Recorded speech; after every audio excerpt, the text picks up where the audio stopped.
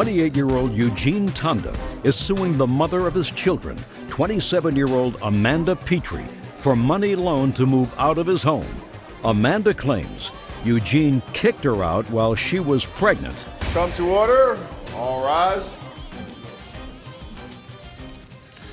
Your Honor, this is case number 492 on the calendar in the matter of Tonda versus Petrie. Thank you. You're welcome, Judge. Parties have been sworn in, Your Honor. You may be seated. Mr. Tonda, you and Miss Petrie have 2 children together. You've never been married. Is that right? Yes, Your Honor. How old are your children? 4 and 2.5, almost 3. And in what state did you live? Minnesota. Where do you live now? I live in Texas. That's where I'm from. Where do you live now? I still reside in Minnesota. Your complaint, Mr. Tonda, alleges a loan to the defendant, which she was paying for several years. And then when she left Minnesota with your children and moved to Texas, she stopped paying the loan. You want her to continue paying the loan. Correct. Ms. Petrie says that she was coerced into signing a paper or agreeing to repay this money. It was never intended to be a loan. And now that she's in Texas, she's not paying you another dime. Let's see. When did you make this loan and what was it for, sir? I originally took out the loan, Your Honor, in March of 2004. It was to get Amanda into an apartment of her own. She was living with me, but we were not together at the time. She had just moved back from North Carolina, where she had relocated to go live with her sister for a while. And she took your child with her? Yes, at the time we had just our son, Gino. Were you happy about her going to live with her sister? No, not at all. Actually, his exact words were, "I don't care." My sister was standing next to me. He wasn't involved. He wasn't paying child support. Well, he must have been together with him at some point if your sister was in the room when he said, "I don't care." I went and told him, and she came with me. No. You told him what? That I was thinking of moving to North Carolina, that he and I didn't get along. He was verbally and emotionally abusive, and it wasn't good for me, and it wasn't good for our son. He wasn't paying support at the time, and that I needed a fresh start. And he said? And he said, "I don't care, whatever." Actually, Your Honor, that's not true at all. I was paying support to her directly. And the manner of which she broke this news to me was we were actually at a bowling alley, and she had got furiated about some silly thing and then said, "Well, I'm moving to North Carolina," and just picked up and walked away. And it wasn't like a calm, cool, collected. She Was didn't it in a come to me bowling and alley explain that this you to me. told him this? I did tell him. Fine. Got it. Okay, then you went to North Carolina. That didn't work out. And he wasn't paying child support.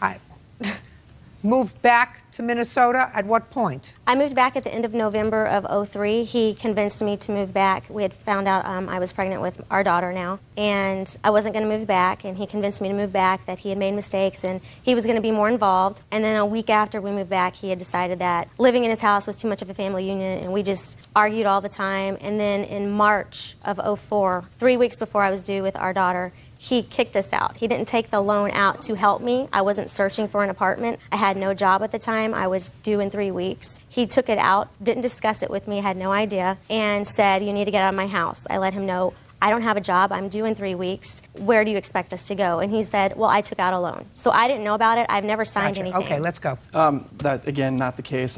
We had discussed it before. We were not together at the time. Yeah, she was living with me. I, at the time, had still originally purchased this house with a friend. So there was a couple of roommates there, and it wasn't an environment for, 2 kids. There was, 2 other, mid-20-year-old men living there. So I let her live there as an accommodation until we could find something. So you were living with him in a house with other adult males? They lived in the basement, yes. With other adult males? Yes. Did you share a room with him? Yes. In that house? Yes. Okay, so you're sharing a bedroom? Correct. So far, you're losing my sympathy, Mr. Tonda. Well, it was an unfortunate circumstance. I mean, we had to do what we had to do, and that's why I didn't kick her out. I brought up a proposition that I felt would be beneficial for both of us to get her into a place with, more room before our daughter was born. Why? Who was going to be there to help her? Who was going to be there to help her? That's my question. question. We had gotten a place, 15, 20 minutes away from my house, so... That's 15 or 20 minutes. She's expecting a baby. She's living in Minnesota. I assume she has no family in Minnesota. She did not have any family, per se, Listen but to my me. family had taken her on as like her She own. had no family in Minnesota. She's due in 3 weeks. Your child. Yep. So it would seem to me you'd want to keep her around at least until she's back up on her feet after the baby is born. This doesn't seem like the appropriate time to find her a new space, Mr. Tonda. Well, I felt it was more appropriate before the baby was born than after. You're so wrong. It was selfish and babyish. I disagree. I don't give a rat's tutu whether you agree or disagree, sir. You want me to take a poll as to whether or not most mature adult males would say it was appropriate to find an 8.5-month pregnant woman who's got a 1-year-old a place of her own in a town where she has no family? Sir, You want me to take a poll? No, you don't want to. You don't want a poll there, sir. Believe me. I don't think it's necessary. Believe me, you don't want a poll. It was a selfish thing to do. So you took out a loan. You got her an apartment. Correct. Right? Well, you didn't expect her to pay the rent, did you? Well, not how was she right supposed away. to pay the rent? 8.5 months pregnant. Well, not right away, but that's Well, why when? we took out the loan when she started working. Let's see when. When she started working. Well, when did you think she was going to start working? I would assume roughly 6 to 8 weeks after her daughter was born. Right. And just a second. And what was she supposed to do with a 6-week-old baby and a 1-year-old baby? What was she supposed to do with those? Well, it's not like she was just on her own. I mean, obviously, I was an active parent involved in paying support, so she had the support that I was paying her. Just a second. That's not being an active parent. I don't understand. What's not being an active parent? Giving money is not an active parent. No, that was to help the situation. It wasn't. I'm not defining being an active parent by taking out a loan. Well, what did you do when she got this apartment by herself? Did you go over there every day? I was over there quite a bit, actually. That's not my question. Did you go over there every day to take care of your son? Well, I wouldn't say every day. Well, what did you expect her to do with the baby and a new baby when you weren't there? What did you expect her to do? Your Honor, it's a circumstance where, unfortunately, we weren't together and it didn't work out. But I felt I did what I could to help her out, and my family. So then, what are you doing here? My question to you, sir, is what are you doing here? You took out a loan to get her an apartment so she could be on her own after impregnating her twice. Well, I'm here a loan is the key word. She agreed to pay, and she faithfully paid on it for 2 years on the loan. And then once I filed for custody of my children, because she picked up and moved to Texas with 5 days notice. Well, that was a bad thing for her to do, to pick up and move to Texas if you were a good and involved father. Because she has only her best interests in mind, not the interests of the children, hence the reason that I filed for custody. And you only have the best interests of the children in mind. Actually, I do, Your Honor. Then what are you doing here?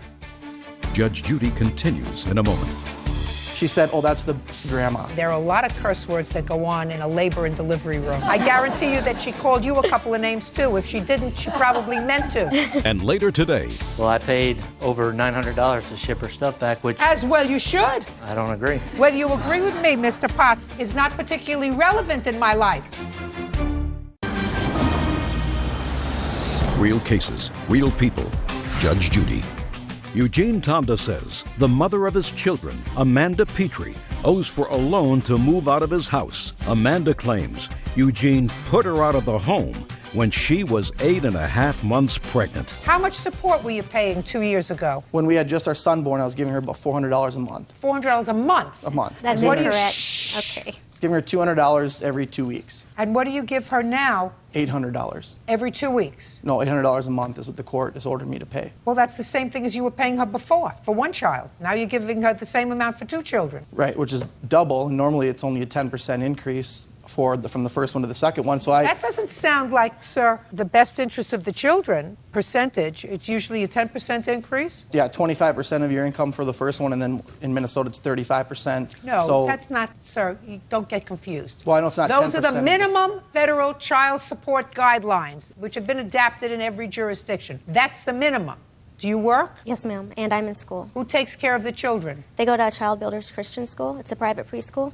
And who pays for it? I do. How much do you pay for daycare? $650 a month. Okay, so she pays $650 a month. And how much of the daycare do you pay, Mr. Tonda? I believe a portion of the total support goes to that. I do nothing specifically. That's not what I asked you. Well, I don't pay anything directly to the... Right. So if we take away what you pay, which is $800 a month, from the $650 that she pays just to keep the children so that she can work, we have a grand total of $150 a month. I'm speaking. I'm speaking.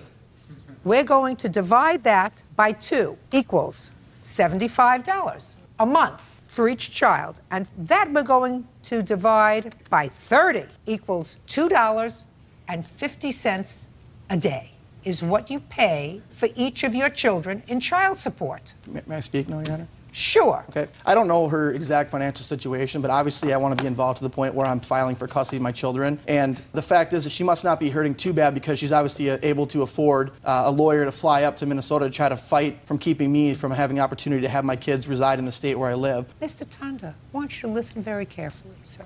I have tremendous sympathy for non-custodial parents who don't see their children. And I have usually very little sympathy for custodial parents who pick up and move away and make it difficult for the non-custodial parents to see their children.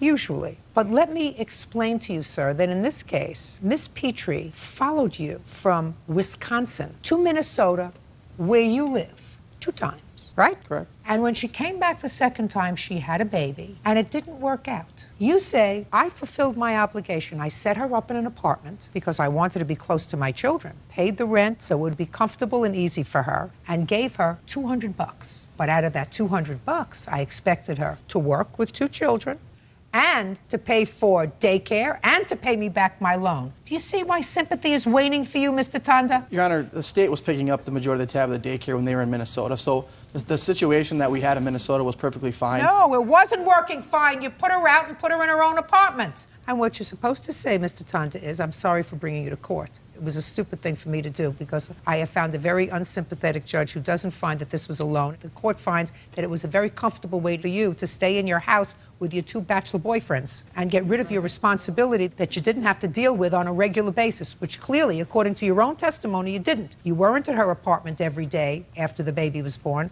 taking care of your son, taking care of your daughter. Well, maybe 6 out of 7 days. I don't, you know. Yeah, baloney.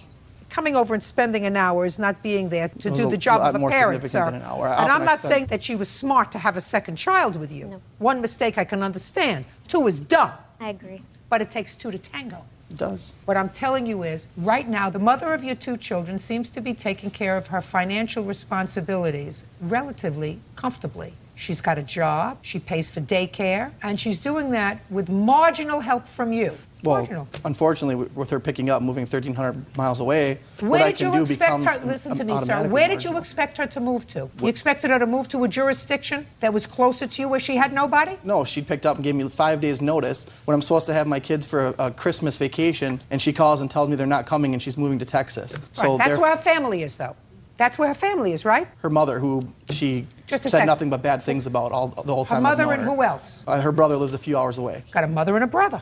Yep. What do you do for a living? I work for a cell phone company, Which cell phone company? Verizon Wireless. Good. They have offices in Texas. Why don't you move there? It's Listen to me. That's where your family is, sir. Your 2 children are in Texas.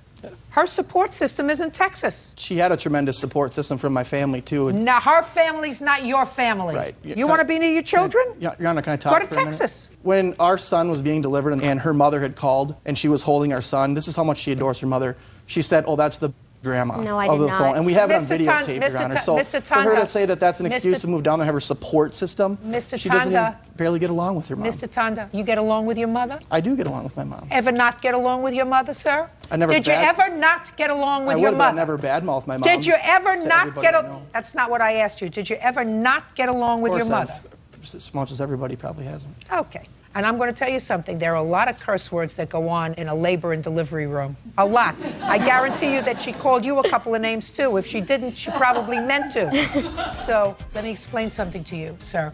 You don't have a profession where you're licensed to practice only in the state of Minnesota. And if I were you and if I wanted to see my children, I would call up my boss and I would say, please find me a place in Texas so you could be a lot closer to your children if that's in your mind. But based upon what I hear, you wanted her out of the house. You took out a loan. I see no reasonable expectation for the foreseeable future of you being paid back any money from somebody who now has 2 babies, no job, living in a place where she has no family. I don't see any reasonable expectation of you being paid back, sir.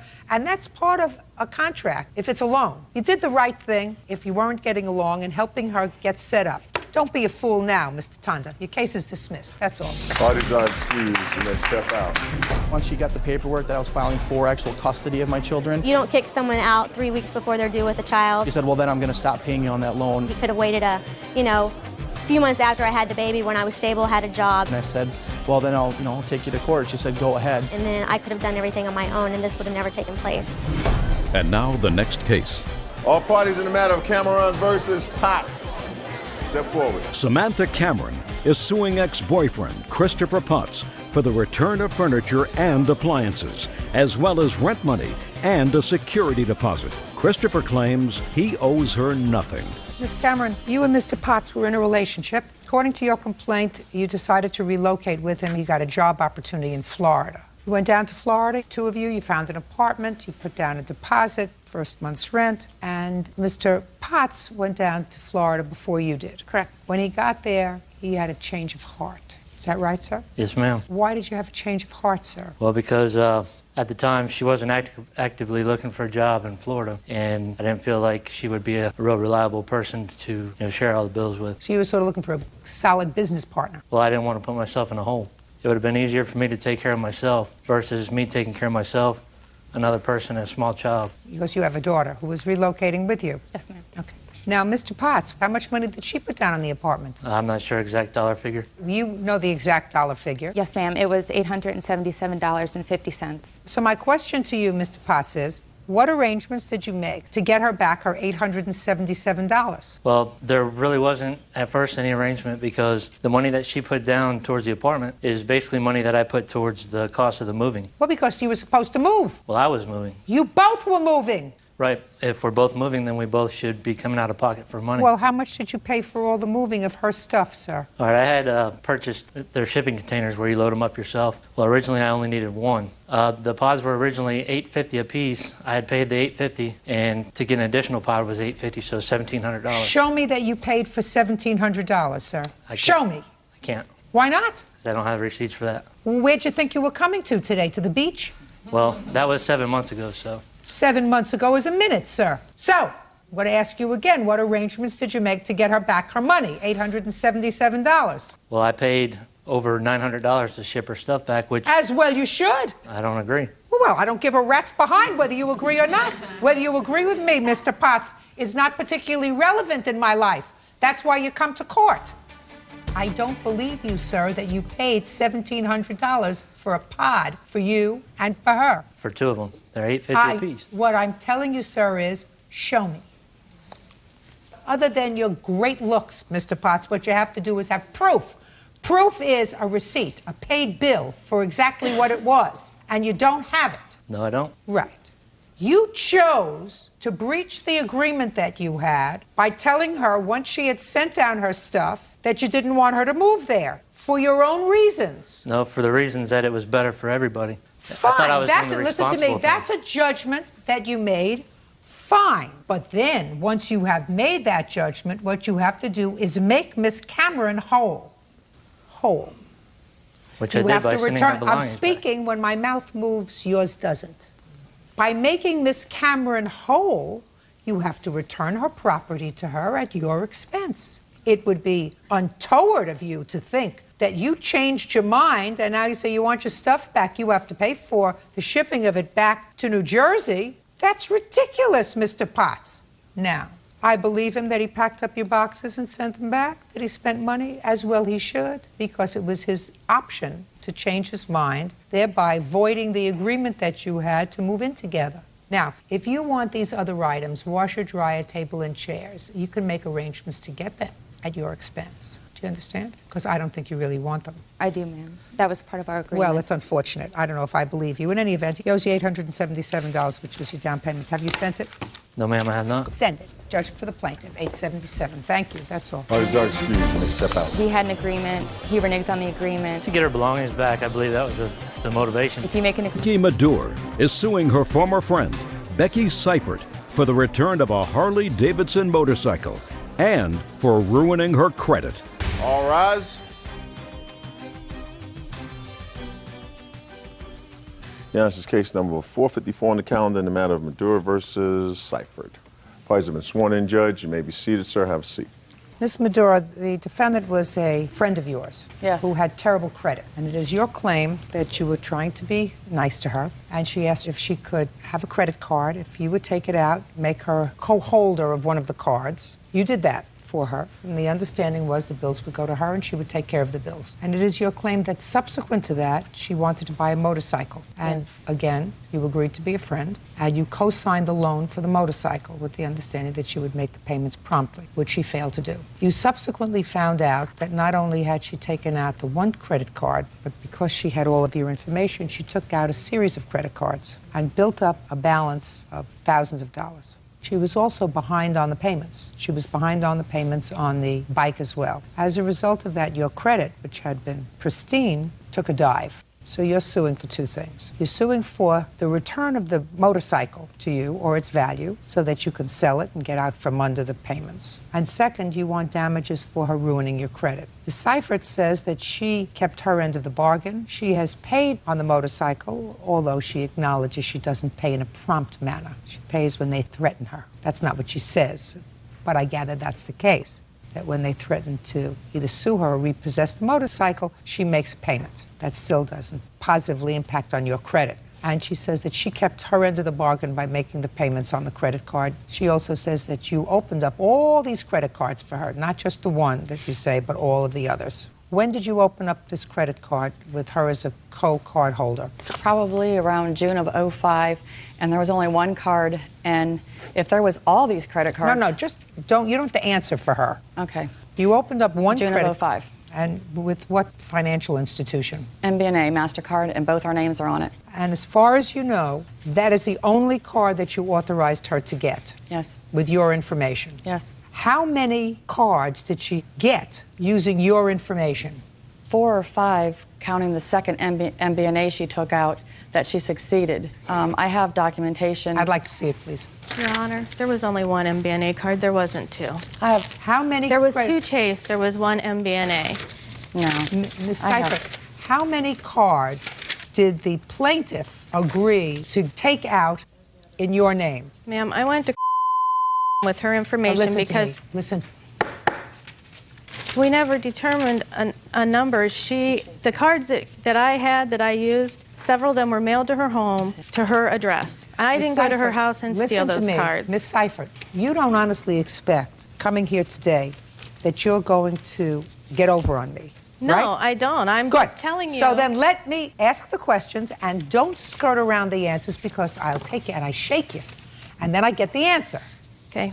You came to the plaintiff and asked her if she could take out a credit card and put you as a co-holder on a credit card so that you would have a credit card to start to build up your credit. That's what you asked her, I assume. Is that right? She offered. Well, how would she know that you needed it, madam, unless she knew that you didn't have a credit card? Because we were going on vacation together, and we were talking about finances for vacation and the things our kids could and couldn't do. And? And I explained to her that I did not have a credit card with much credit on it. That's okay, good. So she agreed to get one credit card. Now, after she got the one credit card in June of 2005, when did you apply for the other credit cards? I did it all at the same time on when I got the one credit card. Just a second. I told you, don't play with me. I'm smarter than you are. You just said to me, I got the other credit cards on after I got the one credit card. That's not what I said. That's exactly what you just said. I have a tape. The one time on and several cards were mailed to her house, and she knows that. Don't tell me what she knows. Why did you take advantage of a situation where she said she would get you a credit card? It was very bad judgment on my part. Now, when you got these credit cards, did you use them to make purchases? Yes, I did. Did you pay all the credit cards on time? No, ma'am, I didn't. Then you ruined her credit. Then I signed to be responsible for all of them, all the papers she asked me to, and it was taken off of her credit. Listen to me. You show me where, once you signed a piece of paper to be responsible, because so far you're irresponsible, it impacted positively on her credit. Show me. I don't know where it acted positively, but she was even told it was taken off her credit after the affidavits were signed, and I also have 2 receipts for $6,500 we've paid her. Just a sec. For? Towards the credit cards. Well, you didn't pay it to her, you paid it to the credit card for things that you bought. No, we gave it directly to her to take care of it. Doesn't make any difference, madam. Don't you get it? Once you become a deadbeat in the credit card world, you don't automatically become not a deadbeat just because you pay the credit card. You remain a deadbeat. But they said that because they called it fraudulent, it would come off of her report. So you acknowledge that you fraudulently No, applied? she made me sign those papers because if I didn't, because I'm on probation, she was going to call my probation officer, which she threatens to do all the time. Sounds like a great idea to me. Now, let's get to the motorcycle. She also co-signed a loan for you for a motorcycle. Is there any reason why you did that, madam? I was trying to be good-hearted, which I will never do again. You have children? Yes, I'll never even co-sign for my children. I've learned a lesson the worst way. Okay. Now, do you pay for the motorcycle on time? No, ma'am, I haven't. Which means that you have destroyed her credit. Yes, ma'am, I probably have with the motorcycle. Judge Judy continues in a moment. Your motorcycles? I have 2 motorcycles, yes. Well, why don't you sell one? Because I like them. Yeah, but you live in a home with this lady, and she's got a problem. So why don't you help her fix it? And later today, Was he more exciting when you were together? He has a problem with confrontation, Your Honor. Ah, and I love confrontation. That's why we don't get along. real cases, real people. Judge Judy. Vicky Madure claims former friend Becky Seifert ruined her credit by not paying on credit cards she helped her get. Good. Now I'd like to see what papers you have. They asked me to bring, I brought a picture of the motorcycle. She wants the motorcycle back, but the title is solely in my name. So if she wants the bike back, she's going to have to get my name off the title because I'm liable for anybody that she lets ride that bike, and she's not capable of riding it herself. Just a second. And then I have a statement now you... that shows that all my payments are current. You make your payments late. Well, I mean, it shows that I'm current right now. I don't care whether you're current right now. You make your payments late. Can I see the title to the motorcycle, please? When did you co-sign on the motorcycle? October 05. How much have you paid on the motorcycle? I've made all the payments except the ones she made, and I paid her back for them. How much do you pay? $250 a month, ma'am. How much is the loan? She owes, right now, there's still almost $12,000 owed. Right here it is. $11,818.42 owed. Who are you? Becky's boyfriend. Stand up. What do you do for a living? Run a rubber mill. You earn a living? Yes, ma'am. Well, why don't you refinance this motorcycle? I already have one in my name. So what? I don't know, ma'am. What? This was between them. Well, I understand that, but you live with her. You sleep with her. Yes. So why should she be on the hook for her bad credit? She was having trouble with her credit way before us. I'm asking you a question. I just said to you, she sleeps with you, you live with her. Why don't you, the two of you, refinance this motorcycle and get it out of her name? Well, I've got too much in my name right now with my house, my cars, and my motorcycles, so... Your motorcycles? I have 2 motorcycles, yes. Well, why don't you sell one? Because I like them. Yeah, but you have a problem. You live in a home with this lady, and she's got a problem. So why don't you help her fix it? Well, I did. I took out a 401k loan and paid off the credit cards that she had with her to help her out. I mean... What does she do? Huh? What do you mean, huh? What does she do? What does she do? Yeah, what does she do? As far as? As far as a livelihood. She works in a doctor's office. She make a living? Yes. So why doesn't she refinance it? Your Honor, I don't know. Why don't you refinance it? I can't get it just in my name, Your Honor. Well, maybe you can get it in his name. He owns his own home. Well, we haven't tried that, but the last time he tried to get a loan, they said he had too much credit out. Then why don't you sell the motorcycle? I just haven't found anybody that'll buy it. It's not worth what we owe on it. Now, she says she wanted to sell it. Her problem was she couldn't get what was owed on it. So you would have no problem signing it over to her, right? As long as it's out of my name, I have no problem, and I've told her that Fine, before. absolutely perfect. Have her sign this over to her, That's please. a memorandum title, ma'am. So? But that is not the actual title. So I understand that. The actual title has a lien on it. She can deal with that. As a matter of fact, we'll prepare that order that you'll sign. That's fine. Good. Now we know that this is now your motorcycle. We will prepare that order. Now you're suing her for $3,000 because in addition to the return of the value of the motorcycle, you want damages for ruining your credit, right? Yes. And hopefully the $3,000 that you're suing for that will help compensate you for the loss that you're going to suffer on the motorcycle. Do you understand? Yes. Very good. Judgment for the plaintiff, in the addition to the order that this will now be in your name, subject to the lien, judgment for the plaintiff in the amount of $3,000. That's all. Thank you. Parties are excused. You may step out. I am so happy. She's out of my life. I'm just glad the motorcycle's gone and I don't have to deal with her anymore. Cannot comprehend anybody doing that to a friend. And now the next case. All parties in the matter of Solara versus Lara, step forward, please. 27-year-old Angela Solura is suing her ex-boyfriend, 24-year-old Freddie Lara, for a loan to restore his Mustang. Freddie claims Angela paid the bill without consulting him. Mr. Lara, it is your claim that the defendant, who is an old boyfriend of yours, owes you some money. Correct. For a loan that you made to him. And the purpose of the loan was to have an old car fixed. Yes. This was a specialty car? It's just, it's going to be a classic soon. It's just a car I always wanted to fix up. What kind of work do you do, Mr. Lara? I clean windows on high rises. That's a pretty dangerous job. Yeah. How long have you been doing that? Like 7, 8 years now. Make a good living? Yeah, except when they lay you off. Well, you don't do it when it's windy or snowing or raining. Right. How much do you make a year? Anywhere from 48 to 68,000 a year. And how many people do you support? Just myself. What kind of car is this that you have? It's a 1986 Ford Mustang GT. And your age, sir? 24 now. Got a lot of money in the bank? No, unfortunately. Do you own a home? No, I'm working on it. I'm renting an apartment for now. Well, you make a lot of money. What do you do with all your money? It's expensive to live in New York. You don't put any money away? No, I try. Not really. You need a good woman, sir, to help you out. You also have a claim for harassment. It is your claim that he's been making harassing phone calls to you, and it's because you believe it's because you confronted his now girlfriend and told her that he was still involved with you. She did not know about the payments. She never knew. He began dating her a week after we broke up, and she just found out about our involvement beginning of January of this year. How did she find out? She found a text message in his phone. Is that right, sir? Yes, sir, because she was harassing. She was harassing for what? Yeah, she was mad about the breakup, so she couldn't mad leave about me the alone. breakup, or did she ask you for money? She was harassing me about everything. Was money involved? Yes. These are not hard questions, sir. Now, tell me about this loan. We were dating for about a year, and within that time, he needed some major repair work done on the car. It was a car that both of us were using for transportation, or rather him. I don't drive. I don't have a license. So he was driving you around? Yes. I used to live with him, and where we live, you cannot get around unless you have a car. How long did you live together? About 9 months. Where were you living at the time? In your apartment? Staying with my mom at the time. So how were you living together? Where did you live together? In his bedroom.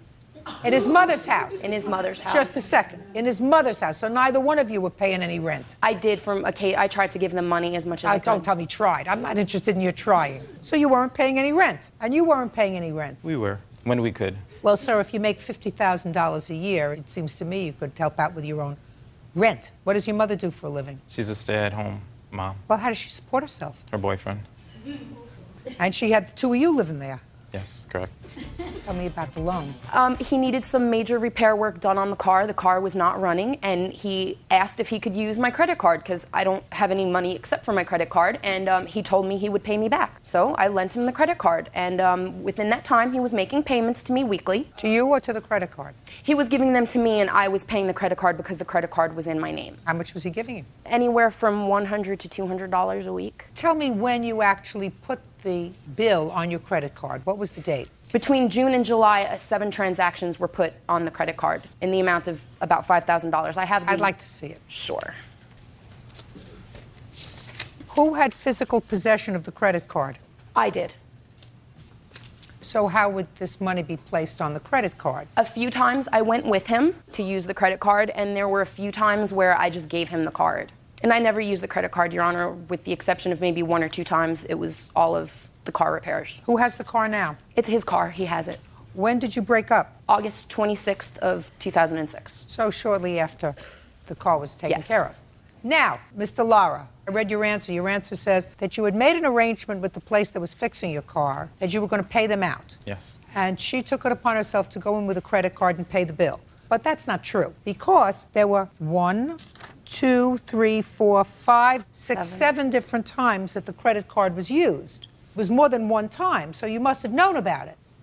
Yes, I did. And did you say, don't do it because I'm going to pay them out? Absolutely. I insisted that she didn't do it. Each time you said, don't do it because I'm going to pay them out. She said it's something we both need, so. I believe that. No, I believe that. Listen to me, Mr. Lara. I believe that she said to you, listen, I use the car, because she did use the car. So she said, we're both using the car, so I'm going to pay for it. Instead of paying them, pay me. And she says that you were giving her money, Mr. Lara. Yeah, I felt bad. I didn't want her to spend so much for now, a gift. you felt bad when you were living together? Yes. Speak up! Yes. Scared to death of me or what? Are you always this low energy, sir? Yes. It's very hard to get excited with you, Mr. Lara. Mr. Lara, I want you to pay careful attention to all my words, sir. While you were living together, you felt badly about what she spent on the car, on your car, so you were giving her money. Yes. After you broke up, you stopped feeling badly, so you stopped giving her money. Is that what you're telling me? She kept on harassing. No, no, no. Don't tell me her. I don't want to hear harassing. I want to hear while you were living together and using the car together. Listen, I want you to follow the logic of this. You were paying her while you were together and using the car together, right? Yes. After you broke up with her and started to see your new girlfriend and she wasn't using the car anymore with you, you didn't feel badly anymore, so you stopped giving her money. Well, I didn't want it to interfere with my relationship. She kept harassing me because things with her, who she was trying to get with, wasn't going well, so I think she's suing me because of the breakup. I don't give a rat's behind what you think. I asked you a very simple question, and you understand my question, because I don't think there's total vacancy between your ears, sir. While you were together and both using it, you paid her for laying out the money. When you were no longer together and she wasn't using the car, you stopped paying her. That's what you're telling me. That's objective, not what you thought, what you felt, but that's what happened. Doesn't that sound stupid to you? No, because it was a gift. Mr. Lara, I know that you have this word gift in your mind, but what you did in paying her belies the fact that it was a gift, sir. You paid her for the credit card. Hundreds and hundreds of dollars, according to her, because she's only suing you for what she claims is the balance, which is $3,400. And the total was close to $5,000 to fix the car. So you paid her a lot of money to pay down the credit card. Do you understand, sir? Yes. Listen, was he more exciting when you were together? He had his moments. Few and far between. He has a problem with confrontation, Your Honor. He has a problem with confrontation? Yes. Oh, and I love confrontation. That's why we don't get along. Judgment for the plaintiff in the amount of $3,400. That's all. Thank you. Thank you, Your Honor. You may step out. Changed my number. Somehow she called my mom and got my new number. He is correct. I was able to get his new phone number. Phyllis Powers is suing her son's former friend, 21-year-old Brett Spielman, for slashing 3 tires on her car. Brett denies the charge. All rise. Yes, case number 468 on the calendar in the matter of Powers versus Spielman. Parties have been sworn in, Judge. You may be seated. Folks, have a seat. Ms. Powers, this is your son? Yes. According to your complaint, your son and the defendant had been friends. Correct. They were out together one evening. There was a falling out. Later that evening, according to you, the defendant slashed 3 of the tires on your car. Correct. You want him to be responsible for replacing them. Mr. Spielman says he didn't do it. What's your first name? Andrew. How old are you, Andrew? 23. How long do you know Mr. Spielman? I've known Mr. Spielman since about the 7th grade. On what night were you out together, the night that the tires were slashed? I believe it was a Friday night. I don't remember the exact Remember date. the night? 29th, I think. 29th of? December. Where had you been? We were on our way to Randy White's brother-in-law's boss's house. You were driving? Yes, I was driving. What happened in the car? An argument started because Brett Spielman wanted to get some marijuana and everybody else in the car was against that. And Where did he want to go to get the marijuana? To his dealer's house. And did you know where that was? No, I did not. Did he tell you where it was? No, he did not. Was it on the way? I hadn't even agreed to it, so he didn't get to the point of telling me where it was Well, at. tell me exactly what he said. He said, I want to go get some pot. Can you take me? And I said, no, and nobody else in this car wants to do that. Can you please stop with that altogether? How many other people were in the car? 2, besides me and Brett. And who are they? Randy White and Brandon, his brother-in-law, which I do not know his last name. So what happened? So I said no, and he started ranting and raving and basically turned it into an argument with Randy White, and they were going back and forth, and I didn't want to hear it anymore, so I said, please stop, because they didn't get along anyway. So it basically had turned into an argument with them, and I said... Where was he sitting, in the front or the back? He was sitting in the front seat, beside me. Okay, go ahead. And then we had arrived to Randy's boss's house. We had both got out of the car while Randy and his brother-in-law went upstairs. We were downstairs smoking a cigarette, and it was going to take a turn to get violent. violent because he was saying threats and all this. Against whom? Against me. Why was he threatening you? I thought he was having an argument with Randy. The argument was with Randy, but I took involvement in it because Randy was a lot smaller than him, and I didn't want it to go there, so I stepped up in Randy's place, and then what basically did you say to him? The focus came on me. I said, you need to stop all this right now or I'm going to make you walk home. And he said, you're not going to make me walk home, this and that. Had he been drinking? Have I been drinking? Had he been drinking? No, I do not think he had been drinking. It was just nasty? Yeah, he was just nasty with me. Okay, keep going. And then Randy and his brother-in-law had come back down, and we all got in the car, and I said, I'm going to make him walk home because he's just being too defiant for any of us to deal with. What did he say when you told him he was going to walk home? He got even worse, but... Well, tell me what he said, Mr. Peck. He was using a lot of cuss words, a lot of profanity, a lot of I'm going to everybody in that car, and just threats. And that was on the 29th of December? Yes. What time? I would say it was about 8 p.m. Okay. Now let's fast forward a little bit, Ms. Powers. Tell me about the incident involving your tires. When did that take place? December 30th. What time? I would say around shortly before 10, but not exactly. I don't know. So tell me what happened. Okay. It was a very, very stormy night. The wind was blowing and howling, and it was raining a lot. And the dog was circling the front door. And she was like yipping and barking, and she doesn't usually have that kind of behavior at all unless someone's at the door. But I opened the door and nobody was there. She kept doing it. So I opened the door again, and Mr. Spielman was standing on the other side of the car. My driveway comes up where the car is parked directly outside my front door, so I can clearly see it. And I said, what are you doing? Because it's kind of late to be coming over. And I thought he was coming to see my son, and just looked at me and took off. Didn't say anything to you. Okay, keep going. The next day I got up to go to work, and I, of course, didn't see the first tire because it was fine. Walked around the car and saw 1, 2, 3 tires flat.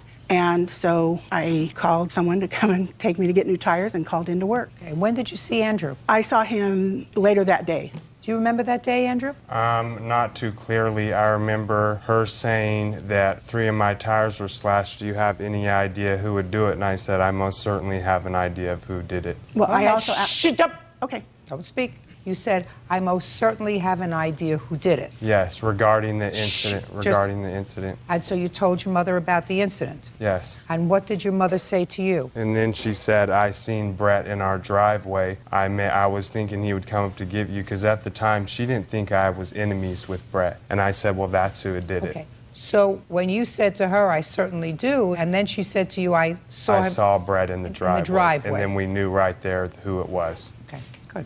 I just didn't think Brett would have done anything like that to me. Okay. Go ahead, Mr. Spielman. Now I'm listening to you. The statement's completely false. Listen to me. Let's get to the car on the 29th of December. Okay, cool. We were in the car. Look at me. Don't look over there. You're in the car. We are in the car. We do have a conflicting argument about something.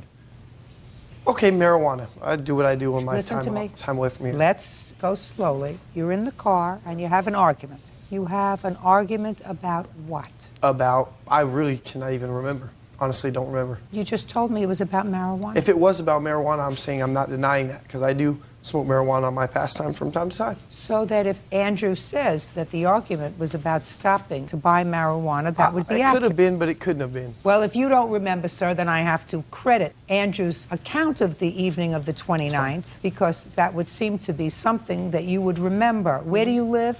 Sacramento. And how far did you have to walk home? I didn't walk home. See, that's where the story changes. He ended up giving me a ride home. Did you ultimately give him a ride home? No, I did not give him a ride home, Your Honor. Okay. Did he threaten to leave you stranded? Yes, he did, but it was raining pretty bad outside, so I kind of negotiated my way to get a ride home. What do you mean you kind of negotiated? Well, I said it's kind of raining out and I don't have a coat, and the wood keep kind of messed up. I had to walk home. You've known this family for a very long time. How old are you now? 21 years old. Currently on probation? Juvenile, almost off. I'm going National Guard about a month. So the answer is yes, you're currently on probation. Mm-hmm. How long have you been on probation? Since I was like 17. Keep going.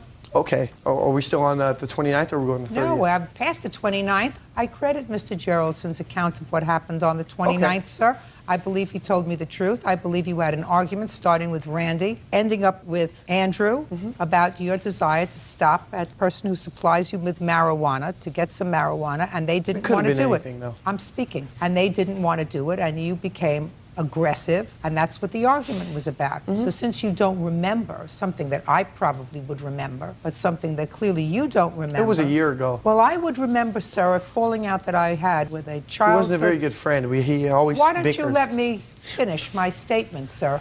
Listen to the statement that I'm going to say to you. Judge Judy continues in a moment.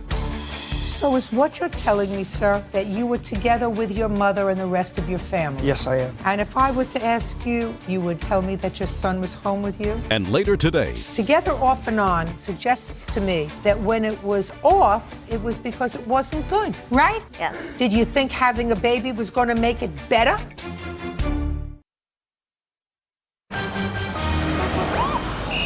real cases, real people. Judge Judy. 23-year-old Andrew Geraldson says his former friend, Brett Spielman, slashed 3 of his tires. Andrew claims his mother witnessed the incident. If you tell the truth, you don't have to have a good memory. Do you know what that means, Mr. Spielman? Honestly, I do. Tell me what it means. It means if I know what happened, I don't have to remember. Look for the answer. Right. That's what it means. So you're telling me it was over a year ago? Over a year ago. I'm speaking. And therefore, you can't quite remember everything that happened that evening. Is that right? Yes, it's right. So if you don't remember what happened on the evening of the 29th, which clearly, you're in a car with people, there's a big argument, it's raining very badly, you have to negotiate your way back to the car in order to get a ride home. These are all little smatterings of things that you remember, right? Little smatterings of things that you remember. Yeah. You don't remember all of it, but you remember little pieces of it. Most of it. You remember most of it. So the argument was about marijuana. Yes, it was. I feel Perfect. Now that your memory has been refreshed, why don't you tell me about the 30th? The 30th? Look at me. The 30th? Well, my mom can vouch that I was with her. I don't ask your mom to vouch for anything, sir. I'm asking you. On the 30th, I was at my residence from 6 o'clock in the night, and I fell asleep on my couch with my entire family with a movie night. The night before New Year's Eve, my mom volunteers at a local social club she's involved in on New Year's Eve, so we always are together on most holidays and that night usually. Well, just a minute. I don't understand something. Does your mother volunteer her time at I'm speaking! Well, you are. Does your mother volunteer her time at a social club, sir, so that she's not home on the 30th, so the rest of your family gets together? Is that what you're just telling me? No, the night before, we all stay together because we're going to be separated on New Year's Eve. So is what you're telling me, sir, that you were together with your mother and the rest of your family? Yes, I am. And if I were to ask you, you would tell me that your son was home with you? Yes, ma'am. That would be unfortunate. That would be unfortunate. I'm sorry. I have a couple of questions for you. What does he do for a living? He's going to the National Guard. He's been working. So the answer is he doesn't do anything? He's not working currently, no. And he's not going to school? No. And how long have you permitted that circumstance? He's only not worked a few months. He's going... A few months is a very long time for somebody who's 21 years old and on probation. What did he do before a couple of months ago? Who did he work for? A company called Prologics. What kind of work did he do? Warehouse work. And why did he leave that job? They merged with another company and downsized. So he got fired? Laid off. How many children? Did I ask you a question? No, you didn't, but it's just making me sound worse than I am, you know? Be fair, too. I don't mind being fair, sir, when people tell me the truth. I'm honestly telling you the truth. Oh, no, you're not. The sweat on your brow tells me you're not. I'm on TV. Did you see sweat there? Look. You see sweat there? No. There. Look at your mother. Is she sweating? You know why she's not sweating? Because I didn't ask her what happened on the 30th. That's why she's not sweating. If I asked her what happened on the 30th, I guarantee you she'd be, when I got finished with her, she'd be sweating. How much were the tires? Our tires were popped, too. I'm not asking you a question. I have the invoice here. Can I see it, please? Excuse me, Judge. Yes. May I submit my receipt for towing? Absolutely. I'd like to see it, please.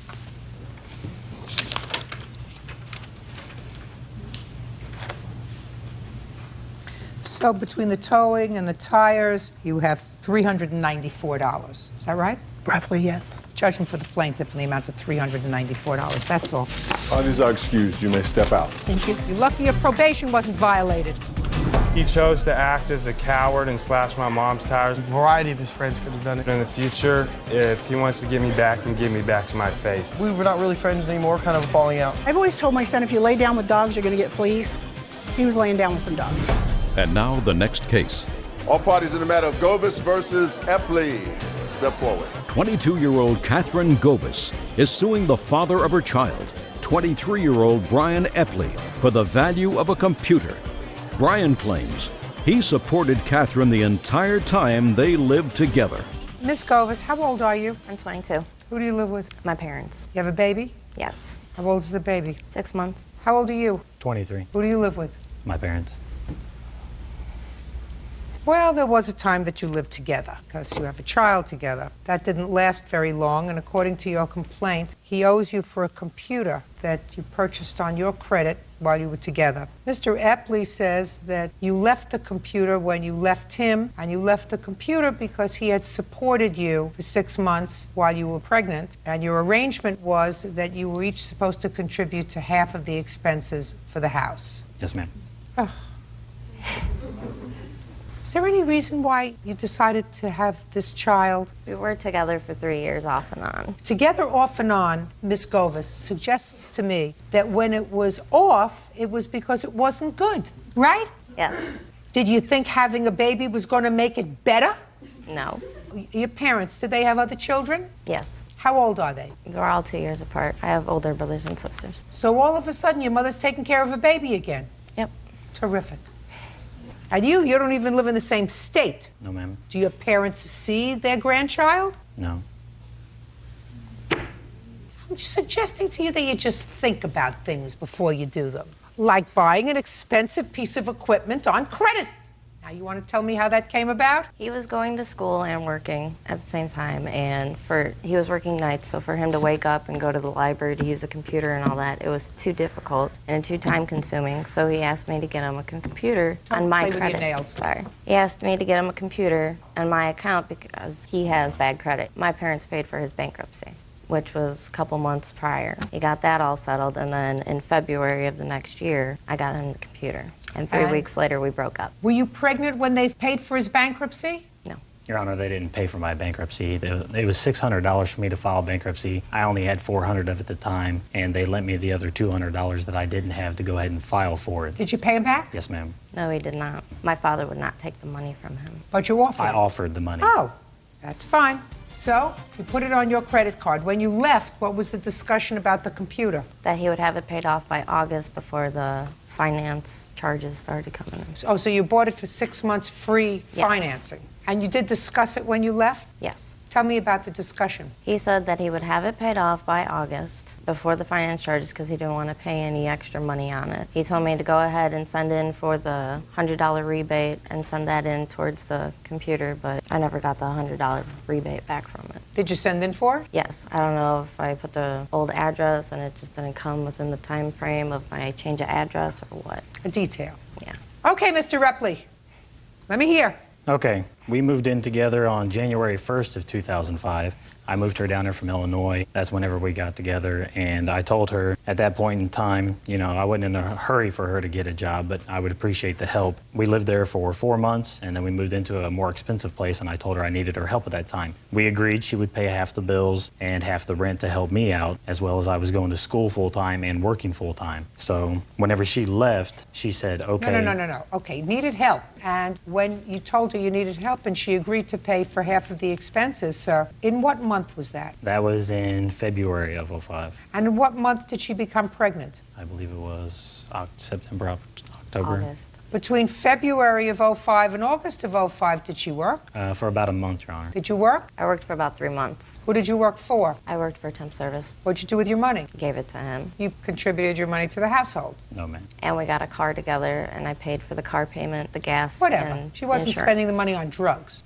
Oh. So she was contributing what she could to the household. And in August, you became pregnant. Yes. So you stopped working? No. I was working up until November. So you stopped working and you didn't contribute anymore? No. All right, now you tell me, sir, about the conversation you had about the computer when she left. Whenever she left, her family came to Indiana to help her pack up to move back. And she said, you know, she only worked for a total of, it might have been 2 or 3. I don't care. I don't care, sir.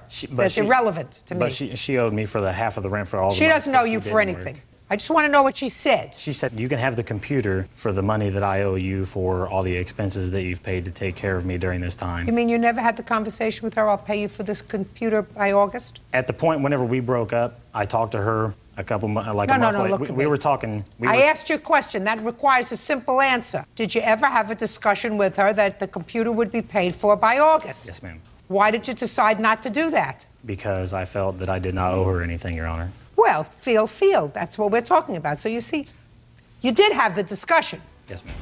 How much does he owe you for the computer? After everything, it is now $1,750.79. So, Mr. Repley, this is the situation. If you move in with somebody and things don't work out, that's one thing. She moves on, you move on. Takes two to tango, takes two to make a baby. Takes two to have a problem if they don't want to have a baby. I believe her that she worked on and off, not consistently, not like you did. Maybe that was a good indication that she didn't want to get involved with somebody who was not keeping up their half of the bargain, right? Yes, ma'am. Then what you don't do is have a baby with her. And there are things that you can do in order not to do that, right? Yes, ma'am. You owe us $1,750. You still have the computer? No, ma'am. Why not? I sold it. Why? Because I did a change of jobs and I was hurting on money, so I had to sell the computer. Well, this is going to hurt even more. So now you don't have the computer. You have to pay for it. Yes, ma'am. $1,750. That's all. Step back. Parties are excused. You may step out. Well, I hope that we can still keep a strong friendship, for the sake of our daughter. We'll stay friends. She deserves to see her father. Suing singer-entertainer Porter Singletary for the return of her deposit, and claims Porter stopped performing halfway through her son's birthday party. All rise.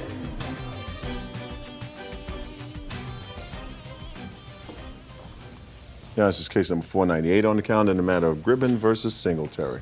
Parties have been sworn in. You may be seated, sir. Have a seat, please. Miss Gribben, you hired the defendant, who is a singer, yes, to sing at your son's birthday party. Yes. You gave him a deposit of $250. You want that deposit back because you claim that he came to the party and left after performing 3 songs. Correct. Mr. Singletary says that he came to the party, he was ready to continue with his part of the contract, but you had at least one unruly guest who wouldn't stop heckling him, and you did not take care of your guest. So that's his defense. Yes. How much were you supposed to pay him for the evening? $450 for 4 hours.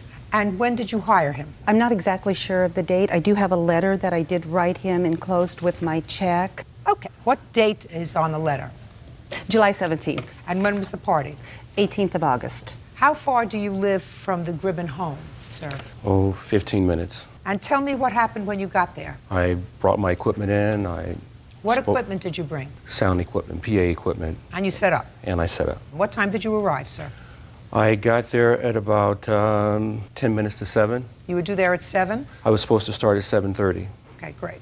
And I actually started at 7:20 because there were guests there. Okay, keep going. So I started singing at about 7:20, doing everything basically that they've always heard me sing in the past at other events. It was about 8:10, still singing. They informed me that the son was going to arrive. When the son was to arrive, I was to stop the music and we're going to sing happy birthday to him. So we went ahead and we stopped the music. He came in at about 8:20. I've already sang an hour. And then the son comes in and we all sing happy birthday. And he comes in, he walks through. I continue to sing. A lady came up to me and she said to me, "Can you pick the pace up a little bit? Can you sing something a little bit more up?" I said, "Sure, fine." Not Miss Gribben. Yeah, I don't know who this person is. You mean the person who came up to you? The person that came up to me. So out of respect to the household and the people that were there, I said, "Okay, fine." So I sang something a little up. I sang 2 more songs. Then the lady, she comes back again and she says, "Could you sing something, a little bit more up?" And I go, "I am singing up. What do you want me to sing?" She says, "Oh, I don't know, just anything, but sing it up." I said, "But if you tell me what kind of music you want, I can sing it." So then she says, "Oh, just go ahead." So I sang a couple of more songs. She comes right back again after 2 songs. And I said, "What's going on?" And she said, "Well, could you sing something a little more up?" I says, "Look, this is your 3rd time to come to me. You need to tell me what it is that you want." So then she says, "Well, just anything." So I said, "Okay, fine." I turned the music off, and that's when I went in to look for the plaintiff. The lady that had been coming to me to ask me these questions, they were in the room together. And when I came to the door, they were talking about me, and they both turned red in the face because they were saying something. And then I just said, "I don't know who this lady is." I said, "You know what I do? She wants me to do something that I don't know what she wants me to do, and it's total throwing off everything that I do as an entertainer." Within about 2 minutes, all of a sudden some music comes on, blasting. some kind of rock punk music. And I go, what are you guys doing? And then so she says, I'm so sorry. I can't believe that this is happening. And Who said that? The plaintiff. And then so Well, who I changed said, the music? Who changed the music, Miss Gribben? The bartender. The bartender. Go ahead. So then she said, Porter, I can't believe this. And I just said, well, you know what? I'm an entertainer and I'm singing, and I sing with a feel.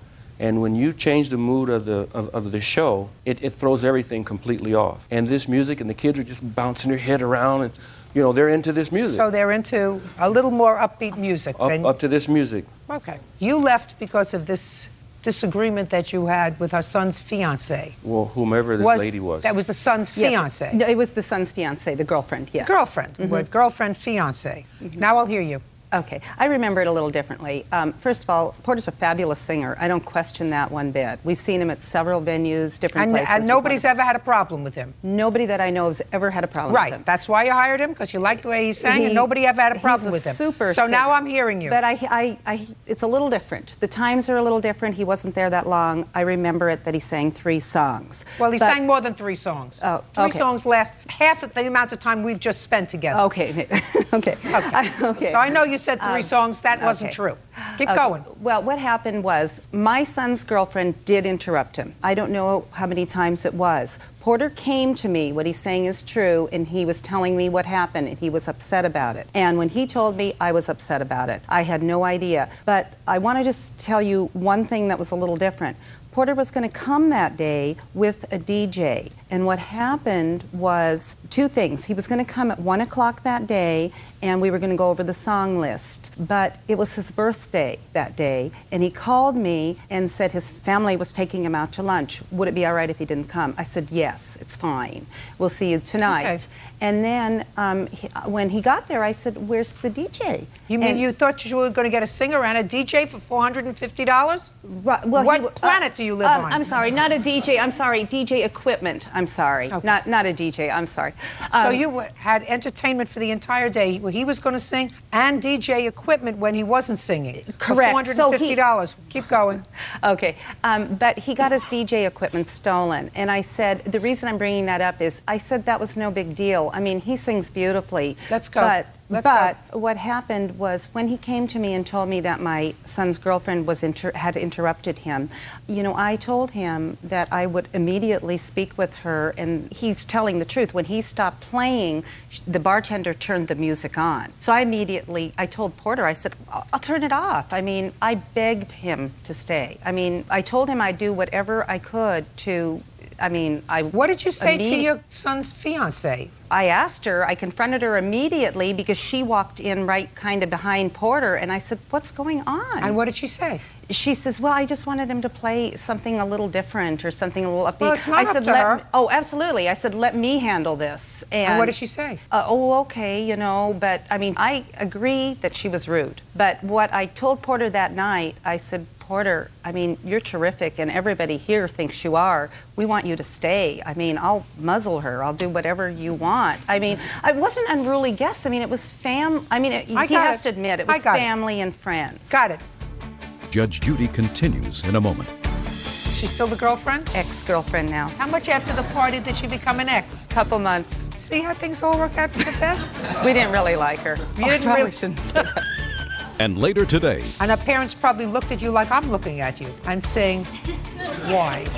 I raised this nice girl and she brings me home a buck. Why? What happened?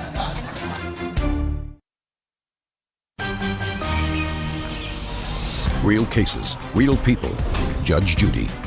Ann Gribben claims professional singer Porter Singletary stopped performing halfway through her son's birthday party. Porter claims he was rattled by one of the guests. He came to perform in good faith. According to you, you've seen him perform at many other venues. Yes, I did. He's never had a problem. Well, not that I know of. If he'd had a problem, you would have known about it if you were there. No, so he's never had a problem. You hired him. He wanted to do a good job. Clearly, something at your son's birthday was so distasteful that he felt as if he was prepared to risk your good offices to say, I'm leaving. I can't work in this kind of environment. You acknowledge that your guest was rude to him. He doesn't have to tolerate somebody being rude to him. You know, it would have been nice if he said, well, I'll suck it up and continue to play, but he doesn't have to tolerate that. He can leave. So the question is, was the time that he spent at your home worth $250, which was your deposit? And it was. He's an entertainer. He entertained. He came to your house. He spent an hour and a half there. He set up. He performed for $250. That's a bargain. He's entitled to $250. So, did your son have a good time at his 30th birthday? We still had a good time, but it was an embarrassing thing. Of course you still had a good time. Well, don't you think he was embarrassed? Yeah, I guess I seen it a little bit differently, but I mean, I don't deny that he, you know, is not a good singer. I mean, I can't say that. No, he was embarrassed. It's just that we tried to do our best to make it good with him. I mean, I believe that you did. I believe that you said, let me handle it. You Yeah, said I to did. your future daughter-in-law, let me handle it. She's still the girlfriend? Ex-girlfriend now. Ah. See what happens? All things work out for the best. How much after the party did she become an ex? Couple months. Couple of months. See how things all work out for the best? We didn't really like her. You I didn't probably really- shouldn't say that. Well, listen, you never know what's going to happen in the future, so got to keep all your options open. But it sounds to me as if he had a good time at his party. He did. Good. I'm glad. He's entitled to his $250. That's all. Thank you. Parties are excused. You may step out. He did sort of ruin the party. People do whatever they want to do. He left, kind of left me high and dry. I am not there to control the crowd. Yeah, I think he had a bad day. But it is a lesson learned. And now the next case. All parties in the matter of Vasasio versus Pierce. Step forward. Juliet Vasasio is suing her ex-boyfriend, Omar Pierce, for unpaid rent and a security deposit. Omar says Juliet is angry that he went back to his wife. Miss Vasasio, this very unhappy gentleman who's standing next to you, Mr. Pierce, used to be your boyfriend, Yes. even though he was married. And you have a child together. Yes. Mistake number 2. And it is your claim that the two of you leased an apartment for 6 months because you claim Mr. Pierce wanted to move out of your parents' home where the two of you were living with your baby and have a place of your own. You signed the 6 months lease. He didn't really hold up his end of the bargain to pay the half of the rent, which you had agreed to, and then he moved out, leaving you stuck with the lease. Mr. Pierce says that you couldn't rip him from the heart of his wife and 2 sons, and that he decided to go home, and that he paid rent while he lived there, right? Yes, ma'am. Did I explain your position, sir? No, I don't owe any of the money. What? I don't owe any money. Oh, this is going to be harder than I thought. When did he live in your parents' house? The first time he moved in was in May. Of 2006? Yes. How old is your baby? He's 2.5. He'll be 3 in October. Is that your only child? Yes. Why would you have a baby with somebody who's married? Because he lied and told me he wasn't married. He told me he had just separated and he was divorced from his wife 6 months prior to when I met him. He said he was separated or divorced? The same difference. He said... No, it's not the same difference. Separated is not divorced. At first, he didn't have a wife. I would have never went with him if he told me that he was married. And when did he finally tell you he was married? He never did. He never told me that he was married. I had to find out from his wife that he was married. And it was after I had my son. Was he living with you? No, he wasn't. Why wasn't he living with you? I don't know. Did you ask him why we're not living together? No. Did you ask him why we're not married? No, he knows that I wouldn't want to marry him. I told him, I don't want to get married. Why do I need to get married? If I live with somebody, why would I need to get married? Well, why if you're fighting with somebody? You're right, you shouldn't marry somebody you're fighting with, right? You also shouldn't make a baby with them. That was before I found out that he was married. What difference does it make if he's married or not? If you don't want to get married and you're not getting along with him. We were not fighting before that. Everything was fine before that. There was no fighting or nothing. You mean everything was fine until you got pregnant? Yes. Well, he was okay up until the month I had my baby. What kind of work do you do? I'm a receiving clerk. Where? I don't want to say. In what city? In San Marcos. How long have you been a shipping clerk for the company that you work for now? Close to a year. And before that, where did you work? Oh, I didn't work. Huh? I didn't work. Oh, I did work, but in numerous places. What kind of work does the plaintiff do? I work in the emergency room. What kind of work does the plaintiff do? She works in a hospital, I guess. What do you mean you guess? Why I see her go there. I mean, yeah, she works in a hospital. Excuse me, I don't want to be. Yeah, don't be a smart aleck, sir. You know, you're having trouble just keeping your head above water here. And what prompted you to decide to get an apartment with him? Because now you're living with your parents and your son, right? Everything is nice. The baby has some stability, live at home, so he's got grandparents, nice. Now you know he's married. And he says, let's get an apartment together. He's the father of my child. I'm going to give him a chance. If I'm going to want him in my son's life, I'm going to give him that chance. He told me that he was in the process already of divorcing his wife. 2 weeks before we signed our lease, before we were going to move in together, he told me that his divorce was going to be final. That obviously So you was signed not the true. lease. Can I see the lease, please? Yes, you may.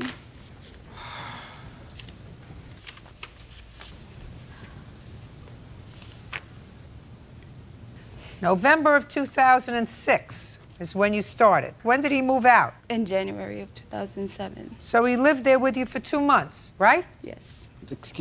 What? We moved in October, and I gave her rent for October. It says that the rent is due the first date of each month beginning November 2nd. Thank you. It's November. Your lease started November 2nd, Yes. 2006. Why did you move out?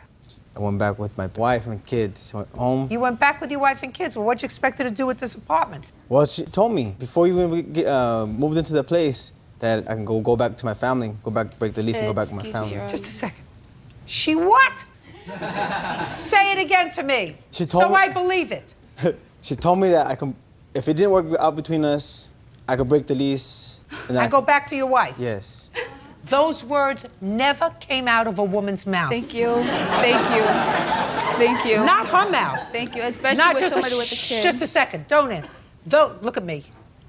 Those words not only didn't come out of her mouth, they didn't come out of any woman's mouth in history. If it doesn't work out between us, you can break the lease and go back to your wife. Yeah, because she knew how I felt about my wife and her. What, are you crazy? Why did you sign this lease, Mr. Pierce? Because I wanted it to be free. I thought it was going to work out between me and her. Because what? I wanted it to be free. I wanted, because we would have fun. I thought it would be, work out between me and Juliet. So you wanted to have fun. You couldn't have fun in her parents' house. We agreed to move out so we could be together. You wanted to be free. Yeah, well, You wanted to be able to drink and smoke and do what you wanted to do and have a good time. You couldn't do that at her parents' house. And her parents probably looked at you like I'm looking at you and saying, why? I raised this nice girl and she brings me home a bum. Why? What happened? Mr. Pierce, you have a responsibility to pay her for the remainder of the lease, your half. Do you want me to explain why to you, sir? No. No? Well, because I don't owe her any money. When I stayed there, she said that it was okay, because she knew I had to support my other kids. You know, when I was a kid, my grandmother used to tell me that, God one day God gave you a heart, one day a soul, one day you got a brain, one day you got... It was absent. It was absent. You picked the wrong day to be absent, Mr. Pierce. Listen to what I'm saying to you, sir. You have 3 children. You made 3 children. You can't afford to have 3 children. You probably can't even afford to take care of yourself. So you have to find some other hobby other than having children. That's number 1. Number 2, sir, look over here. You signed a lease. That has meaning. Whether you pay taxes or not is not my issue. Signing this contract is my issue. Do you understand, sir? Yes. Signing this contract obligated her to pay this rent. Now, if they can't come after you because they can't find you, that is a problem. Do we understand each other, Mr. Pierce? Yes, ma'am. You understand me loud and clear now, Mr. Pierce? Yes, ma'am. Good. I'm glad now we understand each other, sir. So when you sign a lease for 6 months with the mother of your child and take her out of a home where she's living relatively comfortably, rent-free, and then you get an epiphany and want to be near your other baby's mother, that doesn't mean you are absolved from paying her for the rent. Do you understand, sir? If Uncle Sam can't find you, I can. Do we understand each other? Yes, ma'am. Very good. The rent is $825. According to your complaint, he was supposed to pay $400. $400 times 4 equals $1,600. That's for the 4 months remaining on the lease after you moved out, sir. Do you understand? Yes. Goodbye. Judgment for the plaintiff, that's all. Parties are excused. You may step out. He signed the lease. He shouldn't have signed the lease if he wasn't going to move it. 20-year-old Jonathan Kwasniewski is suing 21-year-old Luke Archibek for beating him up at a party. Luke claims Jonathan has the wrong guy. All rise.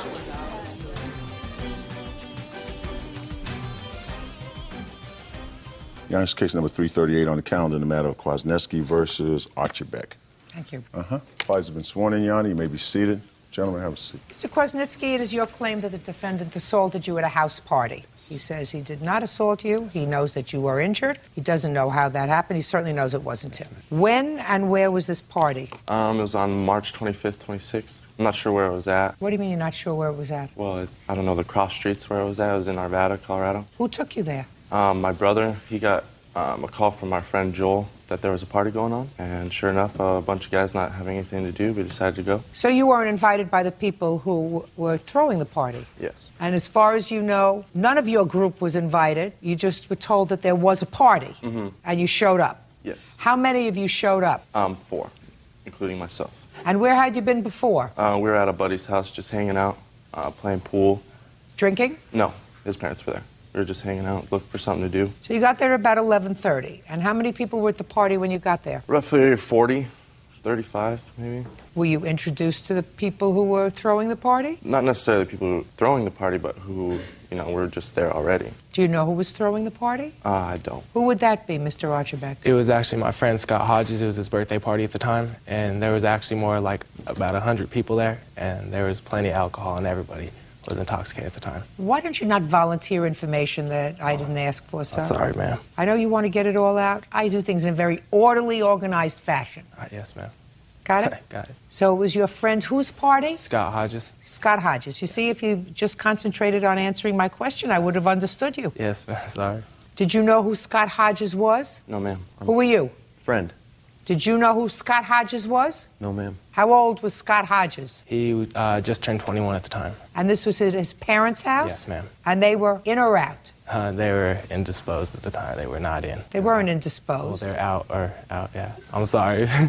They weren't home? Yeah, yes, ma'am. Okay, so tell me what happened when you got there, sir. We get there and we see that there's hardly any alcohol left, none at all. So we're, wanting to entertain ourselves, just talking around, meeting new people. And I'm just sitting there and I'm talking to this one fella, Corey. And, I'm talking to him, he has a big scar on his face. He said he got hit with a bat, so conversation goes on. He sees my friend Jeff and his twin brother. And he says, I know you guys. You guys are the kids that jumped my friend. And he started getting, worked up. So I'm saying, hey, Corey, just, relax, just, pat him on the back. Next thing, he pushes me off and says, get the F off me. So I'm like, whoa, okay. So as soon as that happens, the whole crowd looks at me like I did something wrong.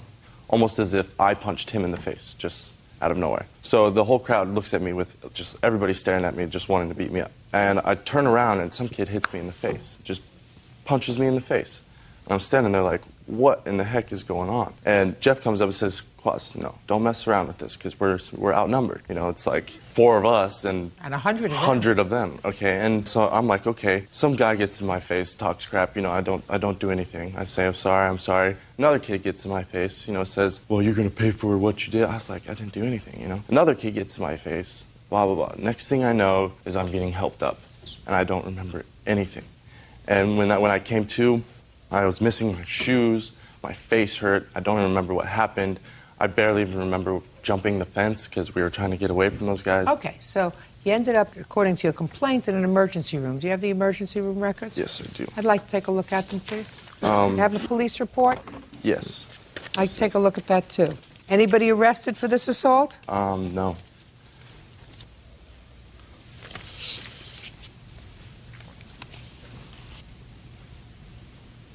You were there with 2 brothers? My brother and his brother. What's your name, sir? Jeff. Jeff what? Gerber. Stand up, sir. When, for the first time, sir, did you speak to the police? I spoke to the police about 4 days afterwards, after this happened. And what prompted you to speak to the police 4 days afterwards? They had called me. He went into the doctor's the day after, and he filed the police report then. So I was just waiting for them to contact me so I can give him my side of the story. And when you spoke to the police, what did you tell them, Jeff? I told him that we went to a party where there was drinking and there was people. Did you drink? No, we were only there for about 10 minutes before this happened. And we But were... everybody else was drinking because there was no alcohol left by the time you got there. Yeah, it was a party, so there was about 100 people, like he said. Well, I just said that when he got there, the alcohol was all gone, which means everybody was pretty well loaded. Yeah. Okay, go ahead. And as we were sitting in the back porch of the house, and Corey is the one that had started talking to me about a previous fight that I had been in about a year before that even happened with one of his friends, and tried to get all huff and puffy and tough, and started cussing and saying all sorts of stuff. And then, you know, he had challenged me to fight him, and then he had challenged John here to fight him out on the back of the lawn, and pretty much everybody heard that and just started coming outside and what's going on, what's going on? And then I had seen John here get punched by a kid, I believe his name was Scott. Okay, so he got punched by a guy named Scott. He got punched by a guy named Scott, and then I told John here to just lay off. We don't want to get, you know, jumped here. And then just every kid thought we were out to get him, so they were just, every kid was getting in our faces. And then I looked to my right, I'm standing like with my back towards the building, the house, and I looked to my right and John here gets sucker punched. He wasn't looking, he was facing forward, while Luke here ran up next to him from his right and sucker punched him in his face. Judge Judy continues in a moment. It was not me who threw the punch and everything. It was actually my friend. Oh, so you know who hit him? Yes, kind of. Like... No. Yeah. Listen to me. What's his name? And later today... Why didn't you kick him out? He wasn't living with me. I mean, kick him out of your life is my question. Because a good man nowadays is hard to find? What is it? Real cases, real people. Judge Judy. Jonathan Kwasniewski claims he was an uninvited guest at a party when he was attacked by Luke Archibek and his friends. Jonathan says his jaw was broken and he was knocked out cold. When was the first time you met Luke? That night. Never seen him before? Never. When for the first time that evening had you seen Luke? Right after he punched him. So you had not seen him before that evening? Mm-mm. That was the first time you saw him? And when was the next time you saw him? Here. When you were interviewed by the police 4 days later, you told them that you could identify the person who They assaulted didn't even him? ask me that. They already knew it was Luke. Don't tell me what the police knew. I'm looking at the police reports, and I don't see anything about Luke here. They, What? Ma'am, I was never contacted by any... Shh. You mean you spoke to the police? Did they come to your house? Oh, they had called me on my cell phone. Called you on your cell phone? Did you give them the number? For him? Yes. Why did you give them the number? Because he was there, he was a witness. And so I assume that you wanted the police to locate the person who caused this injury to you. I would have loved to, except I didn't know who had punched But him. the reason you gave the police Jeff's number is because you wanted the police to find the person who had hurt you. Yes, ma'am. And Jeff knew the person who had hurt you, right? Yes, ma'am. Jeff tells me that when he spoke to the police, he didn't tell them the name of the person who hurt you because they didn't ask him. Is that what you're telling me? Correct. Well, what questions did they ask you, Jeff? They asked me exactly who and what happened. I gave them my side of the Just a second. So you said who and what happened, just like I did. What did you see and what did you do? You just told me that you saw this young man who you've identified as Luke throw the sucker punch at your friend. Well, Right? That's what you just told me. Why were you keeping that a secret from the police? I didn't keep it a secret. I didn't know his name. How I found out his name is that I have a buddy that knows of him, and he had contacted them somehow and found out that his name was Luke. And that's how we all know. And I recognized him once I saw him. Yeah, that's the kid that punched him. So what you're telling me is 4 days later, you didn't tell the police that you could identify the person who punched him. I could identify him. And the police asked you nothing else? They asked me his name. They didn't ask me what he looked like because obviously he'd be wearing something different 4 days later. I'm not talking about what he was wearing, sir. This happened 9 months ago. And the first time you've seen him, after you saw him for a moment at this party, 9 months ago, was here in court. And for how long did you see him? You saw him for the first time when he punched your friend. Is that right? Yes. And then you saw him run away. What had happened is that after I saw him punch him, I had rushed up to him and pushed him off, pushed him away, and then that's how his image of his face stuck in my head, and that's when everybody started jumping me, my brother, and his brother. Okay. On your own 2 feet, sir. Yes, ma'am.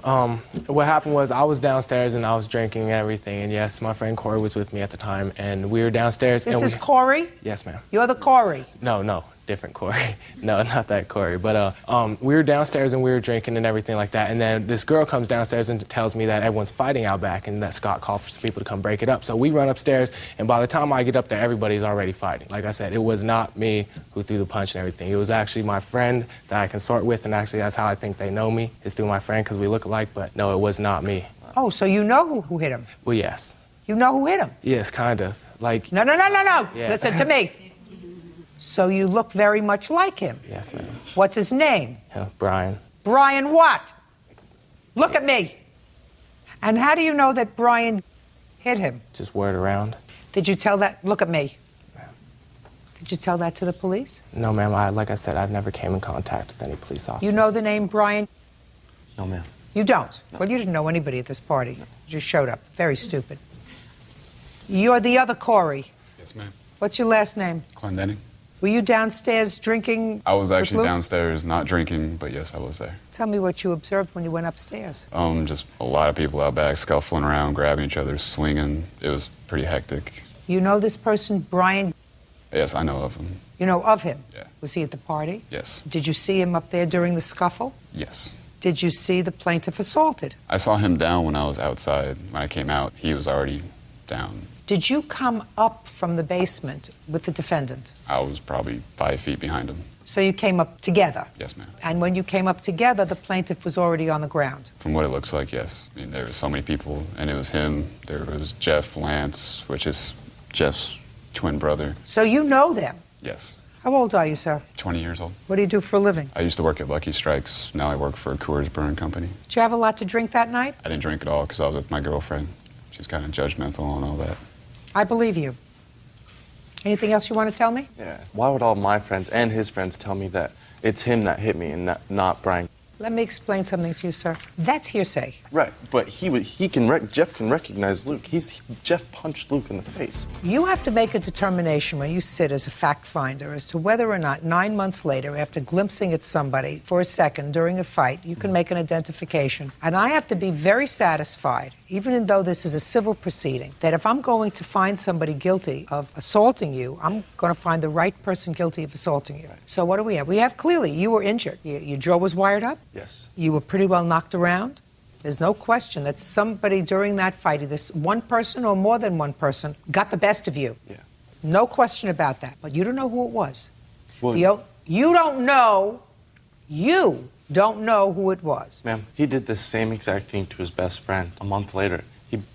Ask him. Go ahead. I'm not asking him. I don't have his best friend here. This is not a free-for-all. This is not a one-stop shopping. What you have, sir, is a case where you say this young man assaulted you. He may have. But what I'm telling you is, sir, if this is your friend and your friend found out the name of the person who assaulted you 4 or 5 months later, which believe, then his responsibility is to call the police and say, I found out the name of the person. This is his name, because you have a serious assault. Police would have taken him into custody, put him in a lineup, and said, can you pick out the person who you claim committed the assault? This is not an appropriate lineup. 9 months later, when you come into court, and there's one person standing in the defendant's spot, and your friend 9 months later says, well, now I remember. I saw him for a moment 9 months ago, and that's the person.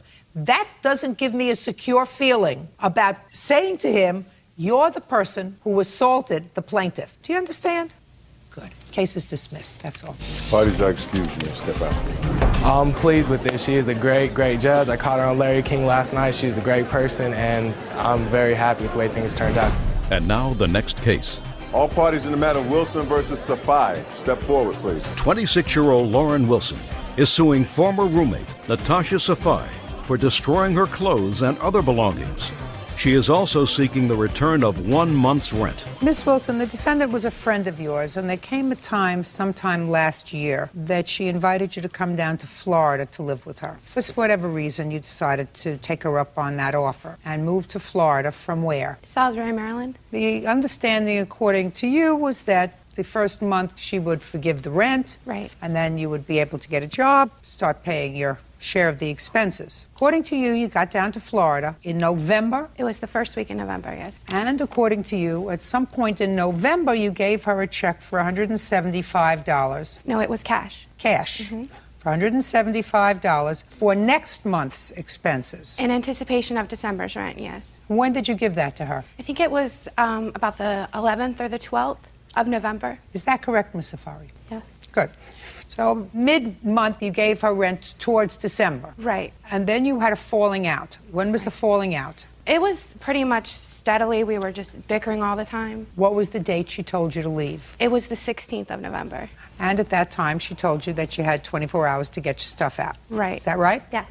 And you claimed that when you finally were able to get all of your stuff, some had been destroyed. Yes, With a bleach, lot of it is true. had been destroyed, and some electrical items that you brought had been placed outside on the front porch, and by the time you got to get them, they were gone. Right. Ms. Safai says that she did not destroy your property, and she put out the property because you did not come within 24 hours to get your property, and she wasn't keeping it in the house, aside from the fact that she thought you were staying home all day fooling around with her boyfriend. Right. Which is why you told her to leave. Yes, it is. Right? Yes. What made you think she was fooling around with your boyfriend, Miss Sapphire? Because a roommate that I had staying there that was getting ready to move out was also home during the day, and she was informing me that Lauren and my ex-boyfriend were spending a lot of time together during the day in the room. They were also making phone calls back and forth to each other. So did you confront your boyfriend? Yes, I did. What did he say?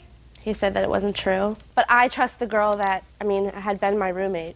So how long did you keep the boyfriend after you had her leave? A few months. We're no longer together. Why didn't you kick him out? He wasn't living with me. Kick him out of your life is my question.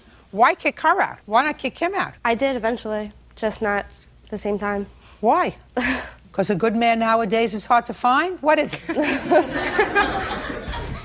Well, let me tell you this, Miss Sapphire. You cannot give her 24 hours to get out of your house. She gave you $175, which according to both of you went towards rent. She then becomes a tenant, whether she's on the lease or not. She's your tenant. And unless there is some action that is dangerous to your health and welfare that she's doing in the house, like selling drugs out of your house, inviting people over there that are destroying your property, you don't have the prerogative to say to her, under the law, you have to get out immediately. So that's one thing. So A, you have to return to her the $175. B, you put her stuff out on the porch. What did you put out on the porch? I put her clothes and all the rest of her belongings, her TV, her stereo system, all the stuff that she had brought, I put outside. You can't do that. Well, I didn't destroy her stuff like that. I have my witness that was with me when I put the stuff outside, and it does not look like that when I put it outside. Well, then you didn't take good enough care of it, madam, because then somebody else did it, but it's your fault. You can't put her stuff outside and place her stuff in a position of either being stolen or destroyed or vandalized by other people.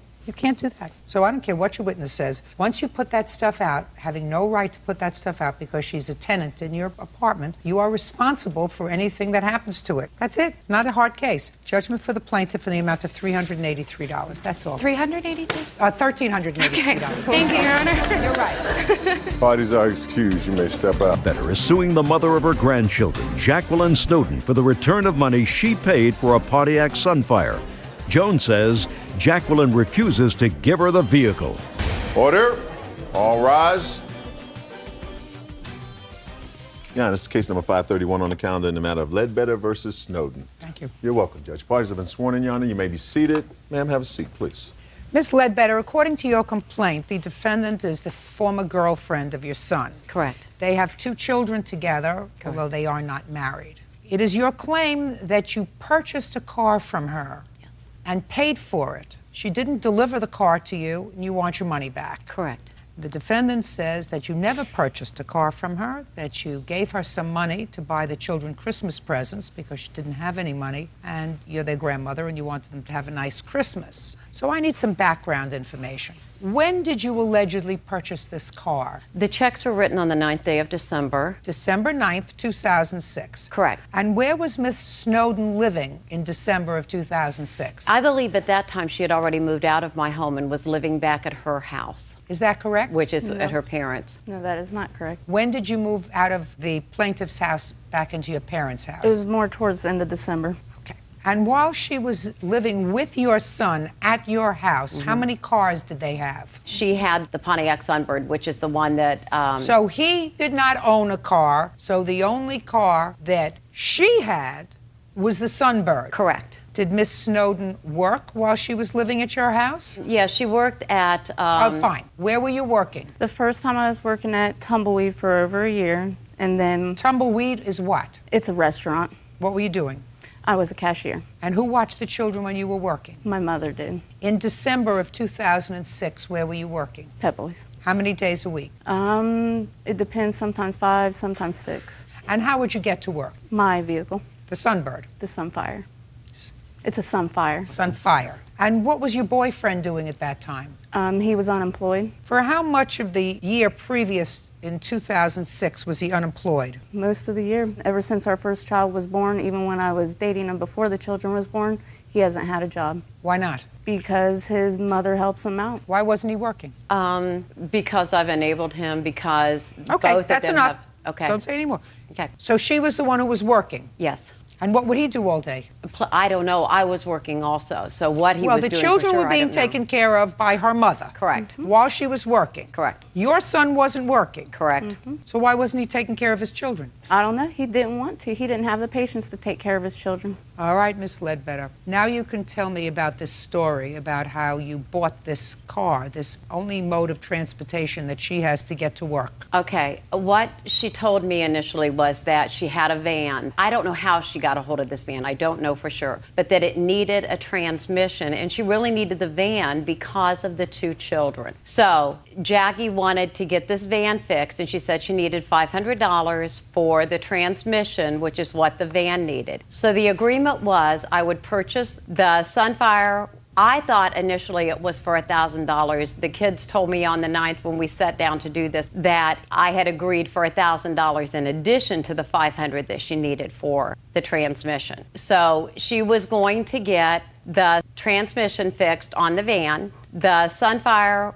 Sunbird, whichever, was overheating. Her father is a certified mechanic, so he was going to get that fixed for us. That's why I didn't take possession of it right away. And I also knew that she needed a vehicle to be able to get back and forth to work. Okay, let me see the 2 checks. You know, so I wrote initially for $1,000 because I thought that was the agreement. Then I rewrote another one. She asked me that night if I had any cash that I could give her. So I wrote her another check for $400, For what? and I gave her $100 in cash. So the total for the car was $1,500. And she was to get the car fixed and to have Christmas money. You know, that would also enable her to have Christmas money. Okay, and then her father didn't fix the car, and she and your son had a falling out. Correct. Okay, let me hear your story. Okay, the day of that, she had given me a check for $1,000 and a check for $400. She knew that her Don't son... tell me what she knew. Just tell me about the checks. About the checks. Don't look down. Look here. They were supposed to be because her son has not paid child support since the day those kids were born. Just doesn't make any Just a second. You're living in his mother's house with him. He doesn't have to pay child support. He doesn't have to pay child support. No, what I was saying, he wasn't paying anything for these kids. He's not paying anything. You 2 of you were living together. He's not going to pay you anything. Listen, you chose, young lady, to not only make 1 baby with somebody that doesn't work, who's a bum, but make 2 babies with somebody who doesn't work as a bum. I asked you a simple question. I asked you about these 2 checks, so don't tell me what she knows. Just tell me about the conversations that you had with her. The reason why she gave me the checks. Don't tell me the reason. Tell me about the conversation. She said to me. Okay. She said, here, this is a gift for you and your children because I know you are struggling, because it's hard, you got to get them food, everything like that. She knew it was around Christmas time. She wanted to see the kids get presents from me, you know, have food, have diapers, have formula, and that kind of stuff. So she said, here's this. This is a gift to you. She had never said that I had to pay her any type of money back. You know, I would believe you with regard to one of these checks, not both. Madam, listen to me carefully. Yes. If she would do that, she would have written you 1 check for $1,400, not 2 checks, one for $1,000 and one for $400. That doesn't make sense. And if something doesn't make sense, it's not true. Do you understand? Yes, ma'am. Good. Now let's try your story over again. Well, because part of this, I believe, is a gift. Part of it. Well, I didn't understand why she gave me 2 checks. Well, didn't you ask her? No. They're both made out to the same account. They're both from the same bank. But wouldn't there be a memo if it was for a car? No. Or anything like that? Why Not necessarily. There's not a memo. It doesn't say anything. It doesn't say gift. It doesn't say Car, it doesn't say anything. Your Honor, I didn't feel like I had to put anything on there. I didn't ask you any question. Yes, ma'am. And I have receipts here. For what? For showing for the food that I have bought my children. Who cares? They're your children. Who's supposed to feed them? Who's Yeah. supposed to feed them? Yeah. What do you mean, yeah? Who's supposed to feed him? Bird, he's got his own children to feed. Me, I got a lot of children, a lot of grandchildren. You make babies, you got to feed them. And if you make babies with a bum who doesn't work, then you have to feed them. That's what you do. Judge Judy continues in a moment. The children haven't seen their grandmother. That's not good for grandchildren. I have a Do I look like I need help from you? I read your case. And later today, 2 days before that is when I had called the police because he had violently choked me and put me on the couch, so I got really scared and I had called the police. real cases, real people. Judge Judy. Joan Ledbetter claims the mother of her grandchildren, Jacqueline Snowden, owes for the return of money she paid for a Pontiac Sunfire. Now, what happened with the car? The car was never fixed. The car was never turned over. There was another issue that arose between her and my son. I was outside of a courthouse with her trying to discuss this issue with her. Her new boyfriend was there. I offered to even allow her to come work off part of it. She would not accept my phone calls. Well, at this point, she left your house because she and your son had a falling out. She I said, understand it. You have a new boyfriend? That is not the only reason why we had left the house. It is because their house had caught on fire. They took the spouting off the front of their house to where the water had leaked into the house. There is water coming down the walls. The father of the kids started, puking up blood, spitting up blood, all signs of black mold. I didn't want my children in that environment. Fine. You're entitled to move out. Yeah. Good. Well, that's what I was saying. But there was also an incident involving the boyfriend. You called the police on him. What, for the $80 that he stole out of my car? That's why you were in front of a courthouse, wasn't it? Yeah, because he stole $80 out of my vehicle. He was not found guilty of that charge. When? I can't remember the day, but I got when they had paid me. Was it after you moved out of his mother's house? Yes.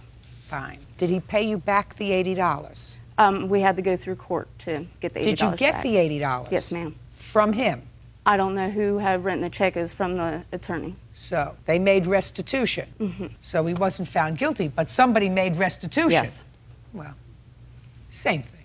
Yes. Got to stop covering for him, Miss Ledbetter. I agree with that, Gotta but stop. I also know that Jackie is a liar, and There's no question she's a liar. Okay. Listen to me. All right, I got it. No question she's I got a it. liar. We've got the mother of your two grandchildren who she may fib, which she did here a little bit, but she also was the hardworking member of the family. I agree. Your son was the bum in the family. Not only was he a bum, but he stole money from the mother of his children. He He stole money from her because he repaid it, or you repaid it. And if you're telling me you repaid it, then you are more of an enabler than you should be. No, I'm not going to tell you that at all. But what I'm saying is he was not found guilty of the theft because she told him to get in the car to get it, to go do something with it. And I know I'm splitting hairs here, but she got mad because it's a long story. And I She don't got really mad wanna get because into what? it.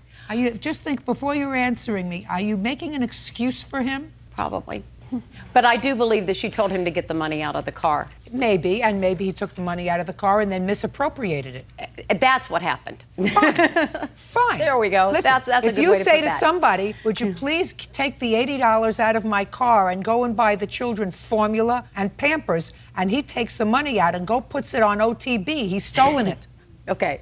He's stolen it. Now, I don't know if that's what happened, but that's what misappropriating it is. Got it. He took it with permission to use for one thing, it was her money, and he used it on something else. Whether he bought drugs with it, OTB, or whatever, or went out drinking with his friends, who cares? He stole it. Got to stop covering for him. Yes, now, ma'am. Miss Snowden, Yes, ma'am. when you lived with Miss Ledbetter, Mm-hmm. did she help you with the children? So you're talking to me. Some of the times. That's all. Some of the time. Listen, she didn't bargain to be the mother of two little tiny children. That was you and the boyfriend. What's his name? Justin. That was you and Justin who made these two children. Mm-hmm. So if she was helpful part of the time, that's fine. And she let you live with Justin and your two children in a house for a couple of years. Did you pay for the telephone? Did you pay the electricity? Did you pay the water? Did you pay the insurance? Did you pay for nothing? I was in and out over the past 2 years, not necessarily. But that means you're unstable. What I'm suggesting to you is your children have 2 sets of grandparents. And from what I gather from Miss Ledbetter, because of all the acrimony that exists now between the 2 families, the children haven't seen their grandmother. That's not good for grandchildren. I have a Do I look like I need help from you? I read your case. I'm just telling you, from the perspective of somebody who was in the family court for many, many years, from the perspective of somebody who has children, children thrive on the largest possible community of love and affection, and that means grandparents. I agree with you, but the reason why I usually don't let her watch the kids unless I am present, but I don't want them in that house, is there are several biohazards that have used needles. And that They don't have to go to the house. I've invited them to our house, but they do not want to come to our house. She has a trespass order against my son. Listen to me. We're not talking about your son. Okay. I read your petition. Your case says that unfortunately you're pursuing grandparents' visitation now in court. And what I'm telling you now is you just said the wrong thing to me. You said your son has a no contact order, so he can't go to the house. I'm not talking about your son. He's a bum. I'm talking about you. She says you're welcome in her mother's house to come and see the grandchildren. Are you prepared to go to her house to see the children? I am prepared to do whatever I need to do to see my grandchildren. Not he. Could she come to your house to see the grandchildren? Yes, and she can speak with my mother. No. I don't care about your mother. I'm talking to you. You're old enough to make 2 babies. You're old enough to make a statement. Do you understand? Yes, ma'am. Good. Now, she would like to make arrangements to come and see the children on a day when she's not working at your home. You have no objection to her coming to your home to visit with the grandchildren? No. Perfect. So that it's just a matter of the court setting a time, correct? Answer. Yes, ma'am. You owe Miss Ledbetter $1,000. That's for the car. The $500, I am assuming, was a gift. That's what I'm finding. The $400 check, the $100 in cash was a gift. If you are pursuing your visitation in court, we will make a copy of this tape available to you. She has already consented to you coming to the home and visiting the children, whether it's once a week or once every other week. You'll have to work out the scheduled time, but you can't take the children back to yours because it has nothing to do with your son. It only has to do with you and your grandchildren, okay? Okay. That's it. Thank you. Thank you. Parties are excused. You may step out. She wants to see the grandchildren. I haven't let her see the grandchildren. She's got a new boyfriend who was in court the second time when she took my son to court. Because their house is not proper for kids to be in. I called him a not too nice word for an anus, and she's been angry with me ever since. And now the next case. All parties in the matter of Armbruster versus Mikrit. Step forward, please. Teresa Armbruster is suing her son's ex-girlfriend, 22-year-old Jennifer Mikrit, for a loan to pay her first month's rent and security deposit. Miss Armbruster, the defendant is your son's former girlfriend. Yes. This would be the son? This would be the son, Jason. Evidently, the 2 of them needed some money to move into an apartment. So, according to your complaint, you loaned them, right, first month's rent and security on an apartment. Correct. How much money did you loan to them? It was a total of $1662.50. And then your son acted out a little bit because he was ejected from the apartment and the police removed him from the apartment, or at some point a restraining order was issued and he couldn't live in the apartment. I think it was the weekend of the 7th or the 9th. They had gotten into an argument. Of September. When did you move into the apartment? August 1st, 2006. So within a month of living there, things didn't turn out well, but they had lived there for a month. For a month, correct. There goes your first month's rent, right? That's correct. Did your son give you any money for that month? Yes, he did. How much money did he give you? He gave me his $300, and I told him whatever he couldn't handle, I would cover, because I put the money out for the security deposit, so I would cover that. It was for him to get on his feet. How much is the security deposit? It was $997.50 was the security deposit. Was the security deposit, Yes. which you should get back? Yes. Okay. Did the landlord allow you to break the lease? He said to me, if you move out, I will give you your security deposit back. Well, you have no problem giving Miss Armbruster back the $992 security deposit, do you? Well, I just don't feel that I owe it to her because she never said that I had to pay her back when she gave me the money. Just a second. Of course not. Of course not. I understand that if there was a loan, it was not a loan to you. Yeah. If she made a loan, it was a loan to both of you. Yes. And I guarantee you that I'm not going to see any proof that he paid her back any money. Are you still living in the apartment? No, I just recently moved out. How long did you live there? I lived there up until November 1st. Did you pay September's rent? Yes, I did, and I also paid October. Did you get any money from, what's his name, Jason? No, I For did not, Your September Honor. and October? No, I did So not. you Your paid the Honor. rent yourself? Yes. And under what circumstances did Jason leave the apartment? He left, it was September 12th, I believe, 2006, when the restraining order was placed on him. 2 days before that is when I had called the police because he had violently, he choked me and put me on the couch, so I got really scared and I had called the police. And then the next day I came home, and he was in my apartment with all of his bags, stating that he was gonna make the living room his bedroom and that I wouldn't have to see him. And all I really wanted was just for him to get out. And I wasn't leaving simply for the fact that my name is on the lease. Correct, so you couldn't leave. Exactly, so he refused to leave, so I had went down to the police station, had gotten a restraining order, and they made him leave.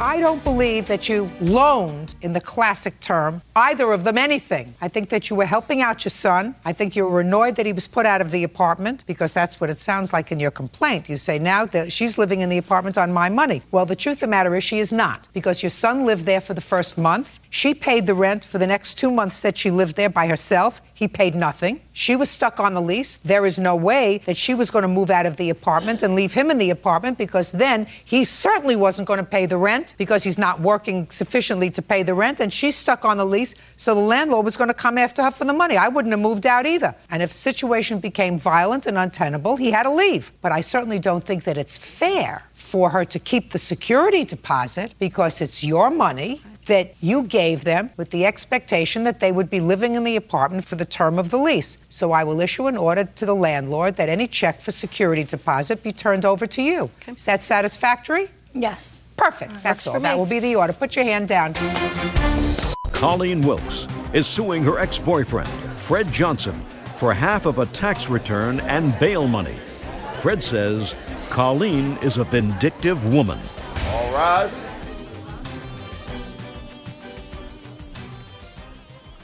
This is case number 221 on the calendar in the matter of Wilkes versus Johnson. Thank you. You're welcome, Judge. Parties have been sworn in. You may be seated. Folks, have a seat, please. Miss Wilkes, according to your complaint, you dated briefly Mr. Johnson while he was separated from his wife. I assume this is your wife, sir? Yes, ma'am.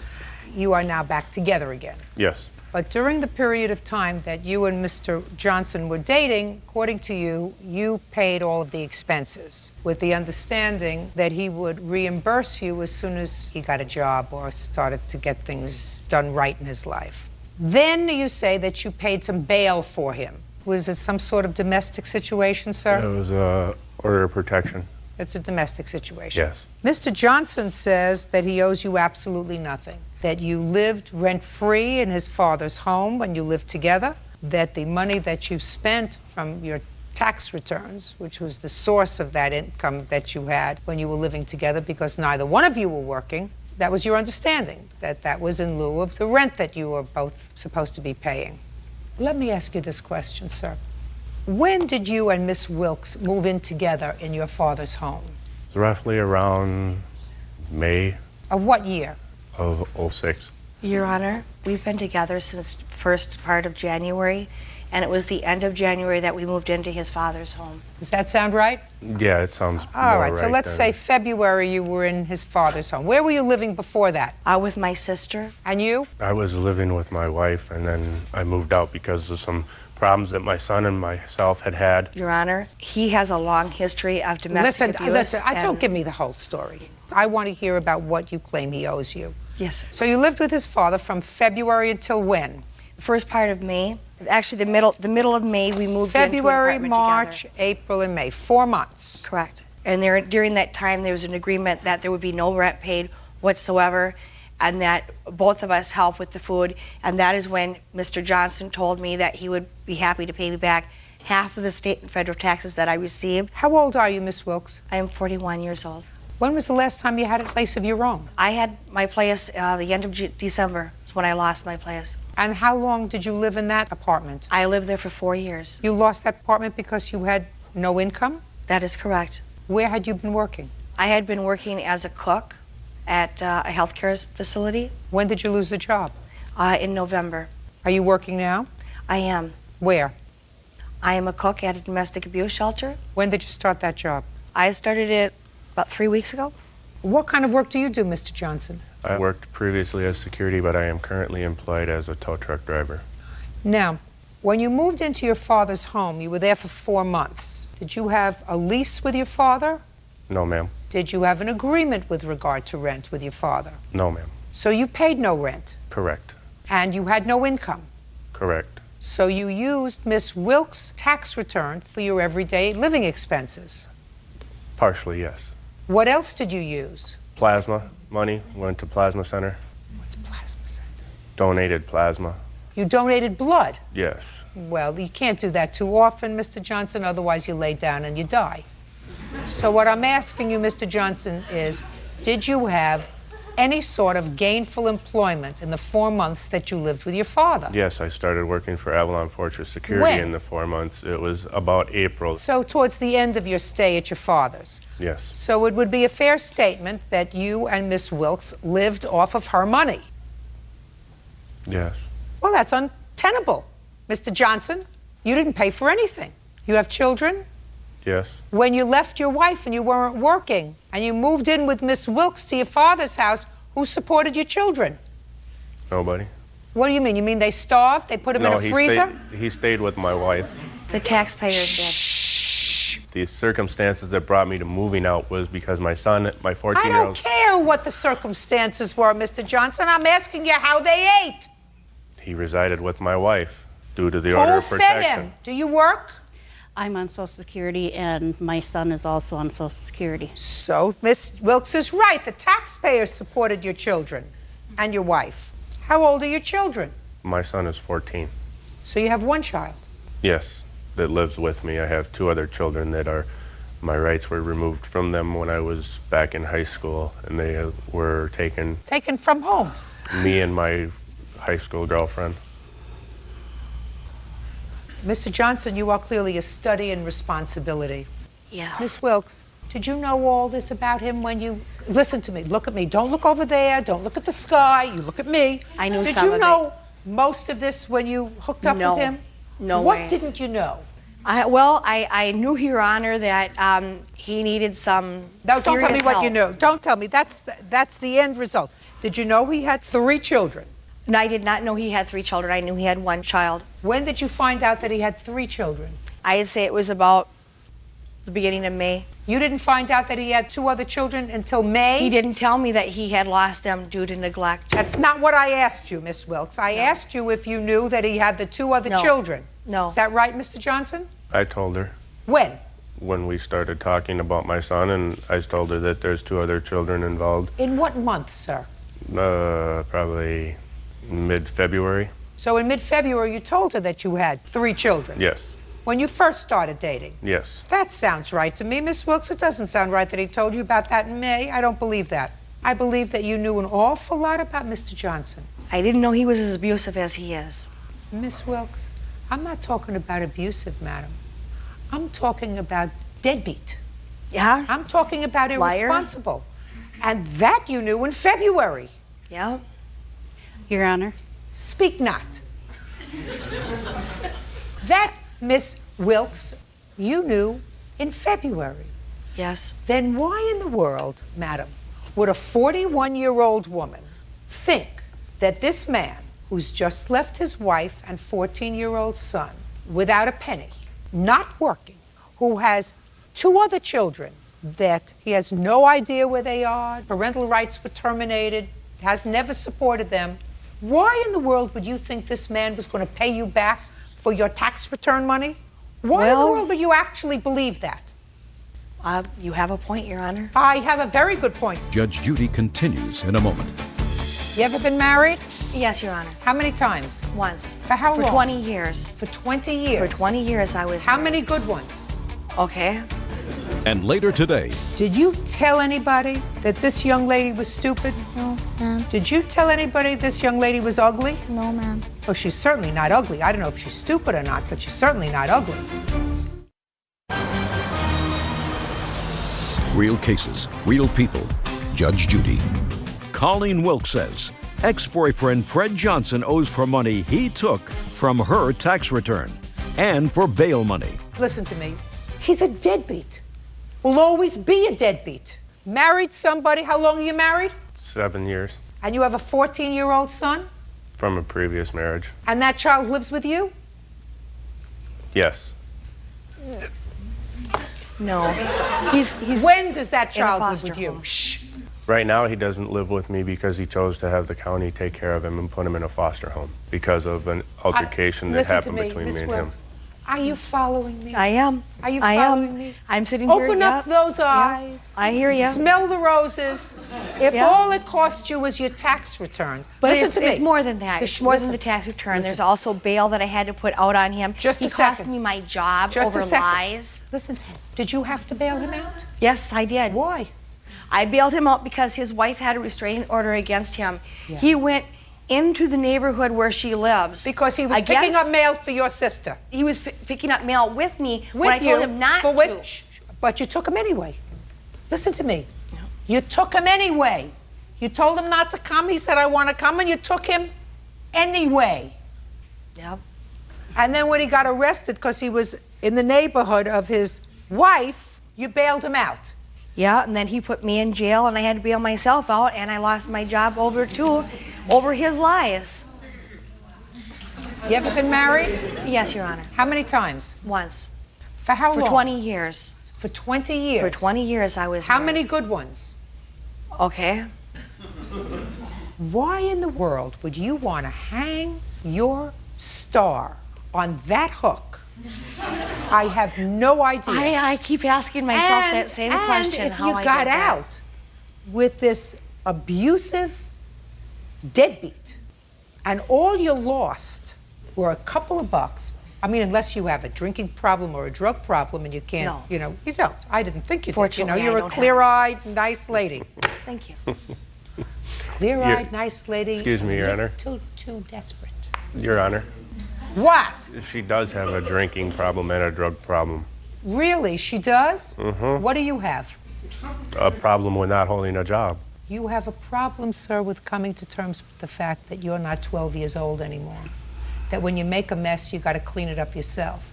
What you've done is you've created a life for yourself, sir, of total irresponsibility, of sucking off the people that you're living with, sucking off society, and that's irresponsible. I mean, the truth of the matter is, I would love to be able to say, pay her back all the money she laid out for you. But I don't think she laid out any money for you with an expectation that she was going to get paid back. Put your hand down, Miss Wilkes. Listen, good riddance to him. Use your good judgment. You know, you can usually tell by history when someone is that age what they're going to be like. They don't tell you, unfortunately, that Well, they may not tell you. That's why you have to look at their history, Miss Wilkes. Do you understand? I know. Take a job resume like, yeah. That's right. Good luck to you. Case is dismissed. That's all. What is our excuse? You may step out, sir. Wait there. I don't feel he was honest with me or Judge Judy or even with himself. I asked for my phone and she grabbed it and threatened to break it. He's held me down, put bruises on top of me. She bit my arm and pulled me down on top of her. I did bite him because he was holding me down. I'm just I want her to leave me alone. I don't think he knows what the word honest means. And now the next case. All parties in the matter of Hyman versus Wilson, come forward. Navlet Hyman is suing the mother of her daughter's schoolmate, Cheryl Wilson, for an emergency room bill. Navlet says Cheryl's daughter, Mecca, viciously attacked her daughter.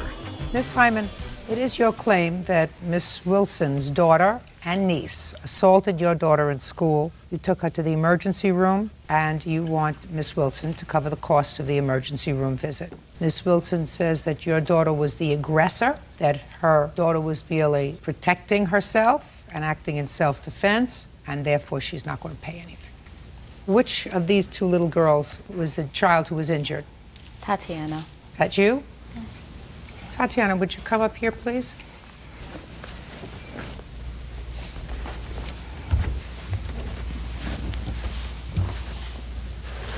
Hi. Hi. How old are you? 10. Do you know these two girls? Yeah. Who are they? One of them used to come to my school in 1st and 2nd grade, and Monica still comes to my school now. Who's Monica? That's you. You know the other girl's name? What is it? Mecca. Mecca? Do you know how old they are? No, ma'am. How old are you? 11. Are they friends of yours? Did you ever play together? No, ma'am. Do you remember the day that you were injured? Yes. Would you tell me what happened? Okay, I usually pick up my sister and my cousins and wait for my mother in the front office to come and pick us up from school. Well, this evening, as I was going back into the school, somebody tapped me on my shoulder and asked me if my name was Tatiana. And I turned around and I answered yes. And she said, my cousin told me that you call me ugly. So I said, I barely even know you. Why would I call you ugly? So when I was turning around to walk back in, she slapped my glasses off my face and punched me in my eye. And which girl did that? Mecca. Raise your hand. Did you go to the doctor? Yes, ma'am, the next day. Did you have a black eye? Oh, it was a bloodshot. And it was swollen right here. And your glasses got broken? Yeah, they did. Now, this little girl, did she do anything to you? No, ma'am. It was Mecca? Yeah. Okay. Sit down. Up here. How old are you, Mecca? 11? Yes. You know Tatiana? You want to tell me what happened? Look at me. All right, so my grandma we came to pick up my cousin Monica. Did you pick Monica up? Yeah. And what happened when you picked Monica up? She told me that, like, Look at me. She told me, she said, that's the girl that called you ugly and was like, you stupid or whatever. And what did you do? I went to her and I tapped her on her shoulder and I asked her, are you Tatiana? And she said, yes, is there a problem? I said, no. I said, I just wanted to ask you a question. You had this whole conversation with her? Yeah, go ahead. So then she was like, after I said that, Look, no, don't look down there. Look here. After I told her that, she put her hand in my face and mushed me and said, get out my face. She did that? Yes. So then I pushed her back and then she did it again and then that's when I hit her. You think I believe that? I don't. I don't believe that this little girl is about a foot shorter than you are. Put her hands on you first. I don't believe it. If something in this world doesn't make sense, it's because it's usually not true. I mean, if you stood up next to her, who would be much bigger? Me. Right. Step down.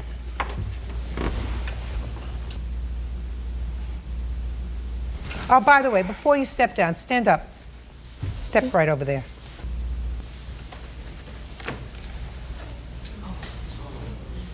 Oh, Judge, you can't Sit go down. that far. Sit down. Tatiana, stand next to your mother. You better make sure you answer me truthfully. Did you tell anybody that this young lady was stupid? No, ma'am. Did you tell anybody this young lady was ugly? No, ma'am. Oh, she's certainly not ugly. I don't know if she's stupid or not, but she's certainly not ugly. You, up here. Miss Instigator, yes.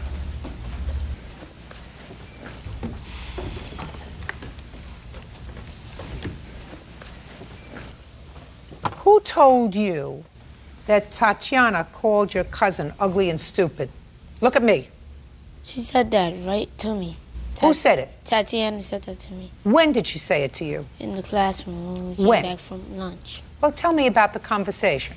What did she say to you? Look at me. I was talking to my friend. I told her that Becca got her hair done last night. She looked nice. And then Tatiana approached me and told me that Becca's ugly and stupid. And what did you say to her when she said that? I said, don't tell me that because I'm not Mecca. Tell Mecca that. How did you think that was going to make your cousin feel? Mad. Mad. So why did you tell her? She said tell her. She said, go ahead and tell her. You're making it up as it's going along. No. Yes, you are. You're making up the story as you're going along. Go over in there and sit down. Can I see the emergency room bill, please? Stand up next to your mother. You have choices. If you're going to make bad choices, the only one who's going to suffer is you. Bad choices are made when you use your hands. Bad choices are made when you respond to somebody, even if they say something that is unkind, with physical force. That's what separates lovely young people from bums. Bums use their hands. Bums react violently. Your mother doesn't want to think that she's spending all this time and energy raising you to be a bum. Do I make myself clear? Yes. Good. Judgment for the plaintiff in the amount of $969.85. That's all. Bodies are excused. You may step out. I was very angry at the time that, another child would do this to my child. She shouldn't. 26-year-old Kimberly Rich is suing her ex-boyfriend, Carl Wegener, for daycare fees, his share of a loan, and unpaid household bills.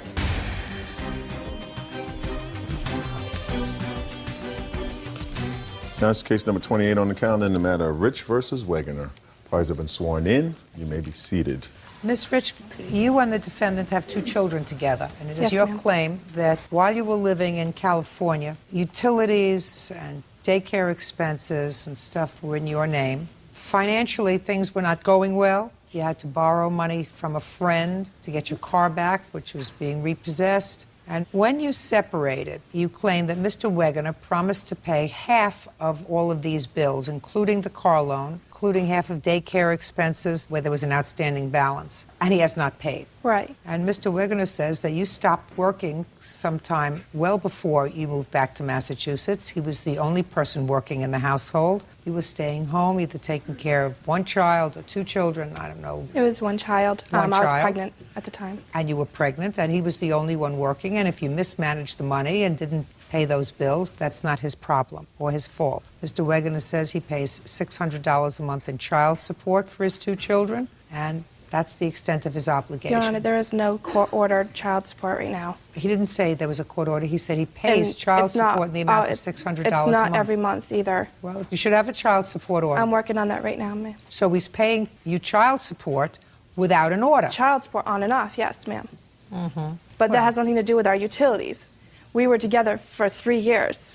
We share 2 children together. I have an 8-week-old and a 20-month-old. And our 20-month-old was in daycare at the time when we both were working. Mm-hmm. A total of $2,360 in daycare expenses have been incurred. He agreed to pay that back. He even agreed to the daycare provider that he would. And now I owe it, and she's taken me to court for it. But it was for our daughter. And as far as the car loan goes, when my car got repossessed, we were both still working. And we lived 30 minutes away from our jobs. And if we didn't have a car, we would both get fired because we couldn't get to work. And that's when our mutual friend, had stepped in to lend us $1,500. Who asked for the loan? Both of us did. Well, tell me how that came about. We have a mutual friend that when we asked her, we don't know what we're going to do, we're going to get repossessed, she's like, well, I can lend you the money, but you have to pay me back. I do have a promissory note to her and a receipt for the $1,500. Who signed the promissory note? Promissory, just her. She just stated in the receipt. It's not a promissory note. That's a receipt for receiving the money. Who's paid her back? No one has paid her back, and she has stated in here that no one has paid her back. I can prove that he was on the car with me and that we haven't paid her back. It's not fair that she hasn't gotten her money back, and she's getting upset, and she wants to take me to small claims for it. It was our car. It was both of our car. We used it. And actually, after I lost my job, he used it primarily. Where is the car now? It's gone. When we moved out to California, it was dead. The car had troubles. And how long ago are we talking about? We moved out to California in August of 2005. That's when we left the car. So you left the car in Massachusetts? Yes. What else, Miss Rich? Well, we incurred bills together while we were living together. And when we broke up, we were fighting all the time. We were arguing all the time. It was not a good situation for the kids. I was 7 months pregnant, and it just wasn't a good situation altogether. I had left because all we did was fight. And when I left, he agreed. He promised me that he would pay back half all the expenses. Did you do that, Mr. Wagoner? No, I did not, Your Honor. Well, tell me what you did say with regard to any of these outstanding bills, some of which she has, some of which she doesn't have. She certainly doesn't have an outstanding bill for a car loan that was for a mutual friend in Massachusetts because there has been no action on that. And certainly that would not be for you to pay to her. It would be for you to pay to this person if you, in fact, took a loan from this person. Tell me about, let's say, the daycare. Well, basically, Your Honor, the daycare, most of the time that we incurred the daycare, she was not working. She was at home and basically had the children in daycare. That's so not that true. Basically, Don't speak now. So that basically they would be able to either spend time with friends or just so that she could kind of have some time to herself. Which sometimes is a very good thing, Mr. Wegener. And so that they could hang out with kids and whatnot. And basically as far as... So you agree to that? Yes, I do agree to that, yes. You agree to that? Well, how was the daycare paid? Basically, the daycare was not paid. I have not given any money towards it. Primarily right now, I am just giving her the $600 on a monthly basis. It has not been every once in a while. It has been on a monthly basis, $300 every 2 weeks. and basically have stated to her that I don't think I should have to pay the half of the daycare, that the child support should, a little bit of it should go to pay this person back. Well, let me ask you this question, Mr. Wegener. Instead of giving her $600 a month or $300, why don't you give her $500 and pay $100 towards the daycare expense, as long as there's no court order, sir? Well, basically the main reason I'm paying the $600 is the fact that she has stated that if I don't pay the child support that we did verbally agree to, that she would basically not allow me to see the children, which I don't see already because they're 3,000 miles away. And she had stated that if I did not pay the full $600, that she would go to the child support department and ask them to seek the full amount allowed by the law, which could be more than $600. Well, then that might be a problem for you, Mr. Wegener. That's what you should do. You know, there are federal child support guidelines in this country because the federal government in each state says that children are entitled to be supported to the extent that each parent is able to support them. You have 2 children, so if what you're saying to me, for instance, Mr. Wegener, is that you give her $600 now, if she were to take you to court, it's very likely, based upon that child support formula, let's say you'd be paying $800 a month. Okay. Right? And you don't want to pay the $800 a month, so you have this agreement for $600 a month. I'm telling Miss Rich, go to court, get the full amount of child support that your children are entitled to, and pay the daycare. I'm in the process of doing that. I'm working Well, with the Department that's of Revenue. good. So I'm not dealing with the daycare. But, Because Your when you Honor, go to if I don't pay this back, I'm going to be the one that goes to jail for this because she's the one who's going to Let be me suing explain something to you. You're not going to jail for anything, Miss Rich. She is suing me in small claims. I can't Listen to afford me. this. The Small- child I'm support- speaking. Kimberly Rich says ex-boyfriend Carl Wegener owes for daycare fees, a loan, and unpaid bills. Carl says Kimberly has a problem managing her money. When you are not married, and you are not married to Mr. Wegener, when you take him to court for the support of 2 out-of-wedlock children, they are entitled to a certain amount of support. They are also entitled to retroactive support for certain expenses, including birthing expenses, if he did not contribute to those. The court, when they render an order for child support, will render an order that will encompass all of his obligations. And I am not now prepared to say to you that I am going to either increase or decrease those obligations. If you're in the process of getting a child support order, Mr. Wagner says that in all probability it is going to exceed the $600 that he's paying you now. And what I'm suggesting to you is that you take the difference and make a payment schedule with the daycare and pay him off. I am on payment schedules Good. with everybody. No, you're not on a payment schedule, Miss Rich, with the person who you took $1,500 from. No, I am not because I'm court-ordered to pay other bills right now that were incurred while we were together. He agreed to pay back those bills. I can't feed my children. I can't put diapers on them. This little support that he does send me has to go towards everything that is incurred now. Not incurred last when we were together, but incurred now. They have to eat. They have to have diapers. They have to have all this stuff. That shouldn't even count towards the old stuff. Well, I just said to you, I am not dealing with the daycare center, because that will be addressed by a family court judge. I am not addressing the loan to this mutual friend that you took out, because that has not been reduced to a judgment. As far as I know, she can sue him for that money. If you had paid the money to this person and then sue him for half, then you have a cause of action. But I've right been now, making payments listen, to everybody. I have proof saying I've been making payments. What's the name of the person, Miss Rich, that you borrowed $1,500 from? Heather Eustitis. Show me that you made payments to her.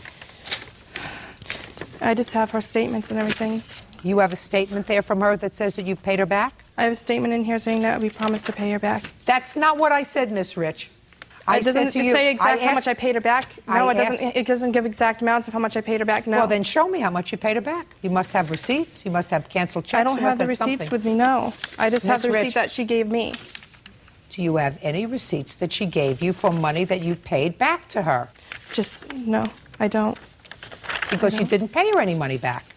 Because if you had paid her money back, then you would have had a receipt. The daycare, I have something saying that I paid. Listen to me. I told you, you have to go to family court with regard to payments for the daycare, because that will be encompassed in a family court order of support that they will make against Mr. Wegener. I've explained that to you, not once, 3 times. I understand that. 3 times. Do you get any state aid for any of your children? Yes, I get SSI. I get SSI for me, and I do get food stamps for them right now because I can't afford to live at this point. What's the basis of your SSI? I've had it since I was 18. It just says that I had depression, and I wasn't able to work due to my depression in and out of programs when I was 18. So how much do you get in SSI? This month I'm only getting $300. Normally I get $635 a month to live on. And in food stamps, how much do you get? Food stamps, I get $200 a month to live on. Any other assistance? For my oldest daughter, she gets $400, but that's her money. So yeah, so for her. From what? For AFDC. So you get welfare? Yes. We're going to get there, Miss Rich. That's why we're not going through the family court, because if you went through the family court, what would happen is, Miss Rich, so that we all understand it, and I'm just as smart as you are, if you went to the family court and they made an order for him to pay $800 a month, let us say, for his children, they would take your daughter off AFDC. No, because that's not his daughter. So whatever he pays for child support... Just a second, where's the father of that other child? He's court-ordered to pay AFDC. I know all about AFDC. So you get $600 a month from him. You get $635 a month from SSI. You get $200 a month in food stamps, and you get $400 a month in welfare. So you get $1,835 a month. When he pays me the Just child a second. support. You get, well, then take him to court. I am in the process of taking him to court. So you get I'm speaking. You get $1,835 a month, tax-free income so far. What do you earn, Mr. Wegener? Monthly, about the same, about between $1,600 and $1,800 a month, but that's actually for working 40 hours a week. Just a second. $1,600 and $1,800 a month? Yes. Okay. And out of that $1,600 or $1,800 a month, you send her $6,000? Yes. According to you? Yes, Your Honor. Okay. Leaving you with between $1,000 a month? And $1,200. And $1,200 a month? That's correct. For yourself? Yes. Which I also have debts of my own that I pay as well, and gas, because I live about an hour away. I'm sure. So your financial arrangement is going to be resolved in a family court situation where each of you are going to present your bills. Each of you are going to present your outstanding loans and obligations. Family court judge, after they review your tax returns, the extent of the assistance that you're getting from various parts of the government, going to make a determination as to how much Mr. Wegener should be paying you in child support. And that child support will include any money that he perhaps might owe for outstanding child care expenses while his child or children were in daycare. I'm not interested in that, and I'm not interested in the $1,500 loan that you made to Heather Eusitis. Heather Eusitis can sue you or can sue Mr. Wegener, and I suggest that if she is a friend of yours, that she will probably sue Mr. Wegener. Now, what other utilities are you being billed for from the time that you lived together? Right. Just utilities. I'm going to tell you what the utilities are, ma'am. The utilities is oil. I'm ordered to pay oil for when we lived together. That was the court ordered that from that. I have phone bill. Just show me the bills. Yep. That's the oil. That's the cable. That's the phone. And that's the cell phone and the check that from the grocery store. Whose cell phone? It was ours together. Well, it was in my name, but like we were together and we were using it. Just a second. How many cell phones were there? One. Let me see it, Bert. This lady is not going to be happy. Verizon New England. What is that for? That's the regular home phone. For where? For where we lived in Barry. That's from when we lived together in our apartment. What was the address? 207. Our P.O. box is 135. Did you live with her at this address, sir? Yes, I did. Okay. Did you know there was an outstanding bill of $381.75? No, Your Honor, I did not. I was under the impression that most of the bills got paid. That's not true. Your payment is due in this office February 6, 2006. Show me proof that you paid it. Proof that I paid it? Show me proof that you paid it. A bill, a money order, a canceled check? It came out of my debit account. I might have it on my bank statement. Good. Because all it has here is your handwriting, paid in full. That's your handwriting. That was the original bill. I have my credit report saying how much the original bill was for. Listen to me very carefully, Miss Rich. You wrote here, paid in full. Let me see how you paid this $381. I did it with a debit card. I have paid them in full with a debit card. Show me from your bank account. I don't think I have it in here. I don't have my bank statement with that one on it. I don't, but I did. You have something else here that says, I don't know what CBE Group is? That's DirecTV when we lived in South Barry again. Again, you have paid in full. Right, they take it out of my accounts every month. Paid in full, $421.06. That was one of the bills I just paid off. But you need proof that you paid this off. See, they automatically took it out of my bank account, but it's still bills we incurred together. Who's R.J. McDonald? That's the oil company that we had in our apartment together. Okay, there is a judgment entered against you for Right. $418.36. I'm on a payment plan with them right now. Okay. Is that a bill that you had together? Yes, it was at the house. We both lived at together, yes. It is reasonable, therefore, that since you were kept warm with the oil that this provided, that you should pay half of it? Well, to some extent, yes. And to the other extent? Basically, the fact that it was cranked up to 90 in the middle of winter when at the expense of this oil, after me asking her several times, we need to keep this down because we can't afford $500. Listen to me, To fill just a Mr. tank. Wegener, if you didn't think she was a good mate, you shouldn't have moved to California with her and made another baby with her. But you don't come here and complain that you kept the house too hot a year and a half later. We understand each other, sir? Yes, Your Honor. Good. I'm also going to tell you this, Mr. Wegener. You will be going to family court, and the family courts usually do not look kindly on people that circumvent, do sidestepping around the law so that people can collect money for AFDC, from Social Security, from food stamps and everything else, so they're not paying the full measure of their child support. What very well could happen to you is, despite the fact that you are sending, according to you, $600 a month, $300 every 2 weeks, is that the courts are going to say, that doesn't count because you are responsible for part of this AFDC bill that we're sending into the house, and you are responsible for part of this food stamp that we're sending into the house. As a matter of fact, we're going to make you responsible for all the rest of it that the father of a first child isn't paying for. And they're not going to give you any credit at all. So I would suggest that you start saving your pennies and you formalize a payment situation with the family court so that you will know exactly what you're going to be getting from him every month, that it will come out of his salary if he doesn't pay it, that you can start regulating the payment of your bills, counting on some of it for him, that you probably, considering that he will be giving you more money, hopefully will be not receiving food stamps anymore. I don't know about AFDC for your family. I have no idea. Right now you receive almost $2,000 a month without working. That's a pretty good trick. He's making it sound like it's $2,000 a month. It's not him. You. I added up the figures you gave me. The figures from SSI and AFDC doesn't add up to $2,000. They add up to like $1,000. You gave me the figures. Yes. I added them up. Your SSI, your child's AFDC, your food stamps. Right. The $600 he sends you is $1,835 That's a when month. he sends those payments, though. I also got then these go to bills in court. both of Then our go to names. court. But you know, you risk when you go to court, and you're well aware of this, certain state-subsidized benefits if you take him to court and have formalized an arrangement for child support that he's going to pay.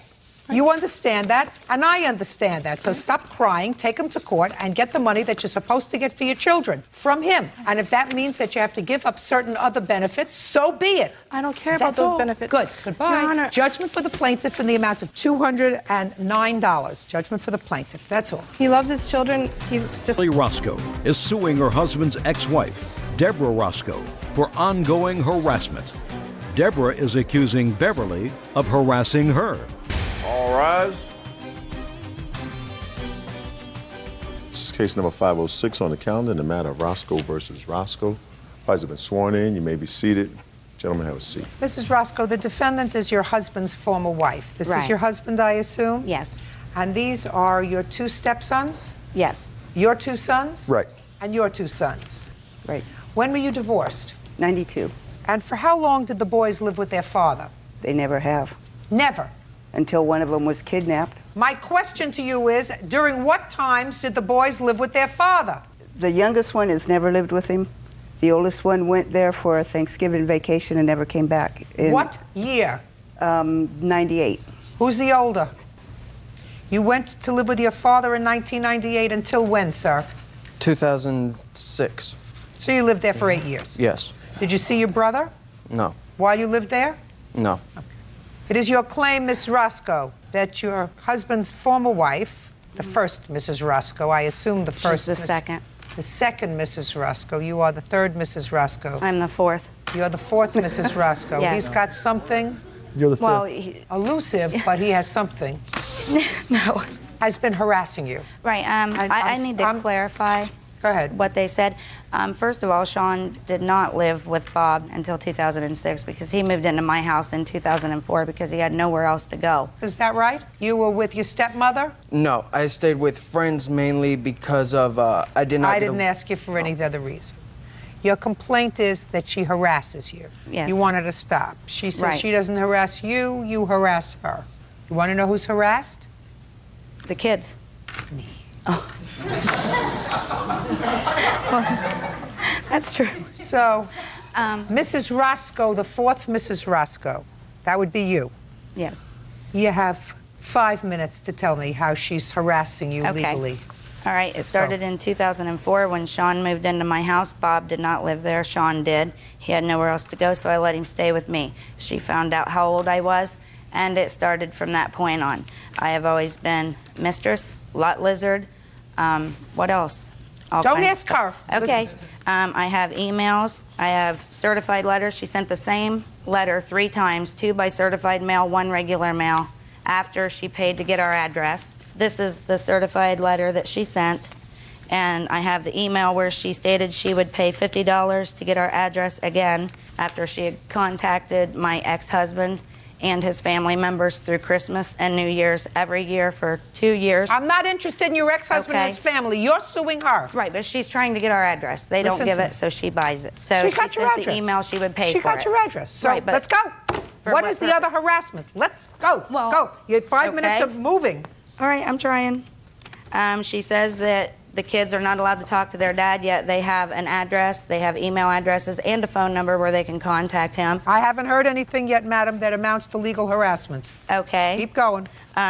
Threatening to have my kids taken away from me. I live in Just a every second. day. Just a second. Show me where she threatened to have your children taken away from you. All right. In here, you'll see several references to where she's talked to my in-laws, my ex-in-laws, and she's surprised that they allow me to keep the kids there. She has made contact with them and tried to... So what? Who cares? I mean, there's no reason for her to bring me into her and Bob's business. Those are their kids. It was his support. You're absolutely right. You're absolutely right, Miss Roscoe. There's no reason for her to get involved with you and your children and your former in-laws or anybody else. That's not legally actionable. It's just bad behavior. I'm waiting for something legally actionable, like somebody calling you 150 times a day. Well, we've had...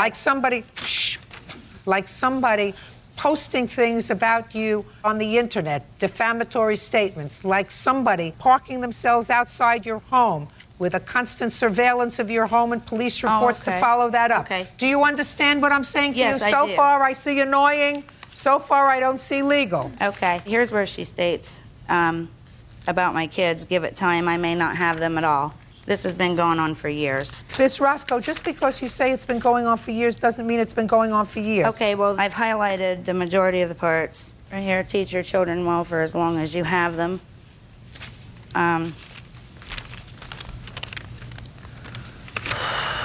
It's not so much... Just a second. Okay. Have you ever told the truth? I figured out that you lie almost as well as your boyfriend. You can't beat That's him, her he's the best. But you come to a close second. Who wrote that? That's her. And then teach your children well for as long as you have them. Well, that's a good idea. Teach your children well for as long as you have them, because you won't have them forever. You could have gotten rid of me by having my son call, but that would have been too easy. Her son was 21 years old and had known her number for years. He did not even live in my house. He lived with his girlfriend where he had a restraining order put on him. Do you answer these messages? I used to. I deleted that name so she wouldn't have it anymore. So you answered her?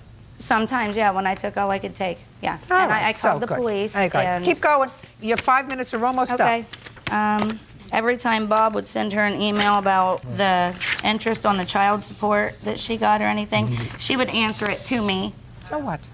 Well, she has a history of harassing him and being mean and violent. This is a letter from her Did you ever own. file a police report? I tried. What do you mean you tried? What does that mean, you tried? Because they said it would be civil. They could not do anything criminally unless I could prove something civilly. So that's why No, that's not true.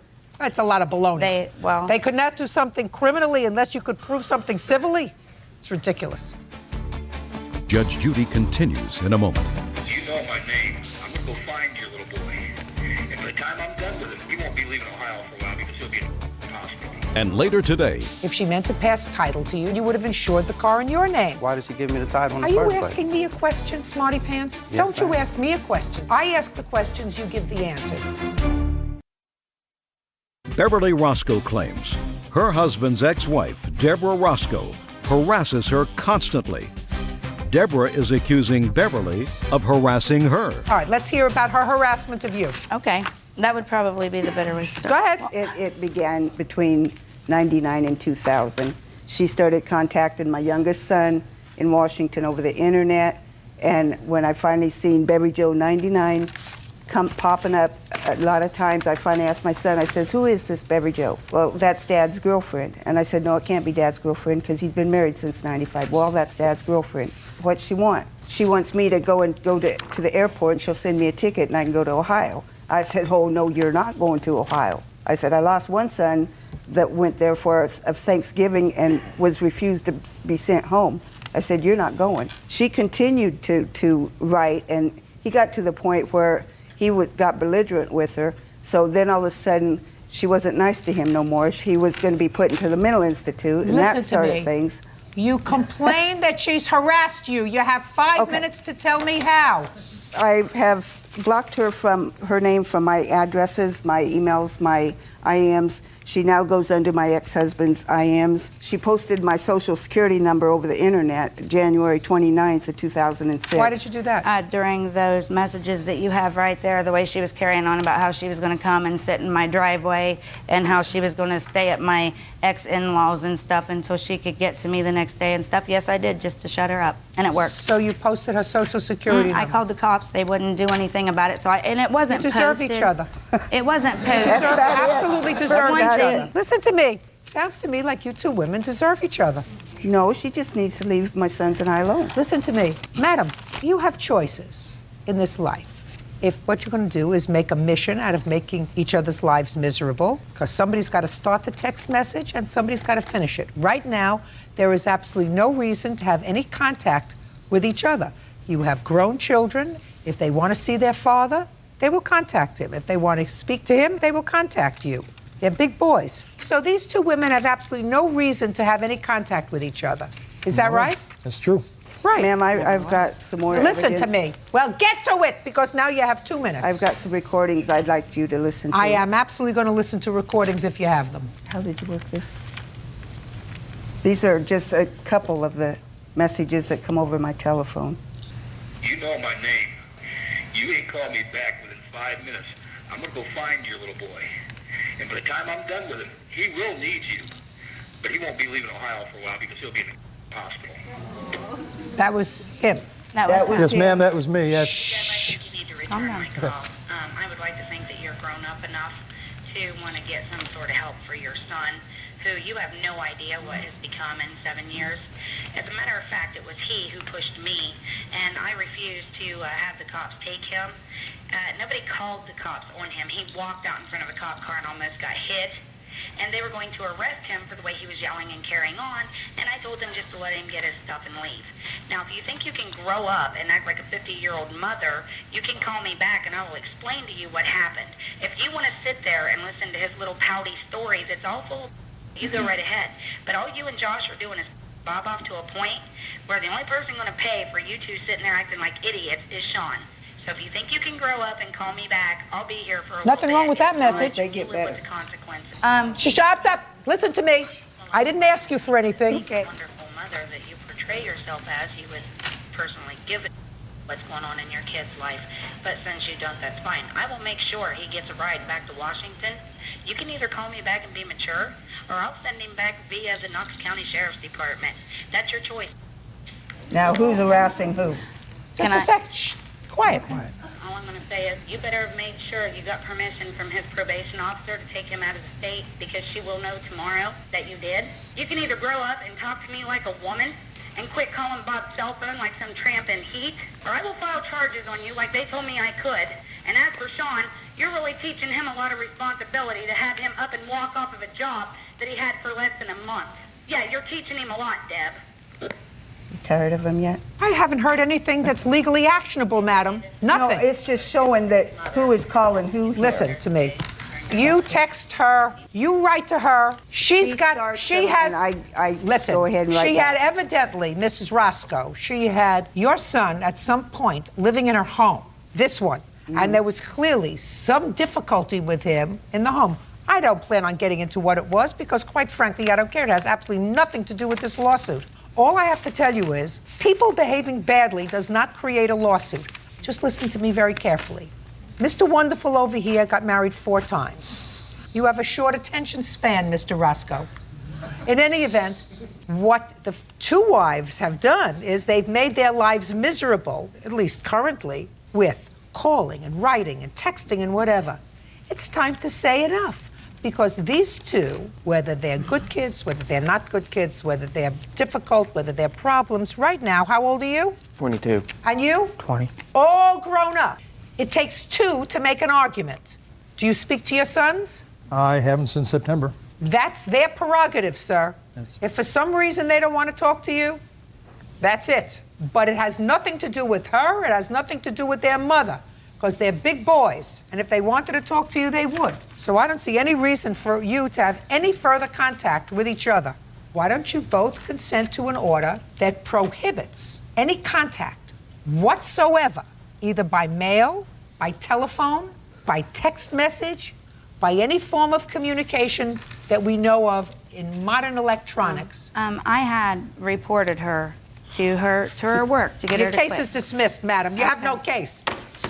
I mean, I ask you a question, you go back into history. I asked you, are you prepared to enter into an order that says, I will have no contact with the second Mrs. Roscoe, either in person, by mail, by telephone, telegraph, pigeon? Yes. Or whatever. I've tried to obtain Are you one. prepared to enter into such an order? You bet you, ma'am. Very good. I'll have somebody prepare it back there. Thank you very much. That's all. Parties are excused. You may step out. She's right. We both need to grow up, but somebody needs to grow up more and act their age, because I act mine. This old lady's like the Energizer Bunny. She just don't stop. Deb knows who's lying. I hope she'll lose my phone number. And now the next case. All parties in the matter of Harris versus Boswell. Step forward. 56-year-old Candace Harris is suing her ex-boyfriend, 32-year-old Frank Boswell, for an unpaid loan and for trading in a Camaro that didn't belong to him. Candace claims Frank is a scammer. Ms. Harris, you met the defendant online. Is that how you met him? Correct, Your Honor. And according to what I read, you began a relationship with him, and at some point, according to you, you let him borrow a car that you had that you weren't using. Correct. And he had the car for many months. The relationship soured. You went to get the car and found out that Mr. Boswell had forged your name to the title of the car and either sold or traded it in for something else. That's correct. You also claim that you loaned him some money before this in 2005, and I'm telling you right now, Ms. Harris, I'm not entertaining that. Because according to what you said in your complaint, you sent him this money with the understanding that when he got back on his feet, he would pay you back. Correct. That's what you said. Mr. Boswell is going to tell me he never got back on his feet. That's not a loan. It has to be objective, not subjective. Mr. Boswell will tell some people he's on his feet and tell other people that he's not on his feet. You have children, sir? Yes, I do. How many? 1. That child live with you? No. You pay child support? Yes, I do. You pay as much as the mother of that child wants? No. Right. Because you're not really on your feet. See what I mean? Things are very predictable in this life. I could have written this script before I even asked him a question. Now, when did you let Mr. Boswell borrow your car? He came to see me on September 29th in 2005. It was at my house for many months, being unused. So you let Mr. Boswell borrow it. What was the arrangement? The arrangement was that he would use my car. He was trying to get his career started in music, rap business, and it would be a nice car for him to drive with a little bit more prestige maybe than what the vans he had. And we never discussed when I would get it back. However, in March... After he got on his feet. Yes. In March, I discovered there was other women involved in his life besides me who were also helping him out financially till he got on his feet. I could have also told you that. Yes, ma'am. And it escalated to the point where more and more women started showing up. On June 20th was when he sold the car. I have the documents here that showed now, it was... Mr. Boswell, How much did you sell the car for, sir? I actually didn't sell the car. I traded the car. How much did they give you for it? They just traded me another car straight across. Really? Yeah, But you forged her name to the title. I did that. You can't do that, Mr. Boswell. Why would someone give me a car and give me the title if they loaned it to me? Who paid for the insurance? She did. And whose name was the insurance in? Isn't it hers? You got my message? It's her car. If she meant to pass title to you, she would have signed the title over to you, and then you would have insured the car in your name. Then why did she give me the title in the Are you first place? asking me a question, smarty pants? Yes, Don't you I am. ask me a question, sir. I ask the questions, you give the answers. I want to tell you, you may find a lot of women that find you attractive. I am not one of them. No. I can dig that. I'm glad you can. What kind of car do you have now? 1990 Lexus LS400. How many miles did it have on it when you took 276. it? 276 Yeah. miles? Is that your car? No, ma'am. her car. My car her car was a Camaro. It had 126,000 miles. It was a 95 Camaro. When I traded it, it had 143,000 miles on it. What's the blue book value of your car, madam? It is, Your Honor. It's $4,025. Is that in good, fair? That's the medium. It's in the good condition. Okay. Now, Miss Harris, you seem like an intelligent lady. I would hope so. You know the old saying, if it walks like a duck and quacks like a duck, it's a duck? Did you ever hear that expression? Yes, ma'am. If it walks like a deadbeat and looks like a deadbeat, it's a deadbeat. You're supposed to know the difference at your stage in life. Correct. Do you understand? Judgment for the plaintiff in the amount of $4,000. That's all. These are excused. You may step out. I just feel like, you know what I'm saying, it was a misunderstanding. I found out that there were other women in other states. Some ex-girlfriends of mine got online and emailed her. Johnny Seibert is suing her son, Marvin Seibert Jr., for the cost of a plane ticket and the balance on a 96 Saturn. Marvin says the plane tickets and the car were gifts.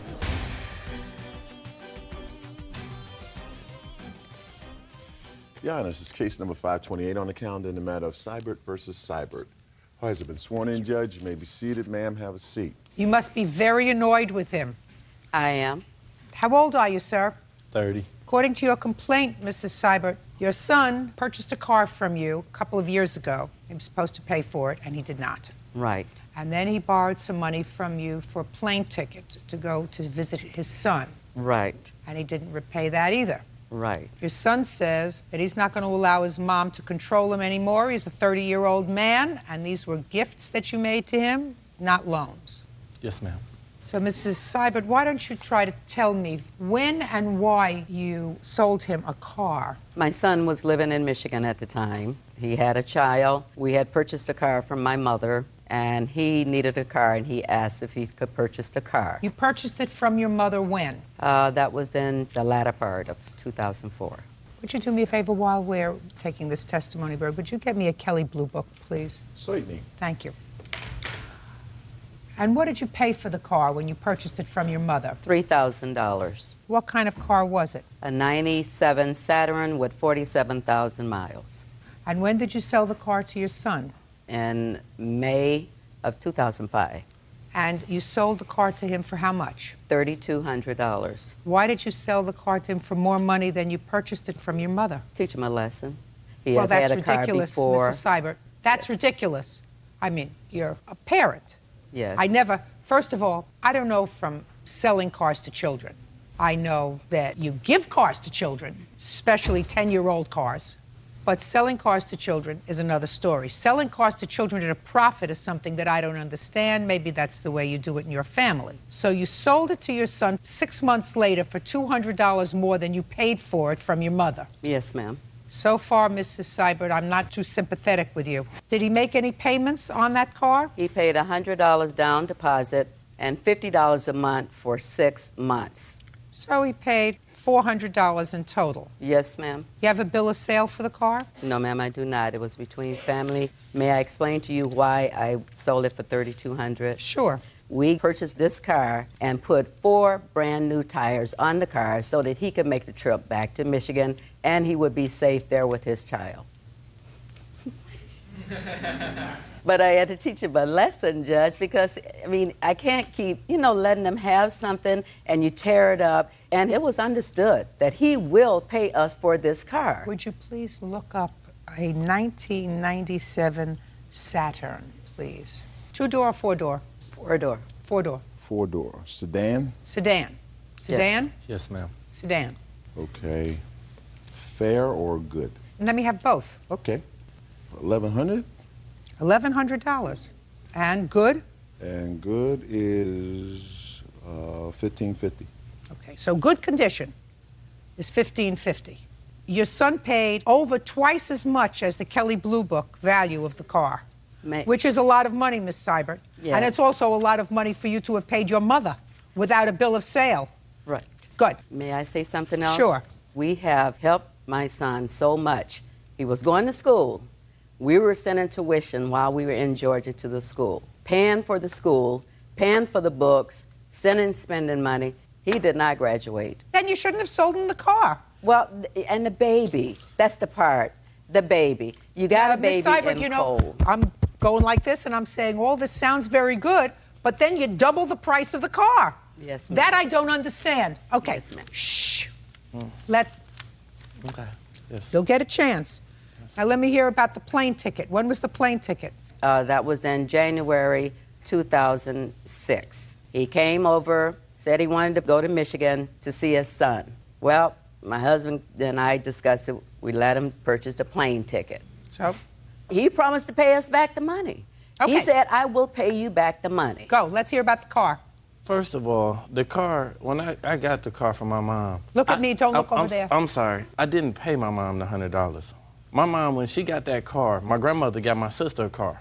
My mom is very big on what she does for one, she does for the other, because she don't want to hear no bickering. So I was like, okay. When our car was breaking down, my mom was like, well, How did you, just a second, your mother must have known your car was breaking down if you were in Michigan because you told her. Yes, I did. Well, I want to hear that, Mr. Seibert. I'm sorry. You're a 30-year-old baby. Not at all. Okay. I told my mom, of course, I talked to my mom a lot at the time. Good. My car is breaking down. Right. Okay. And your mom said what? My mom was like, well, your sister got a car. You can get the Saturn from your grandmother. I said, okay. My mom, it's like, honestly, with her, when she does something for you, I love her to death, but as soon as she does something for you, she want to hold on to something to be able to throw it back up at you. What did she say? When I got the car, she was like, okay, it's going to cost $100 for you to get it, and it was $50 a month. Okay, so she told you that. She did. So what did you say to her? I was like, okay. Did she tell you how much the car was? No. She didn't give you a price? No.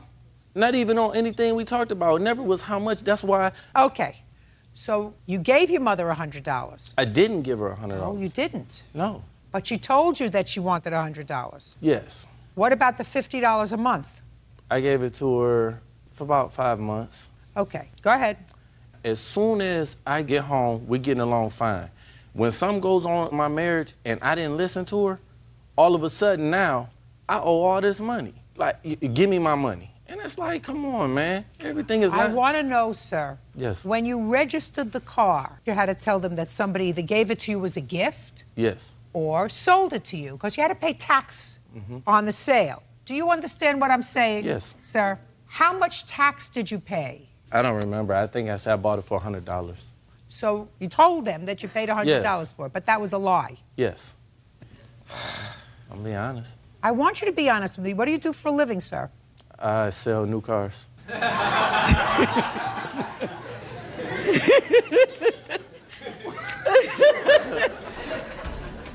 Judge Judy continues in a moment. What I don't understand is, if you say your mother is controlling, right? Yes. Then you shouldn't take things from her. And later today, You actually let him move into your house? I'd tell you one thing, ma'am. I'd say he was a bad gigolo, but he was good enough to get my money.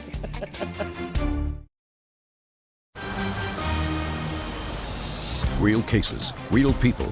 Judge Judy. Johnny Seibert says her son, Marvin Seibert Jr., owes for a plane ticket and the balance on a car. Okay, tell me about the plane ticket, sir. The plane ticket came about because my son is a daddy's boy. You know, I miss him. And his birthday is February 2nd. I never miss his birthday. So I go to my mom and I'm telling her about it.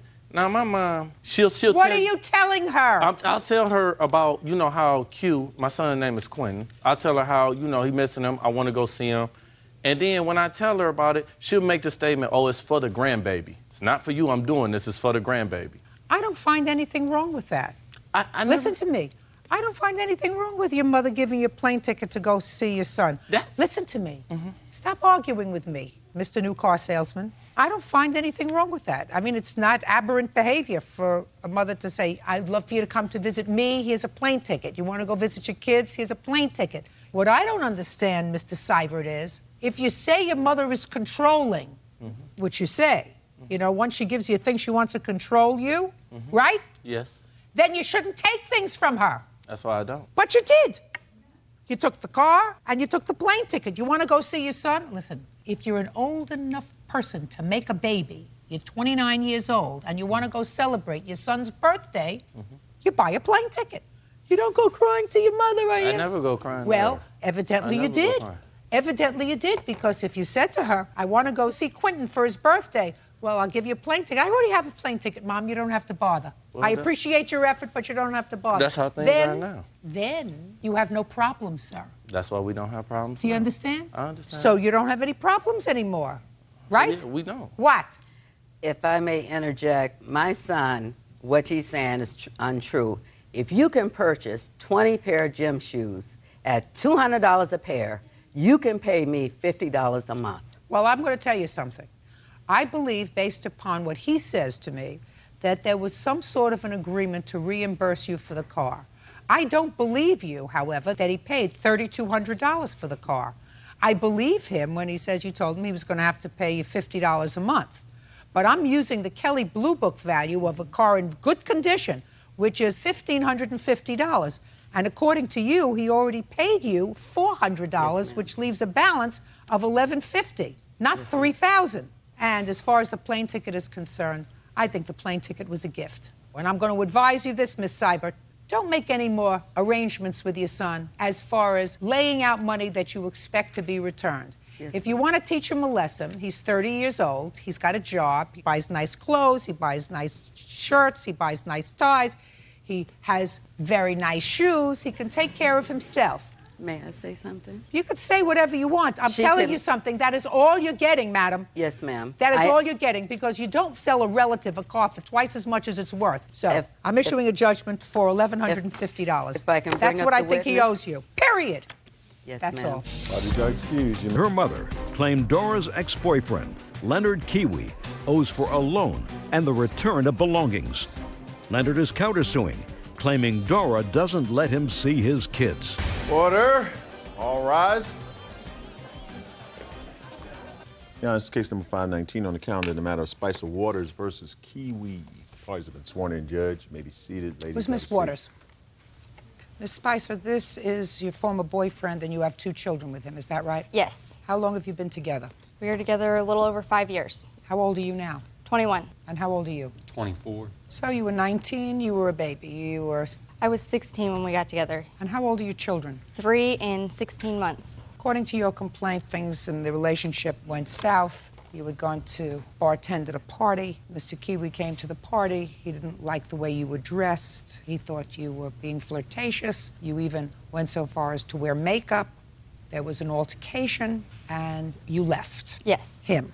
Yes. Took the children, and you went to your mother's? Yes. According to your complaint, he refuses to return your personal property. Yes. That's what the case is about. And that personal property, you're talking about your clothing? Yes. And your children's clothing? Yes. What else? My daughter's TV and DVD player that my mom bought her for Christmas. Your daughter, who's 3 years old, got a TV and a DVD player? Yes. Get over it. Now, Mr. Kiwi, let's deal with this one thing at a time, sir. Do you have her clothing? No, I allowed her to come over on an agreement. On December 23rd, they agreed to me that I wouldn't call the police on them, that they could come over and. What happened to her clothing? She came and got it with her mother and stepfather. What and about all the of her children's stuff. clothing? She took some of it, but basically almost all of it, and left me with like a couple pairs of clothes that don't even fit them. Did you go there with your mother? Yes, I didn't get all of my clothes. I still had some clothes there, and I didn't take all the kids' clothes. There's still clothes in totes in the garage that fit the girls. Well, just a second. He's their father. Who bought the clothes? He did. My mom did. His mom did. His sister did. Well, you can't take all the clothing. I What is don't he want all supposed the to have? clothes. You took some? Yes. Good. So, and some he has. Yes. Now, your clothing. Yes, I have a few pairs of jeans over there, some more shirts over there. You're talking about nonsense. You're talking about little stuff. What are you suing him for? I mean, I don't get it. You were together 5 years. We're not talking about a couple of pairs of jeans, madam. No, but they're mine. I should be able to get them. Well, do you have her jeans? I found one pair of jeans that was in the dirty clothes, and that's All right, the only reason she so didn't pack take it up them. and get it over to her. Yeah. Now, let's get to your mother. I can't stand to deal with nonsense. You say that you loaned him $1,000 to fix his truck. Yes. When? It was September 12th What year?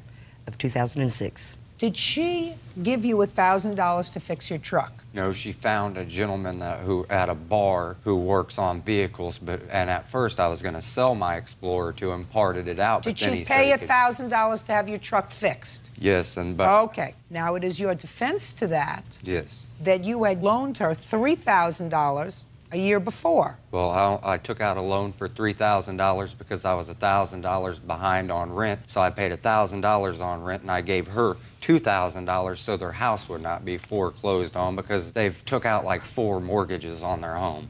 When did you give her the $2,000? Before the Explorer was fixed. Do you have any proof of that? The only thing that I would have had was be like from my bank that say I paid off the loan, but unfortunately I didn't bring that because it's not paid off yet. Okay. Tell me how it came about that you gave her the $2,000. Tell me about it. You know, I'm a good judge of what's true Dora and what's was not. crying and stuff, and I felt sorry for him because I thought we were family then, but I can see I guess we're not.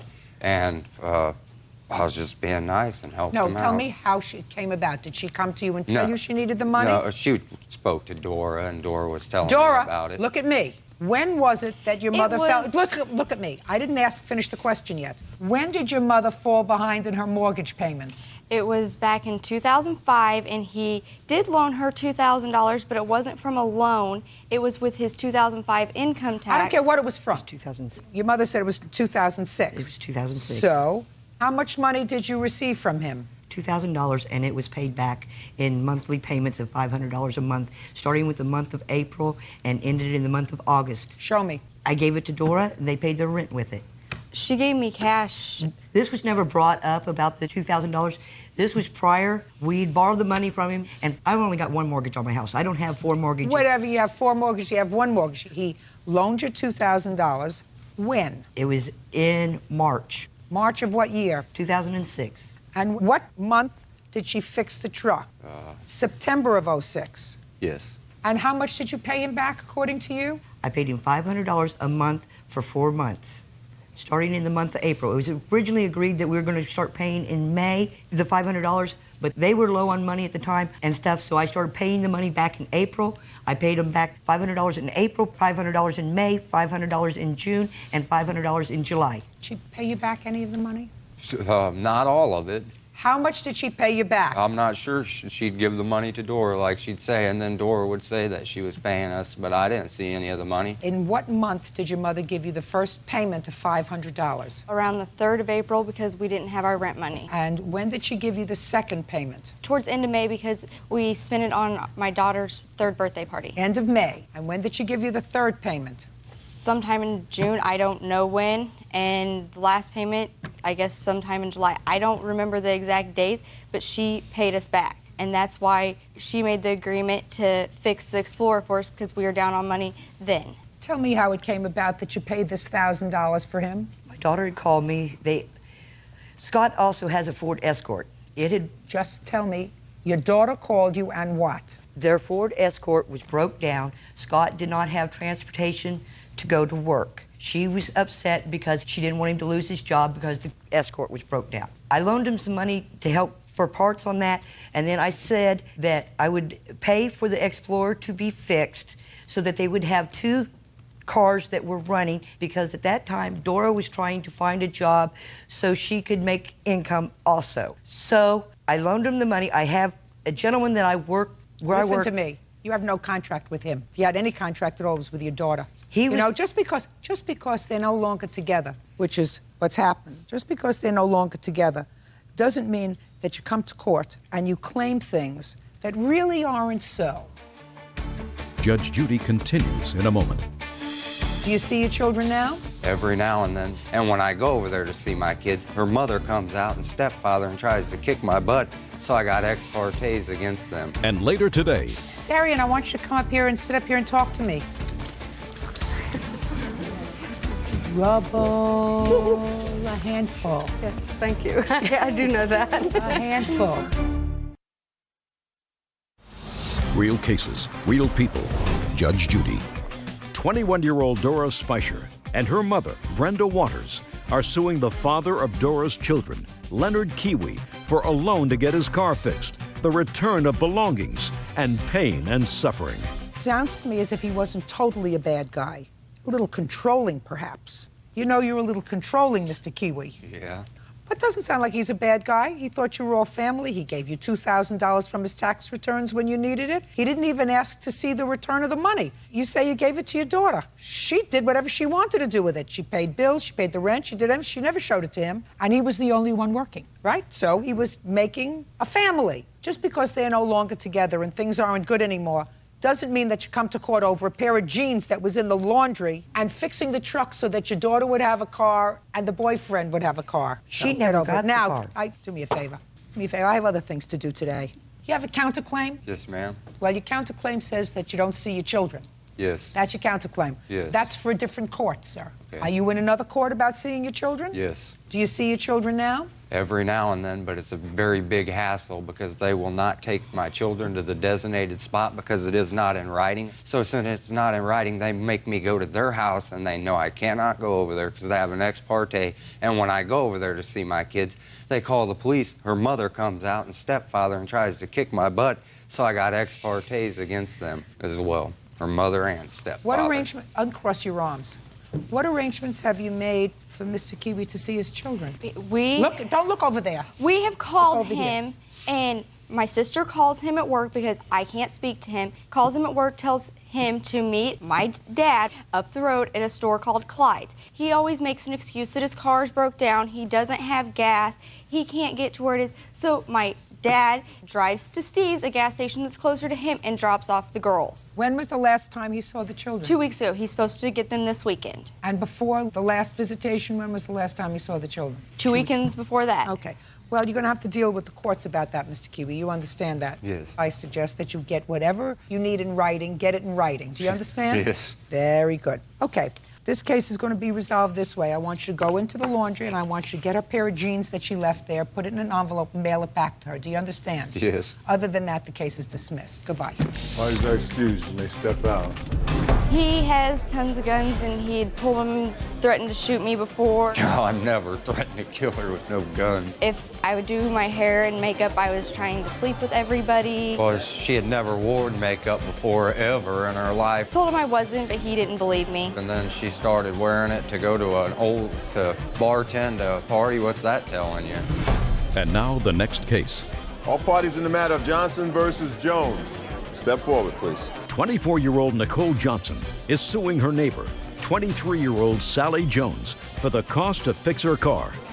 Nicole claims Sally's son, 5-year-old Darian, scratched her paint job with rocks. Miss Johnson, your complaint is that Miss Jones's son, that would be this little tyke over here, vandalized your car with some sort of an implement. You want her to pay for the damage. Miss Jones says, well, she's not sure if her son did it, and if he did it, he had an accomplice of similar age, and why aren't you suing the accomplice too? That's your defense. Yes, ma'am. Well, Miss Jones, let me ask you this question. If you believe that your son was responsible for part of the damage, you would acknowledge that and would be prepared to pay for part of the damage. Would that be a fair statement? Yes, ma'am. What proof do you have that Miss Jones's son, because you didn't see it, vandalized your car? I have a witness who says she saw him do it. Okay. When did this happen? July 11th at approximately 7:30, 8 a.m. And the witness that you had would be this little girl? Mm-hmm. And she's 5? Yes. Whose child is she? One of our other neighbors. Her name's Angela Twyman. And what's her name? Michaela. Michaela, would you like to come up and talk to me? There you go. Okay. You all right? Okay. Hi, Michaela. You know who I am? You don't know? Do you know why you're here? And you don't know why you're here. Who did you come with today? Oh, I see this is going to be interesting. Do you know this little boy? Is he a friend of yours? Do you know Miss Jones? Is she a neighbor of yours? Can you talk? Can you tell me your full name? Let me hear. Michaela. And what's your last name, Michaela? Michaela and Timon. Do you want to talk to me about what happened with Miss Johnson's car? You want to tell me what happened? Okay, tell me what happened. He spit on the car. He spit on the car? Did you see him do that? Did you see him do anything else to the car, Michaela?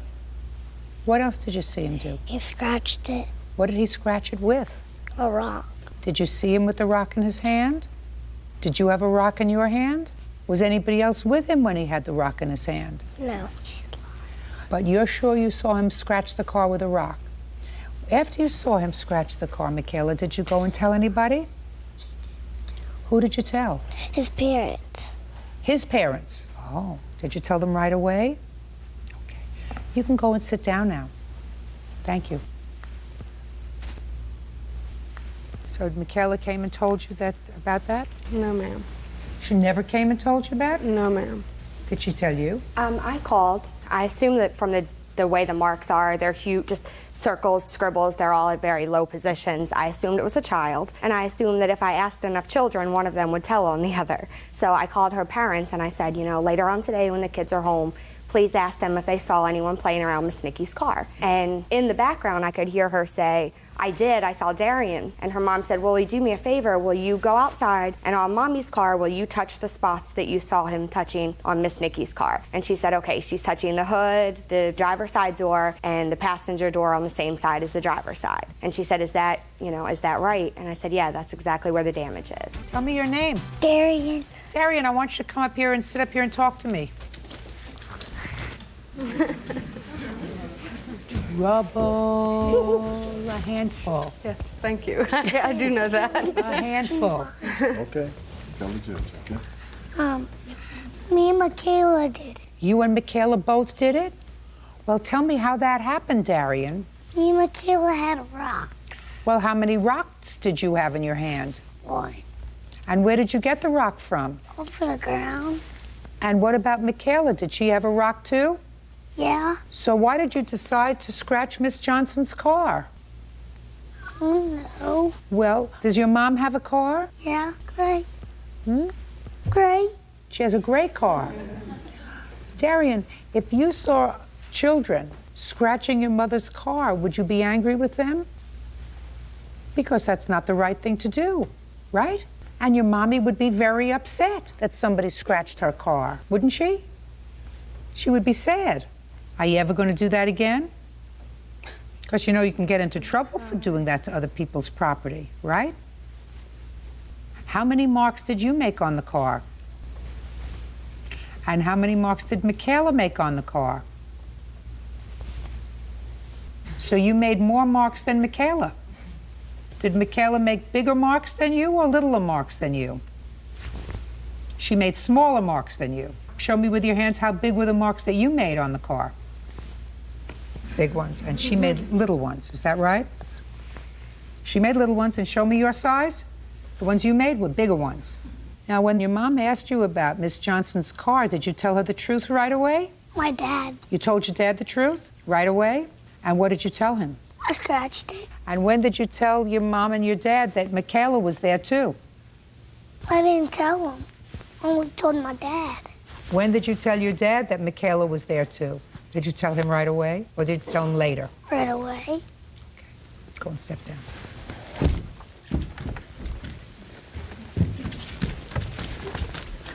I have a feeling he did a little more damage than Michaela did, but my sense is that Michaela was there, made a few little marks.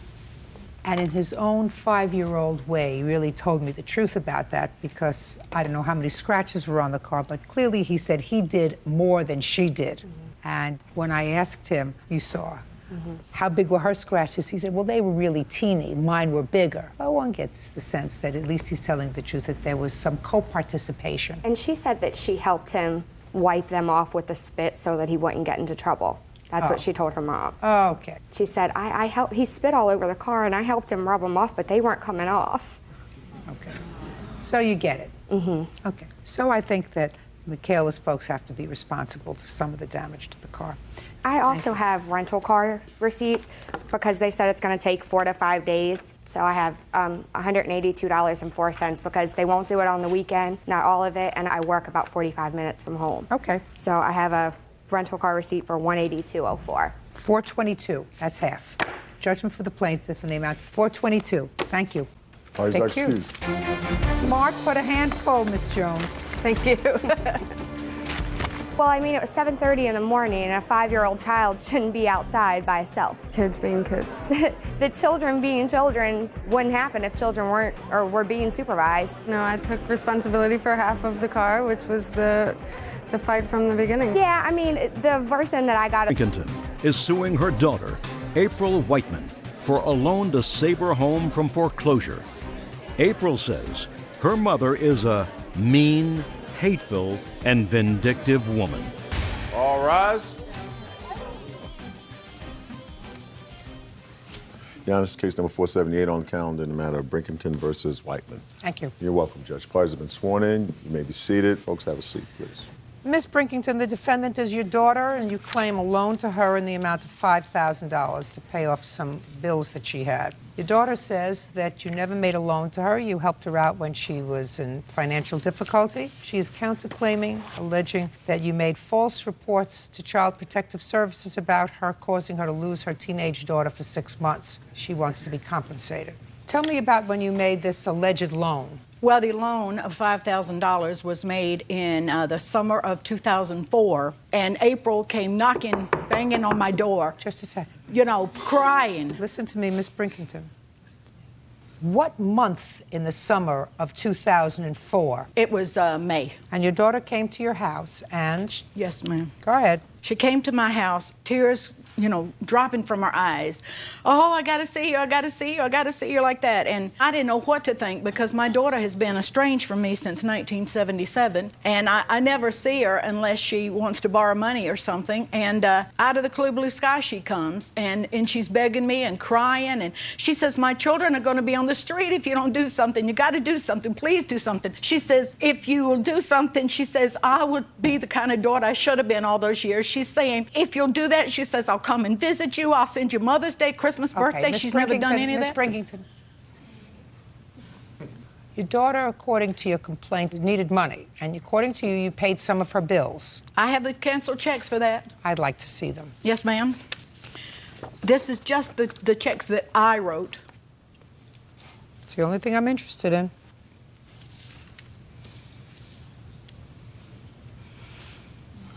Where was your house located? 61. Not your house located. in Rock Hill, South Carolina. Who did you own the house with? Myself. Who held the mortgage? Household mortgage. They still hold the mortgage? I ended up losing the house to foreclosure. When did you lose the house? In about October, November of 2004, I believe it was. Your mother has checks here written out to household mortgage in the amount of $938. Okay. Would that be your mortgage? I don't believe my mortgage was that high. I mean, I've had a lot of chaos in my life since that time, but I thought my mortgage was about 800 and something. How many months were you behind in your mortgage when you came to your mother?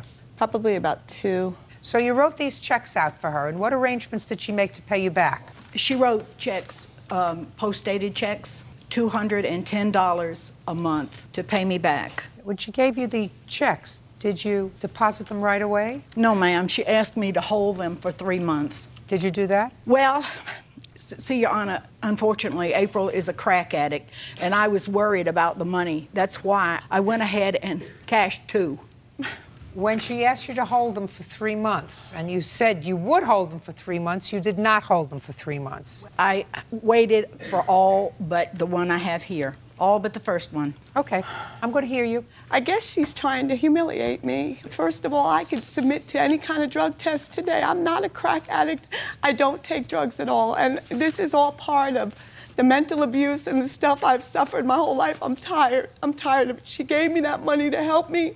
I'm tired of it. I've been through a lot. I've been through a lot with this woman. I've been through a lot of abuse. She's my mother. I shouldn't even be here, okay? Listen, I shouldn't even be here. Miss Reitman. I don't mean to cry. I'm upset. I mean, how could you even say that about your own daughter? First of all, it's not true. Ms. Reitman, let me ask you this question. Why would you give your mother a whole bunch of post-dated checks if you didn't intend to pay her back? Because the reason I gave her the checks is she browbeat me and harassed me, would not leave my property. I had to call the police to get her removed from my property, and I did it out of duress. I was stressed out, and I wanted her to leave. And that's why I did it, and I shouldn't have done it. Okay, but you did it. I did. Okay. So you wrote her out the checks, and that was your intention when you wrote her out the checks to pay her back. Okay. Now, let me get to your counterclaim, Ms. Reitman. It is your claim. Put your hand down. Okay. It is your claim that your mother made false charges about you to Child Protective Services, and as a result of that, your teenage daughter was removed. Yes, ma'am. She was. How many children do you have? These two right here. These two? Yes. You were removed from the house? The answer would be yes. Yes, ma'am. Stand up. When were you removed from the house? Probably about my 7th grade year. How long ago was this that you were removed from the house? Probably about a year. How old are you now? 15. And how long did you stay in foster care? Half a year. Listen to me very carefully. When you were removed from the house, did you tell them that you wanted to go into foster care? No, ma'am. You did not. And where was your brother? Where were you? I was out on my own, actually. How old are you? I'm getting ready to be 20. How long have you been out of the house? Well, I actually just moved back in, but probably about a couple of months to a year, something like that. A couple of months is 2, a year is 12. How long had you been out of the house? Maybe 5 or 6 months. Where did you go? I moved with my grandfather in Alabama. I stayed with him for a little bit. Whose father is that? Ma'am, when you want me to talk, I can tell you the truth. He says he moved in with his grandfather. Not true. Is that your father's father or your mother's father? It's sort of like my father's father. He's not. I don't understand what that means, sort of like. He's not actually his father, but he's a friend of the family. So you moved in with a friend? On my dad's side, yes. Why did you leave home? Because I didn't want to stay. I don't hear you. I didn't want to stay with my mother. I wanted to be on my own. Sit down. You have the complaint that you filed with Child Protective Services, do you? I have the notice of unfounded investigation where it was unfounded. I'd like to see what you have. All right. But I do need to explain something when I get a chance. Okay.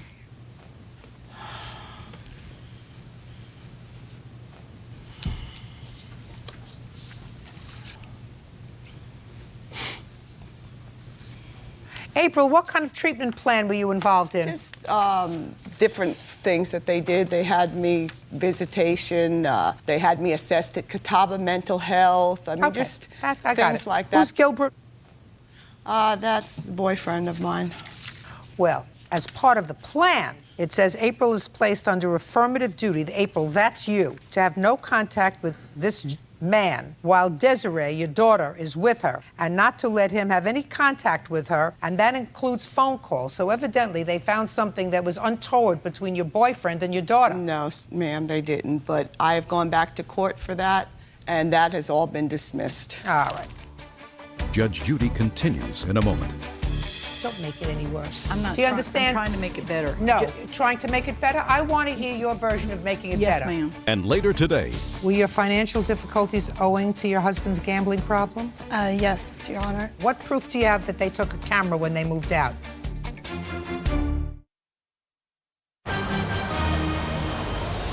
Real cases, real people.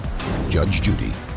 Julie Brinkenton says her daughter, April Whiteman, owes for a loan to save her home from bank foreclosure.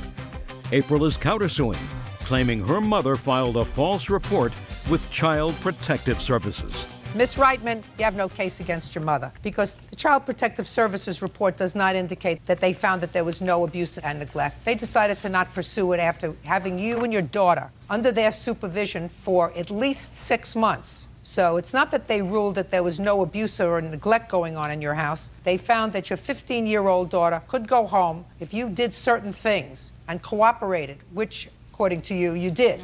So that doesn't mean that the reports were unfounded at all. That means that you did, at least according to them, what Child Protective Services told you had to do in order to have your daughter come back to you, which is a far cry from nothing was going wrong in your house. Do you understand? I understand. Good. Okay, you owe your mother $4,200. Don't say anything else. Listen to me very carefully. She's still your daughter, still your granddaughter, and still your grandson. They are still part of your family.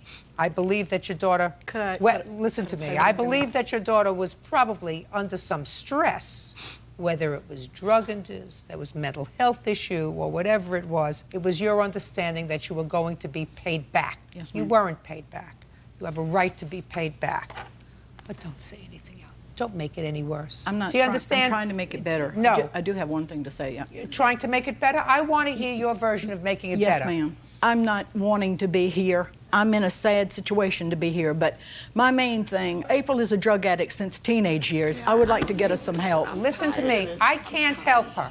And what I'm telling you is that's not helpful. If I cannot order her to do something, you're making that statement is not helpful. I thought maybe you could get her a drug test. Well, I'm not going to get her a drug test. Okay. Right now, she has one minor child living in the house, but that minor child looks pretty savvy. She has a 20-year-old who's living in the house, and if between the 20-year-old who's living in the house and her teenager who's living in the house, they can't convince their mother, if she needs help, to get help, I certainly am not going to be able to do it. Judgment for the plaintiff in the amount of $4,200. Thank you, Judge Judy. Parties are excused. You may step out. In a perfect world, I'd like to see her never talk to me again. My prayer would be that April would see that I love her. I've been hurt my last time by her. I'm tired. I just want to be left alone. And now the next case. All parties in the matter of Lalande versus Elliott, come forward. Deanna Lalande is suing her former friends, Rick and Lynn Elliott, for unpaid rent, a stolen camera, and for ruining her credit. Deanna says she was trying to help the couple get back on their feet. I want you to switch places with your husband, please, Miss Elliott. Okay. Thank you. According to your complaint, Miss Lalande, you and Mrs. Elliott had been friends and co-workers. Yes, exactly. And there came a time when she called you and told you that her family was having some financial difficulties. Exactly. Were your financial difficulties owing to your husband's gambling problem? Yes, Your Honor. And she allowed you to move into her home? Yes, Your Honor. With your husband and your 2 children? Yes. Okay. Anyway, your lawsuit claims that they owe you some money for rent. Correct. And that they stole a camera when they left. Yes. And you want a little bit of money for aggravation. Absolutely. Ruined my credit. Almost lost my house. And Mr. and Mrs. Elliott say that they're paid up in rent, they didn't steal anything from your house, and they're counterclaiming because they say that because of your actions, they had substantial moving expenses that they ordinarily wouldn't have, which comes under the category of the ultimate chutzpah or no good deed goes unpunished. Absolutely. Okay. Did you lose your apartment? Is that what happened? We did not lose our apartment, Your Honor. We moved into a house with a friend. When you moved into her house, you had to move in from a house or an apartment? From Anthony's house. We moved out of our apartment to Anthony's, and then we called up Deanna, and Well, what happened at Anthony's house? just didn't work out. How long did you stay there? Not more than probably a month or two, a couple months. Were you paying him rent? Yes, we were. How much? I think for Anthony, we paid $100 a month. How do you know this man? He was a coworker. What kind of work do you do? I'm a bus supervisor. What kind of gambling problem do you have? Don't feel I have it now, but then I just frequented the casino and spent money I shouldn't have spent. When you say you don't feel as if you have it now, you still go to the casino? No, I've quit. Oh. And that's, I'm guessing, a good 8 months ago. Okay. In what month did they move in with you? In July of 2005. And when did they move out? The last day was March 28, 2006. So they stayed with you a long time. Absolutely. Should have been 2 weeks. Is that what she originally said? That's originally that was agreed upon. Okay. When did you ultimately make your first financial arrangement with them? It was within a couple days. I just, we kind of discussed it, and I didn't know an amount to come up with. I've never been in this situation, and so I thought, a fair amount would be $100 every 2 weeks. Okay, and did they pay that? Yes, they did. Starting when? It was about 2 weeks later. Okay, go ahead. When they moved in with me, they said it might be a week or two before we can get our own place, an apartment. But because of their credit, they were unable to do so. And then they later asked, well, can we stay a little bit longer? Okay, and I didn't know. We're still, new into the year. And as winter approached, I became behind in my bills. Even at one point, she called me to ask me, did you forget to pay the TV bill? No, I didn't forget. I didn't have the money. What bills increased? My electric bill, substantially. My water bill increased. The garbage was the same because Mr. Elliott would remove the garbage to work. Okay, so the electric bill and the water bill. Yes. Okay, so at some point you told them that they had to start paying additional rent. Absolutely, after speaking with the judge with my divorce. Because your husband told the judge that she has boarders, and you said they're giving me $100 every 2 weeks, $50 a week, and the judge said that's ridiculous. If you're having boarders, well, I'm going to reduce your spousal support because that you should be charging them money because that's income. So you came home and you told, I got it. Right. Came home and you said you got to stop paying me more money. What happened? They accepted that from the beginning. That was in December. Yes, absolutely. Fine. What happened next? Several months went by, and come February, they shorted me by $40 on one paycheck. Instead of $250, they gave me $210, so that they would pay me back later. Then come March 23rd, I came home from seeing my fiancé and came home to a letter stating they could not pay me that paycheck, and they would not be able to pay me again until April 13th payday, which was, of course, 3 weeks later, not 2 weeks later. Mind you, I still needed to pay my bills that had accrued during those weeks. Why couldn't you pay her that money during that period of time? Your Honor, we were giving her money for utilities. That was the agreement. How much were you giving her? $250 every 2 weeks. $250 every 2 weeks, or $500 a month. Still a bargain. That included your rent, that included your utilities. But the money wasn't going towards the utilities. What difference does that make to you? The utilities weren't in your name. She got past due notices taped to the door saying they were going to shut off the water. That has nothing to do with you. My question to you was, why did you tell her you weren't going to pay her in March? Because we wanted to go back to the $200 a month instead of increase it because her divorce didn't go well. She says, now I need to charge you guys the difference of why my spousal support. Just a second. So that's why you didn't pay her? No, that's not why. We said, we have no place to go. Our rental history was shaky. We were worried about getting another place. It was convenient where we were at. We admit that. So we said, okay, we'll pay the $500. No contract. Listen, Mr. Elliott, we're past that already. Okay. I got that you were paying her $500. I said to you, why did you stop paying her in March? And you said, because it's not our fault that her divorce decree didn't go well. Is that the reason you stopped paying her in March? Yes, that was part of it. Yes, well, you have to pay her. Okay. You have to pay her. So you're off for rent. Quiet. Now, let's talk about the camera. What proof do you have that they took a camera when they moved out? Besides Shahid Stevens, my witness, they were the only other one that knew about these cameras. They were hidden underneath of a quilt rack in my bedroom. Listen to me. If the only evidence that you have with regard to the camera is because they were the only ones there, that's not sufficient evidence for me to find them responsible for the camera being gone. So they owe you for rent. And unfortunately, in this country, you don't get punitive damages for aggravation. The fact that you allowed them to move into your home, and because they used a lot of electric, a lot of water, a lot of heat, you almost lost your house. You should have kicked them out in August. Because you had a good heart, you let them stay. But when I say no good deed goes unpunished, this is a perfect example. Okay, so they have to pay you for the rent, which is $266. You really want to talk to me about moving expenses? Not sure now, Your Honor, because Yeah, I've heard absolutely right. She's lied 80% of what she's told you, but I can't. Let me explain something to you, sir. You and your wife took advantage of this lady because if you think that $50 a week, which is what you were paying her, I understand. Okay, so you are in effect paying her nothing.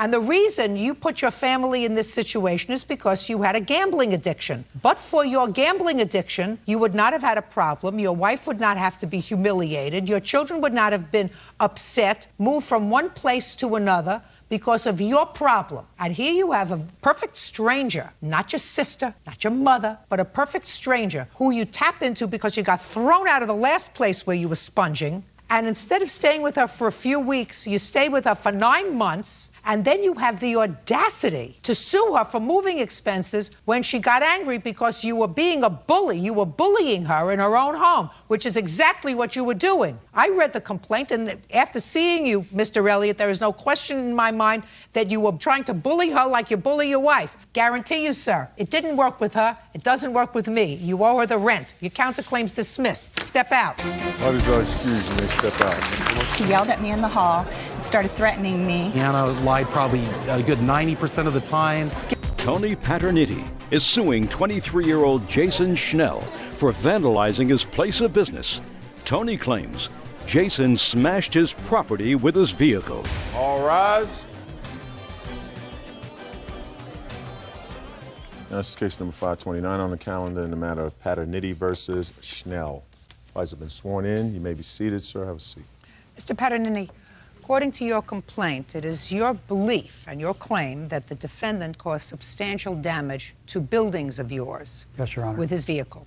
Yes, ma'am. Mr. Schnell says he didn't do it.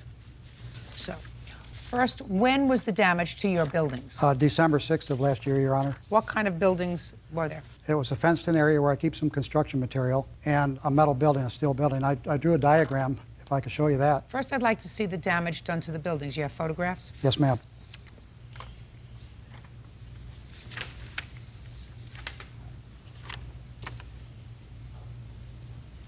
There wasn't a tornado in your area, was there? Not at that time, Your Honor. No. And when you left, you said it was December of '06. What date in December? December 6th. On the 5th, were you at the building? Yes, ma'am. Building's okay? It was fine when I left around 6 p.m. Fence was okay? Yes, everything was okay. No tornadoes that night. So now I see the damage. How much in dollars was the damage that I was estimated caused? around $4,600, Your Honor. How do you get to that estimate, Mr. Petty? I'm a licensed contractor. I brought a copy of my contractor's license, and I actually believe I estimated it low since I can do most of the work myself. You have to replace the fence in this shed? Yes. Okay. Now you're going to try to explain to me, since I gather from your papers you did not see Mr. Schnell. That's correct. Cause this damage. What evidence do you have that he caused the damage? Well, Your Honor, can I show you at first what I thought happened to the property? No, don't tell me what you thought. I'm not interested in what you thought. Okay, the reason I think it was Mr. Schnell is when he hit the concrete sidewalk here, he blew out a tire, left gouge marks on the concrete, knocked down all of this, and there was gouge marks all along the property, and we followed the gouge marks down here, and I could actually see where the gouge marks on the road. You mean the gouge marks on the road from being driven on the tire rim? That's correct, Your Honor. Got it. He turned up, I could see where they crossed the street and turned up 90th Avenue. At the time I was looking, a friend of mine and his son came down. It's hearsay.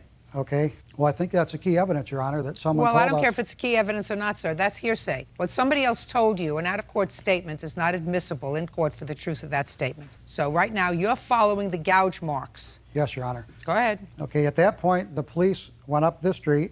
I didn't go. You did not go with them? No, I didn't. They went past this house, down here where they found Mr. Schnell's vehicle. Just a second. Only if you have a police report that indicates that. I do have a police report, I'd like Your to Honor. take a look at the police report that indicates that.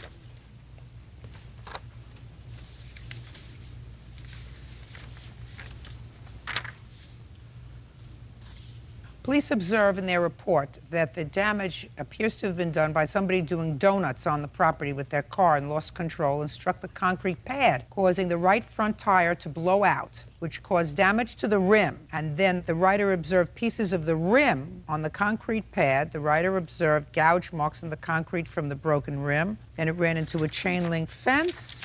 Writer recovered various pieces from the rim and also the passenger's side mirror and what appeared to be a fog lamp. Then the police found the defendant's car, Mr. Schnell. That would be you. Yes, ma'am. Stand up on your own 2 feet. Yes, ma'am. And found that the mirror that was located at the location matched that of the subject vehicle. Coincidence. Big coincidence, Your Honor. Speak not! Yes, ma'am. And the writer, that would be the police, also observed that pieces of the rim that were found at the incident location also matched that of the subject's vehicle. That would be you.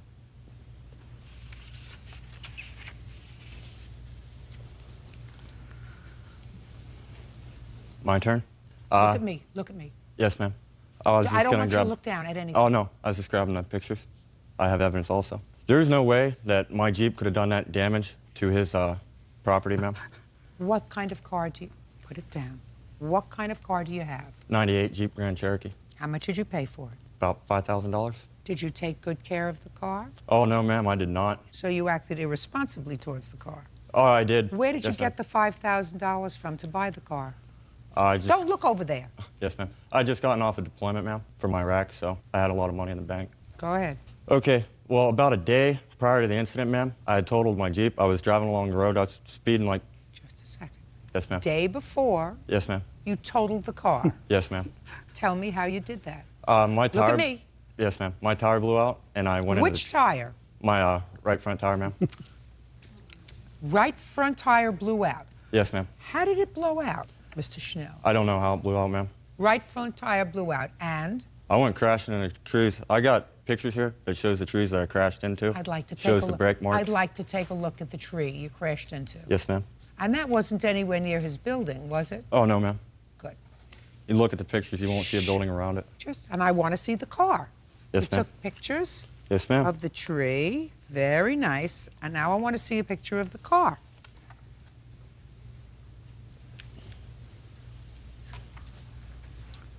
Totaled undrivable? Oh, yes, ma'am. It was completely undrivable. Completely. Yes, ma'am. Well, it would start, ma'am, but Don't speak. I have questions. yes, ma'am. So you went into a tree. How far away from where you live? A couple miles, ma'am. About 2 or 3. Would it be anywhere in this area that's on the bottom?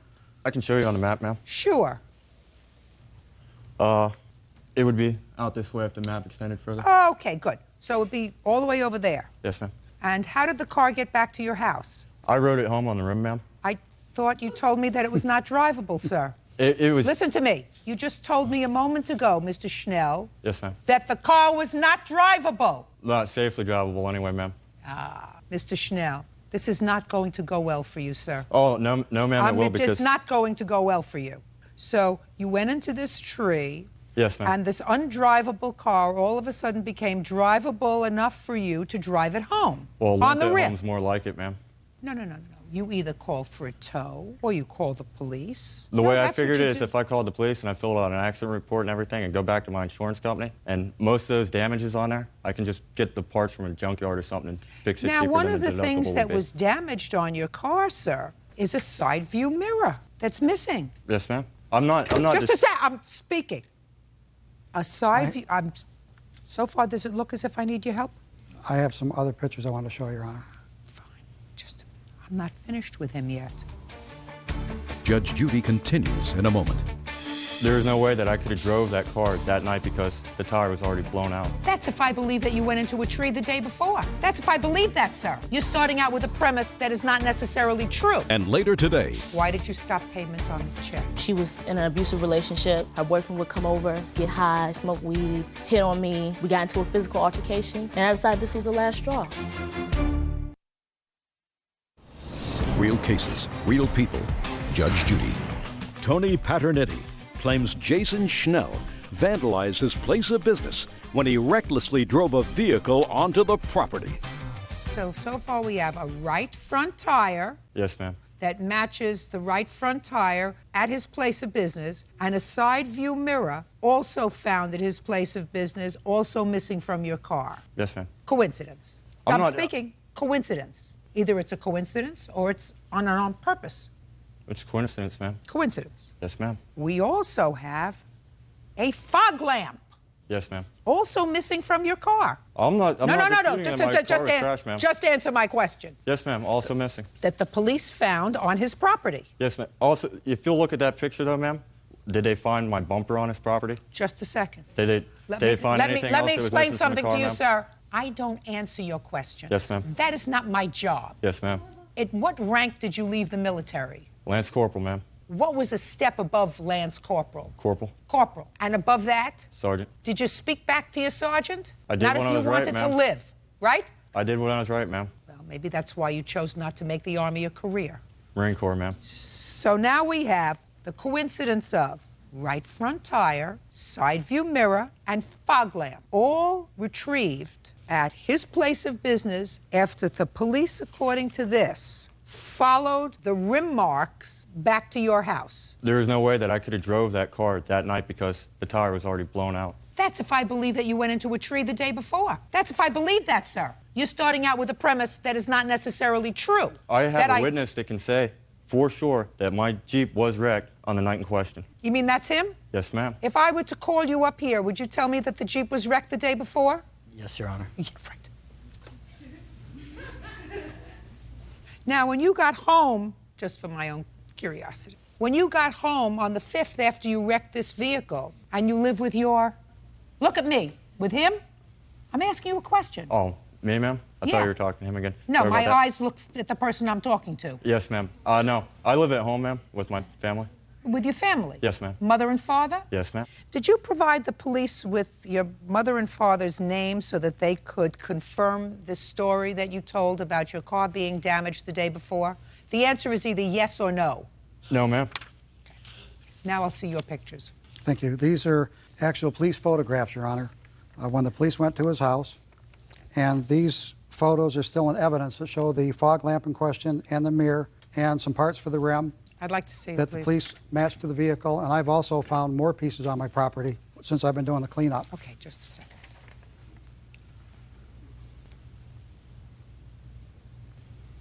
So the mirror that was found, which is primarily what I'm looking at, the paint is the same color as his car. Yes, Your Honor. Well, let's see what else we have. So we have And you right can see- front tire, side view mirror, the same color as the side view mirror would have been from his car. Yes, Your Honor. All found on your property. Yes, Your Honor. What kind of work do you do now, Mr. Schnell? I'm unemployed, ma'am, How long have you been unemployed? since end of November. Why? Unemployment pays better than Walmart. So your parents just let you sort of hang around after you. When did you come out of the service? My EAS was November 26th. Of '06? Yes, ma'am. So you stayed home December, January, February. At this point, it's time for you to get into gear, right? Oh, yes, ma'am. First, you pay him the money that you owe him, $4,600. Judgment for the plaintiff, that's all. Parties are excused. You may step out. I never even met him before this. I don't think he did it to me on purpose. The accident that I had Yeah, I feel bad for him. He just got back from Iraq, did go past his property. serving our country, which I thank him for. I did have a witness stating that that Jeep was totaled. Maybe he was out celebrating, but that's the wrong way to celebrate. And now the next case. All parties in the matter of King versus Moses. Step forward. 23-year-old Erin King is suing her former roommate, 21-year-old Avian Moses, for stopping payment on a rent check. Avian claims Erin kicked her out after 2 weeks of living together. Ms. King, the defendant was your roommate for a short period of time. It is your claim that she moved out after an argument that you had, and she put a stop payment on her rent check. Yes. You want your rent. Right. And the defendant says that you kicked her out of the apartment, and therefore she doesn't have to pay you any rent. Miss Moses, you moved into Miss King's apartment? Yes, ma'am. When? I moved in approximately August the 4th, I believe, around the beginning of August. Was it August 4th? August 5th. And you knew each other before? Yes, we did. Through college. What was the rental arrangement? The rental arrangement was that we would both split the rent equally, $305, including utilities. She was supposed to pay me on the 3rd of each month. So far, is that correct? Yes, ma'am. When did she move out? She moved out November the 14th. Had she paid you November's rent? Well, she wrote me a check when I went to the bank to cash it. That's the rent check that she stopped paying Right, on. and I have that as Okay, well. so that was November 14th. So far, you were in the apartment from November the 3rd to November the 14th. Yes. So you should have paid rent. Yes. On what date did you give her the rent? Probably the 7th. It was after the time that I was supposed to give it to her. Oh, yes, ma'am, the 7th. Why were you late with your rent? Well, a week before that, my purse had gotten stolen, and I didn't have a bank card. I had to change all my accounts, and during this time when I was changing the numbers and all, getting everything straight, I informed Erin of this. I said, I don't have a checkbook, I don't have a bank card. I said, can I just pay you next week once my accounts are in order? She said, yes, no problem. I said, I will pay you a late fee. She said, okay, no problem, and I did so. You paid her the rent? Yes, and a late fee. Which you owed her? Yes. And the late fee? Yes. Now, why did you stop payment on the check? Me and Erin had been having problems living together for about a month. She was in an abusive relationship. It was constant fighting in the apartment. Her boyfriend would come over, get high, smoke weed, hit on me. She'd leave him in there. She gave him a key to the apartment. She would constantly fight with me over food, saying I was stealing from her. We got into a physical altercation, and I decided this was the last straw. She screamed at me. My name was not on the lease, and to get out of her house. So I said, gladly, I'll stop paying my rent check, and I'll leave your house immediately. Well, you can't do that. A, you didn't tell her you were stopping payment on the rent check. I did tell her I was stopping payment on my rent check. Really? No. She You didn't called even me. say that in your answer, that you told her you would She leave called immediately. me that same day, and I told her I was stopping payment on my rent check, and I was moving out. You may have told her that after she called you on the phone, but when you had the argument with her in the house. No, she told me to leave. She told me this was her apartment and to leave. On the phone or in person? No, when we had our physical altercation. I understand that. You did not say to her, I'm putting a stop payment on the rent check. According to you, you told her over the phone that you were putting a stop payment on the rent. I apologize for not mentioning that, but I did tell her at the point when we were after the physical altercation, the police that came, I told her that I was leaving and I was stopping payment on my rent check. Well, you can't. Okay. You can't. Unless, of course, she changed the locks. Yes, that's exactly what she did. When did you change the locks? I changed the locks on the 14th. That was because she had been going through my belongings. She had actually stole from... Just a second. You can't change the locks and ask for rent at the same time. Well, I actually changed the locks after she did the stop payment on the check. After they gave me the check back from the bank, I went to the bank on the 11th. They told me at the bank I need to take this check back to Ms. Moses. They couldn't tell me why because it was concerning her account. After I left the bank, I said, Avian, I just left the bank. They gave me the check. She said, I'm not paying you anything. I'm moving out. That's not correct. And so after that, I later discovered that she had been in my room while I was out of the apartment. Ms. King, can't have it both ways. If you change the locks on the apartment, making it impossible for her to come back to the apartment, you can't charge her for rent for the entire month. She did come back to the apartment. After we got into the argument on that Sunday, the police came. Who called the police? She did. Even though she started the altercation, she was threatening me with an alcohol bottle, saying that she was going to hit me upside my head with it. While the police was there, I said, it's fine. She can stay, you know, for the next 3 weeks. It won't be any problems. She left that Sunday. She actually came back that Monday and spent the night, even after she told me that she was moving out, and she had started to move her stuff out. When did she finally move the last bit of property out of the house? She didn't finish moving out because after I had the locks changed, I called her and I let her know that I had the locks changed and to call me and make arrangements to get the rest of her belongings. I guess she was angry because I had the locks changed, and she said, well, you're stealing my property. She was with her mother. I said, no, you can come in and get your stuff. I even gave her mother a futon cover that was in the living room and a financial aid paper. I guess, you know, it has her financial information. I kept telling them, please come in and get the rest of your stuff. I even, you know, gave them that. I wasn't... When did she take it out, or did she still not? She left after I gave her mother the futon cover and the Norfolk State financial aid booklet. They said, we don't want the rest of the stuff. We're leaving, and they left it. And so she left a bed, a dresser, Did you leave clothing. a bed and a dresser there? Yes. Ma'am, because yes, I did, because she wouldn't allow me to get it. She Well, changed you didn't, locks. listen to me. You didn't sue her, did you, for your stuff? Yes, I did. The court ordered her to give it back to me, and I didn't get it back until January the 1st of 2007. Oh, so you did sue her. This is Yes, not I the did. first time you've been in small claims court. No, ma'am. You're only entitled to half a month's rent. Change the locks, but you're entitled to half a month's rent. $150, $250. Okay. Right? That's what your half a month's rent is. Yes. And that's what you offered to pay her. Yes, I did. She said she $150, didn't want it. $250. Absolutely right. That's all. Judgment for the plaintiff. Parties are excused. You may step out. I'm happy with the judge. Barbara Baker is suing her former friend, Micah Sandoval, for the unpaid balance on a Ford Taurus. Micah says she paid her back with free babysitting. All rise.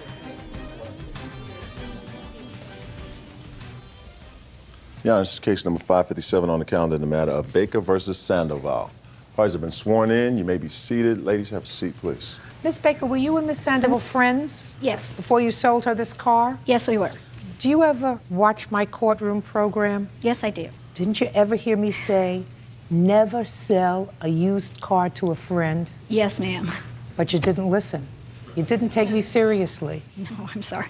You're never supposed to sell a used car to a friend and never make a loan to a friend, because that's the fastest way to lose a friend. You always end up enemies, and you're the bad one when you try to collect the debt. Okay, so you sold the car to Miss Sandoval. How much was the car? $3,800. You have a bill of sale? Yes, I do. I'd like to see it, please. I also have a contract. I'd like to see the contract, too.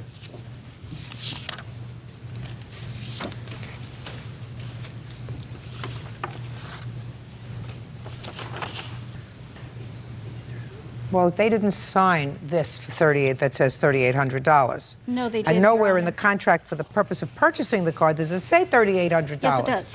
Yes, it does. It's on the first page. Am I missing something? Show me where.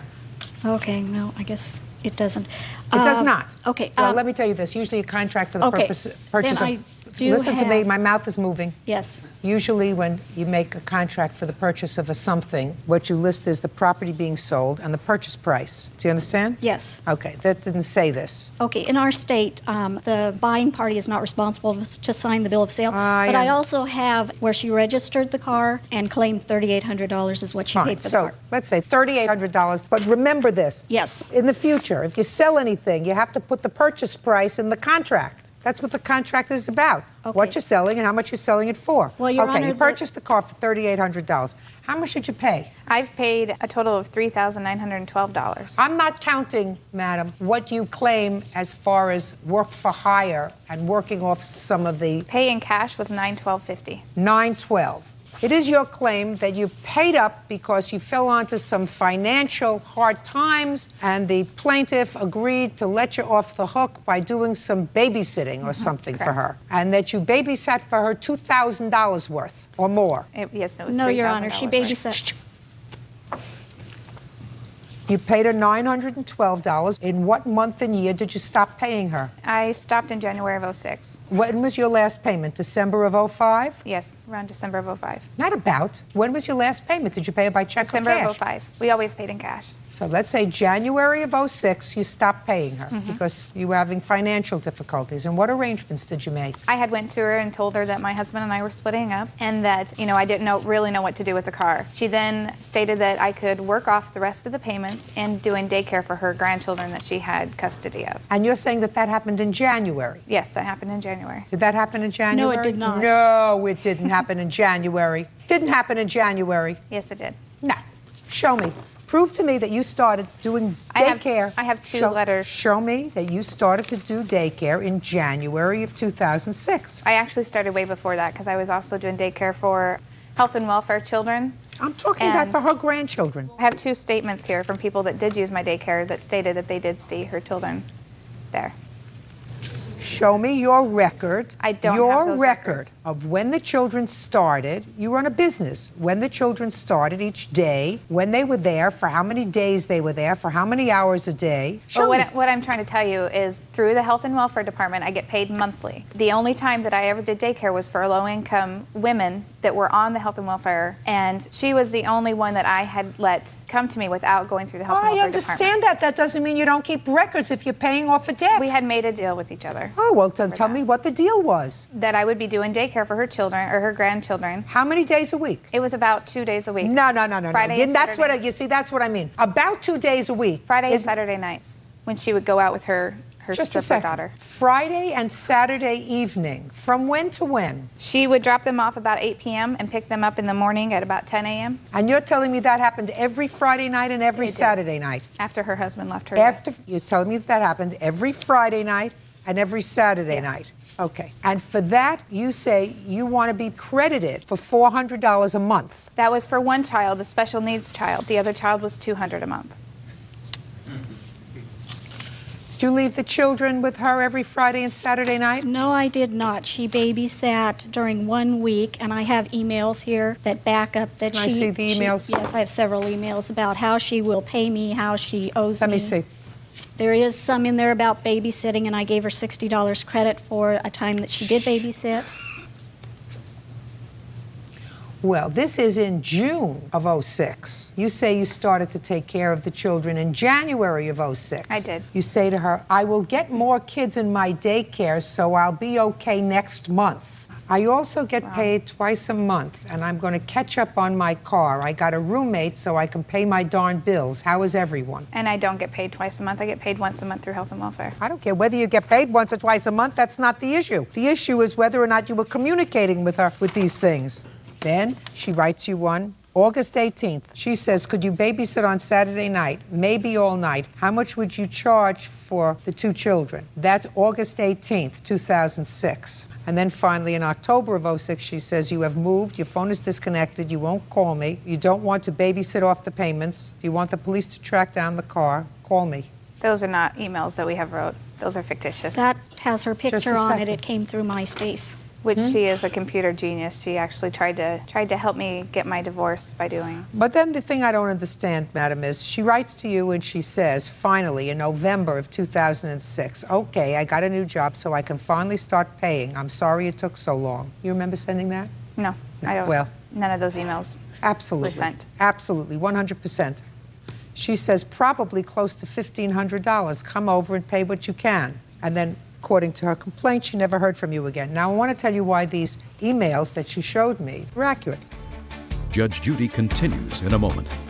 You had only paid her, according to you, less than $1,000. For all the daycare that I did do for her. No, she released the car to you because she was a good soul. And after that, you stiffed her. And later today, on the restraining order, it says that I am able to get my things out of storage. Why didn't you go get them? Because anytime I contact Mr. Turner, he constantly makes it a date type thing.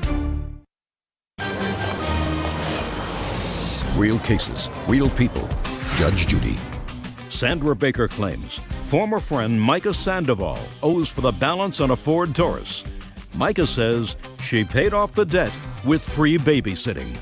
Because she's suing you, not for the $1,500 that she says that you owe her, but she's suing you for $4,500 because she's added on late fees and whatever else. That's nonsense. So if she wanted to make up a story, she would have said probably close to $4,700. She doesn't say that. She says close to $1,500, which means she's giving you credit for $912 that you paid her in cash and for a whole lot of money for babysitting. No, ma'am, it was $1,500 up to that point. No, it says, how much do I owe? And you says probably close to $1,500. Oh, okay. That's what you say. Well, when you make up your own emails, you probably forget what you're writing. Oh, come on, Miss Sandoval, let me tell you something. When you buy a used car from somebody, you're supposed to pay for it.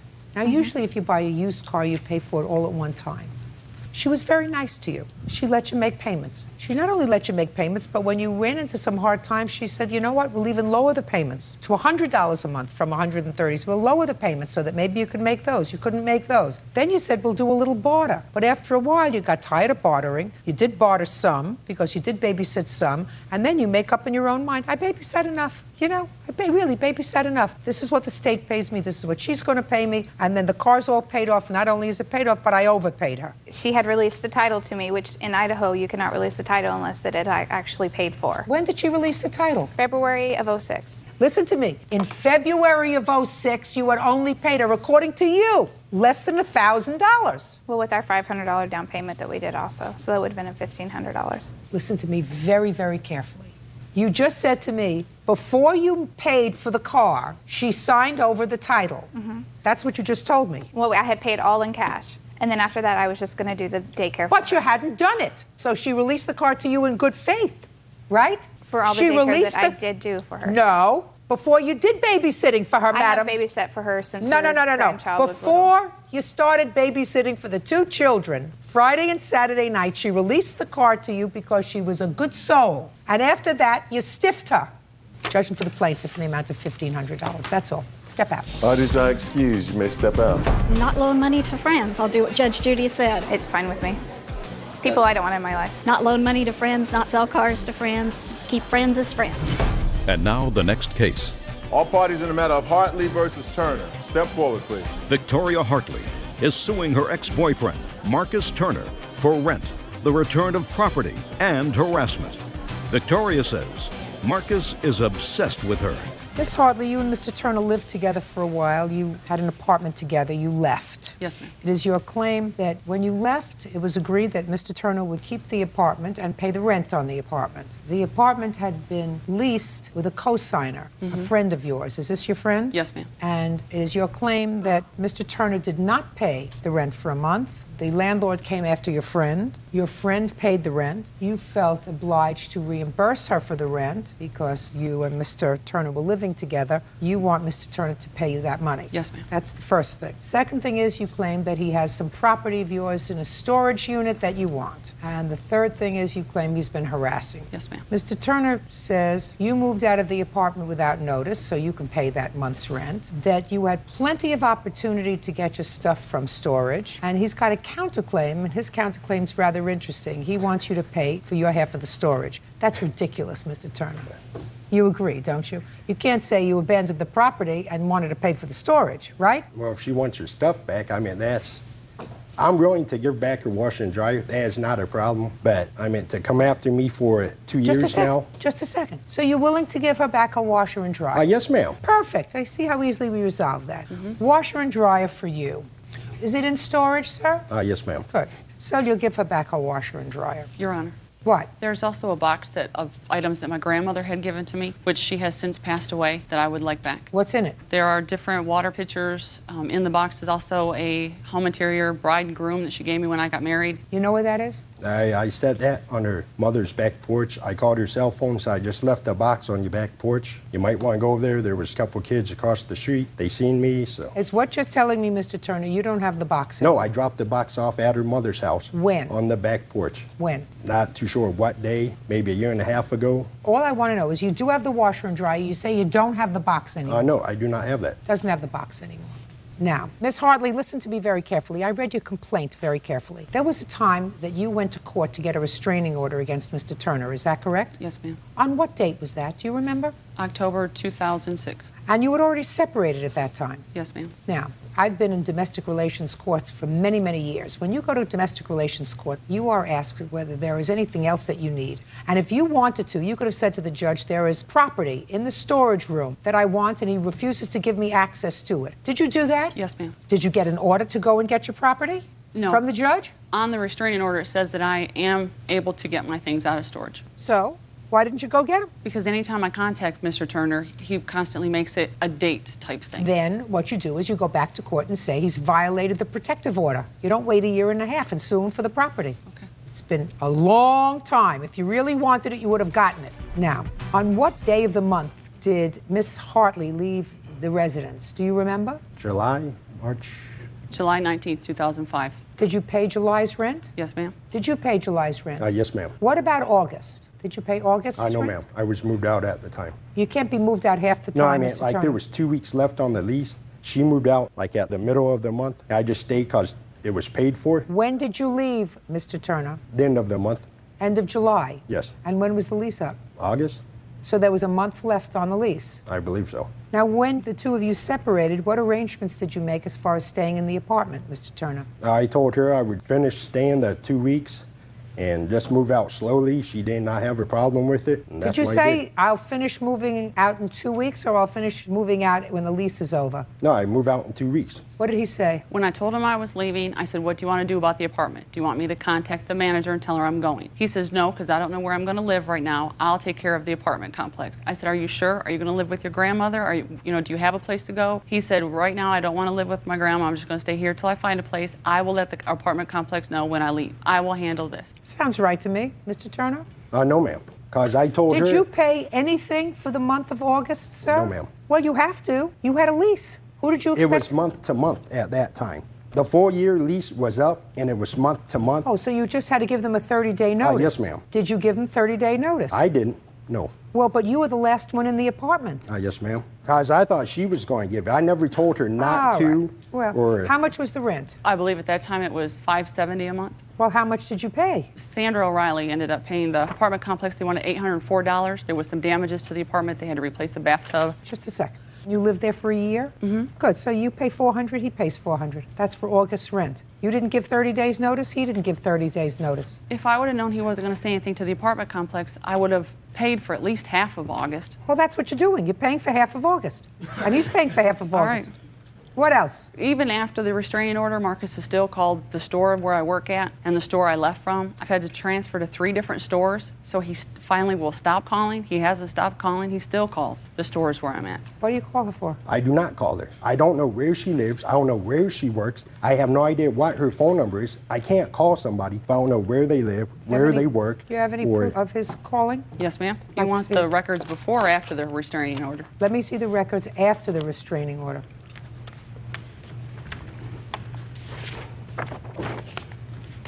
I just need the date of the restraining order.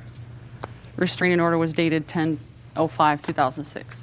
The highlighted ones are the past stores that I've worked at. How do I know they're coming from him? If you look at the top of the bill, it'll say his name and his cell phone number. How did you get these? I sent an email to Sprint and told him I was taking him to court and wanted phone records. Is your phone number 810? That was one of the stores I was at, yes, ma'am. Whose number ends in 3753? That was the store I went to in July, and then he had come up to the store and said he was somebody else, left his cell phone number, wanted to know was I dating anybody. I don't see why he has to keep calling the stores where I'm at, asking about me, driving past my house, if he doesn't have any of my items except the washer and dryer in storage. Why do you call her? I do not call her. Well, you did. These are your phone records. There was a time that I These are did your phone. because we was These working. are your phone records. All right. December and January. Clearly, you made phone calls to her places of employment. There's no reason for you to call her places of employment. Do you understand? Yes, ma'am. Don't call her anymore, sir. Okay. You want to tell me in 10 seconds about your counterclaim? I know you done dismissed it, so. I didn't do that yet, but I'm going to. I hear for like a year and a half, she did not want her washer and dryer. Now she's coming back for it. I think she's owes me half the storage. I mean, it was in there. I gave her 4 opportunities to let her come get it. My one witness. Listen to me. Mr. Turner, I don't know why she's here, sir. I have no clue why she's here. She's going to get her $400 for your half of the rent for August 2006 because that you should have paid. Neither one of you gave 30 days notice. She didn't give 30 days notice. You didn't give 30 days notice. If her friend who co-signed for you had to come up with that money and she reimbursed her friend, it's only reasonable and fair that you be the responsible. No, very true. Okay, the washer and dryer is laying in storage. She wants it. Yes. You give it to her. The two of you never had an agreement that she was going to pay for the storage. There was never a contract that she was going to pay any part of the storage. That's why your counterclaim is dismissed. Okay. Do you understand? Thank you very much. Goodbye. Good luck. Have a happy life. That is excused. You may step out. He's a stalker, and he will still to this. Is suing his ex-girlfriend, 24-year-old Janice Semeno, for throwing away his personal belongings, including his birth certificate. All rise. Yes, case number 514 on the calendar in the matter of Torres versus Semeno. Thank you. You're welcome, Judge. Parties have been sworn in, Your Honor. You may be seated. Folks, have a seat, please. Mr. Torres, you moved in with the defendant and her children while you were separated from your wife. I assume this is your wife, sir, is that right? Yes. And it is your claim that when you decided to return to your wife and reconcile with your family, the defendant kept and/or destroyed some property that belongs to you. The defendant says you had ample opportunity to get what you wanted. Whatever you didn't take with you, she got rid of. She is counterclaiming because she says that because of your broken promises, she lost wages. She's going to explain that to me. When did you and your wife separate, sir? March of 2006. And when did you move in with the defendant? April. Can't recall it. June 4th. And when did you meet her? I met her through my boss, which is her brother. When? In May. Where had you been living between March and May? My mother's house. So you met her in May and you moved in with her in June? June. First mistake. Where did you move in with her, sir? And where she used to live in Falmouth. Falmouth? Yes. In a house or an apartment? An apartment. How old are your children? I have a 5-year-old and an 18-month-old. Where's their father? Don't Gone. Yeah, Gone. don't know. Were you working? Yes. Who were you working for at the time? Stop and Shop and Dunkin' Donuts. Who was taking care of the children when you worked? They were in daycare, full-time. Was that subsidized daycare? Yeah. Okay. So you move in, Yes. and then what happened, Mr. Torres? Everything was getting fine. I was missing my kids a lot. You have to speak slowly, Mr. Torres, because I'm going to try to follow you. Okay. Everything was going fine. You were missing your kids a lot, is what I got. Now you're going to try to speak a little slower and keep your voice up so I can hear you. See how I'm speaking and projecting? You don't have any trouble hearing me, right? No, I don't, Your Honor. Good. Go ahead. Everything was going fine. You were missing your children, and? And I spoke with her that I would like to get closer to my kids. And she agreed to move closer so I could be near my kids after work. So you said, I want to be closer to my kids. I miss them. Would you move? No, I didn't explain just like that. I asked her if we could. I didn't force her to. Nobody said you forced her, but you said, I want to be closer to my kids. I want to move with you and your kids. Yes. So she moved. We did. How far away from where she was living did she move? I don't know the exact mileage. Time, 15 minutes, 20 minutes, no. a half hour? About an hour. An hour? 45 to an hour. So her children also were taken out of daycare? Yes. And she didn't have her jobs anymore? She had transferred. What do you mean she transferred? What does She that mean? transferred her first job that she first had. Then Dunkin' Donuts, she couldn't get transferred. And then she transferred her kids' daycare vouchers over to a new one in town. So she relocated her whole family because of you. And when did she do that? We moved in December 1st. 12/1/06. So between June and December, you and the defendant lived together. Yes. And in December, you relocated this family to be closer to your children. Yes. And then what happened, Mr. Torres? I received a Christmas postcard from my wife and kids. She takes my picture with my kids on it and my wife and cuts my wife's face off and posts it on the fridge. And from there, everything went downhill. So when did you move out? I moved out before Christmas. It was like December 22nd, 2006. So she lived in this new location close to your children for 3 weeks with you? Yes. So what are you suing for, Mr. Torres? Just all my personal property. Like what? So Nintendo GameCube, stereo equipment, clothing, hats, bed. And how much is all that stuff worth, sir? Close to $2 grand. How much was the rent on the apartment? It's $10.30. I actually had subsidized housing, so it was $170. So he was getting the advantage of subsidized housing. They didn't know he was living there, right? No. Because if they knew he was living there, it would have been $1,000 yes. a month, right? Yes. Between June and December. Yes. Now, what happened with your second job? They cut my pay and they cut my hours, and I had no idea when I was being transferred, because if I knew that, I wouldn't have transferred my job. Yes, you would have. Well. What, sir? Excuse me. The reason that she stopped working for Stop and Shop is because of pay related. They did not drop her hours. She had the same hours, but it was a lot of money that she was missing up a week of her check, and that's the reason she quit. So? So she did not lose her job because of me. She did. Okay. She did. Can I call my wife up here? No, I don't need your wife.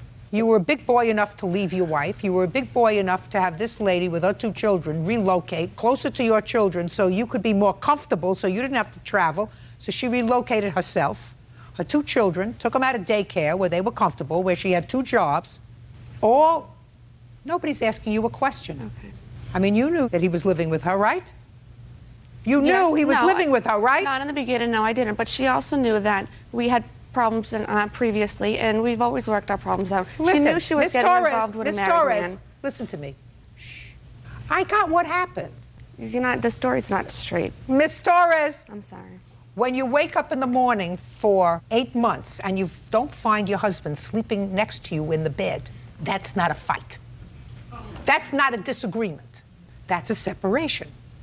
And while I think it's dumb on the part of any woman to get involved with a guy who's just separated from his family, and dumber to relocate and uproot her children and her life, there's no question in my mind that you sent a Christmas card with your picture in it in order to irritate them a little bit. That doesn't say you're not entitled to do it. Don't speak. Don't speak. And I want to tell you something. I wouldn't have put up her picture on my refrigerator either if I were her. Put your hand down, smarty pants. Judge Judy continues in a moment. You know how much sympathy I have for you? That much. 0. Less than 0. And later today, What happened was that I don't care what happened. This is a contract. Yeah. Who signed it? I did. Period. real cases, real people. Judge Judy. Jose Torres claims ex-girlfriend Janice Semeno threw away his belongings. Janice is countersuing for lost wages. So far, you caused a lot of trouble, Mr. Torres. You don't ask somebody to relocate their life and turn their life upside down unless you are 100% sure that you're prepared to make a commitment. I was committed. Excuse me? Everything got a lot stressful when we moved in to Taunton from Falmouth. You told me things got stressful when your wife sent you a Christmas picture with herself in it. And she cut the picture out, which is exactly what I would have done. Prior to that. Exactly what most women would have done. Cut out the picture of your wife. Excuse me, Your Honor. Put your hand down and don't speak. Prior to that, Your Honor, we were having the problems with her jobs. She was getting a little bit of stressful. Was she stressful between June and December with her job? No, she wasn't. Because everything was nice. She had 2 jobs, she had daycare, then she relocated, and then she had stress. It was your fault. You get where I'm going, Mr. Torres. No, I don't. No, I don't. Well, and I'm sorry. I'm sorry for you. I'm sorry for your wife. I'm sorry for your children. You should get where I'm going. Bird gets where I'm going. The 50 or some odd people out here get where I'm going, sir. And if you don't get where I'm going, there's something missing up here. Now, what happened to his property? I called him from my sister's December 23rd, and I said, you need to come meet me if you want your belongings. He said, I don't want them. You can throw them away. You can burn them. I don't care what you do with it. So I got rid of all his clothes, his hats, because what do I want with it? When did you get rid of them? Most of the stuff was on that day. I got rid of it. Okay, because you were pretty angry. Yes. So whether he told you to get rid of the stuff or he didn't tell you to get rid of the stuff, you would have gotten rid of the stuff anyway. Exactly. Right. Yes. Okay. Now tell me about it when he left. Tell me about what happened when he just walked out of the house without his clothes or anything else. He was a mess. He came back from work and he was drunk. And he'd tell me, going home to my wife and going back to my kids. And I told him continuously, I said, Jose, I'm not going to move unless, you know what I mean, you're going to be with me and stay with me. I'm not going to move to Taunton if you're going to go back with your wife. And that's what happened. He up and left. It's a very stupid thing to do. And what happened to his entertainment center? I have his speakers, and I asked him if he wanted them, and he said no. Put your hand down. You know how much sympathy I have for you? That much. 0. Less than 0, if that's possible. You have his bed? Yeah, what happened was when we lived at Falmouth, I got rid of my bed, and he brought his bed. So you got rid of your bed Yes, and I took did. his bed. He doesn't get the bed back. What else? Yes. There's the Nintendo GameCube, which my son plays with, but... Why? I got a list if you want to see it. I don't care to see your list. Okay. She threw away a lot of stuff when you left, which is probably what I would have done if you left. You left, you're not there, you didn't take your stuff, goodbye. Stuff goes in the garbage. But she has your speakers. What else do you have of his? I have his VCR, if you'd like that.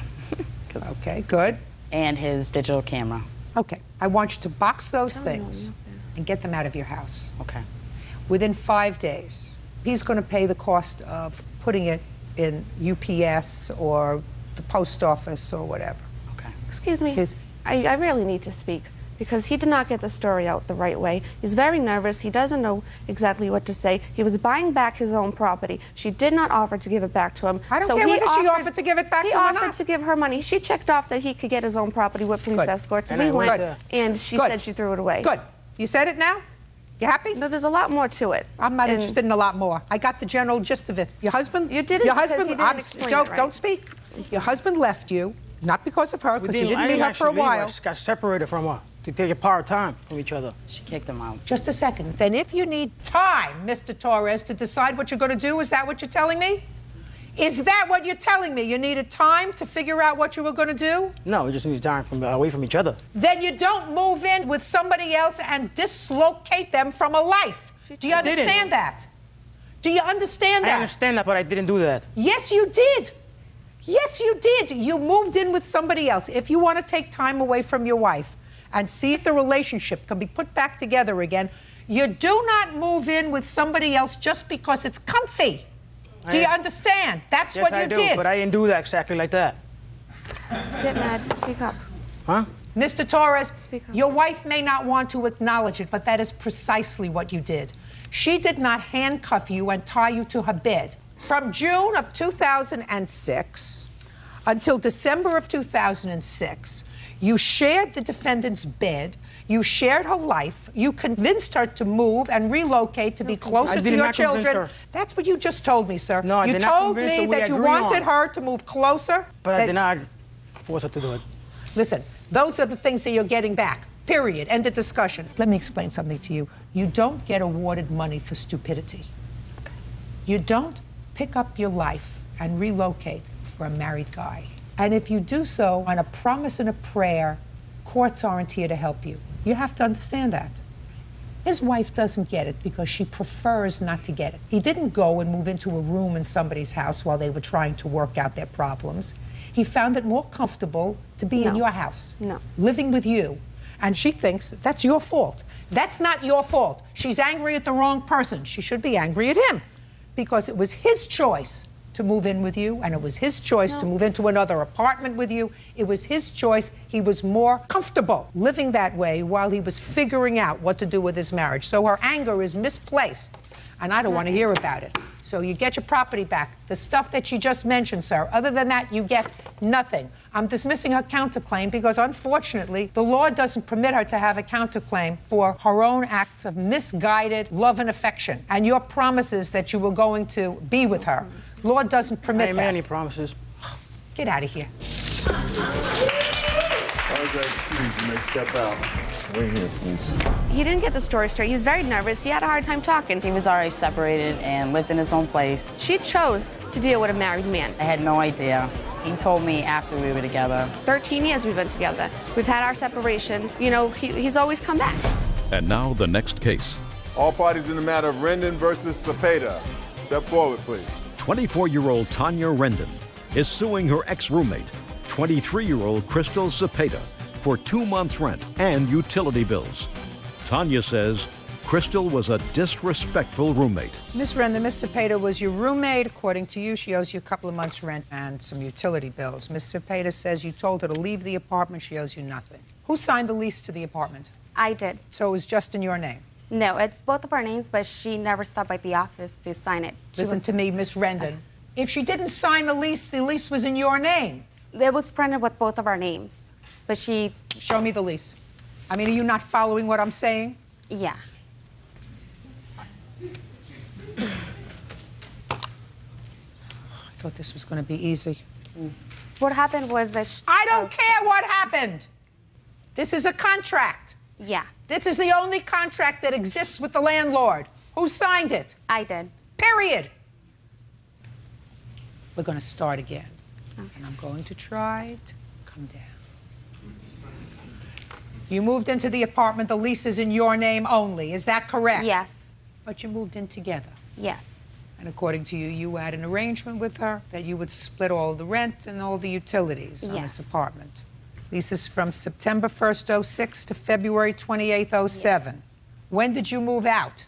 I moved out January 31st. Now, according to what I read, you paid January's rent, and then you went and withdrew money from the bank so that the check bounced. Right. Now, you try to explain to me why you do not owe January's rent if you lived there, according to you, until January 31st. Because I wasn't really staying there. I don't give a rat's behind whether you were really staying there or not. Your things were there. Right. So you owe January's rent. Yes. I would like to say something, Your Honor. She agreed to stay there till March 1st. Why don't you be quiet? Okay. How much was your half of the rent? $590. Put your hand down. So far you owe her $590 for the month of January because you can't give her a bad check for January. Do you understand? Yes. Did you pay the utilities in January? No, I did not. How much are the utilities in January? January only. January, they're $90 a month. So far, that's $680. Now, according to you, she also owes for February. Now you can tell me why she owes for February when she moved out January 31st.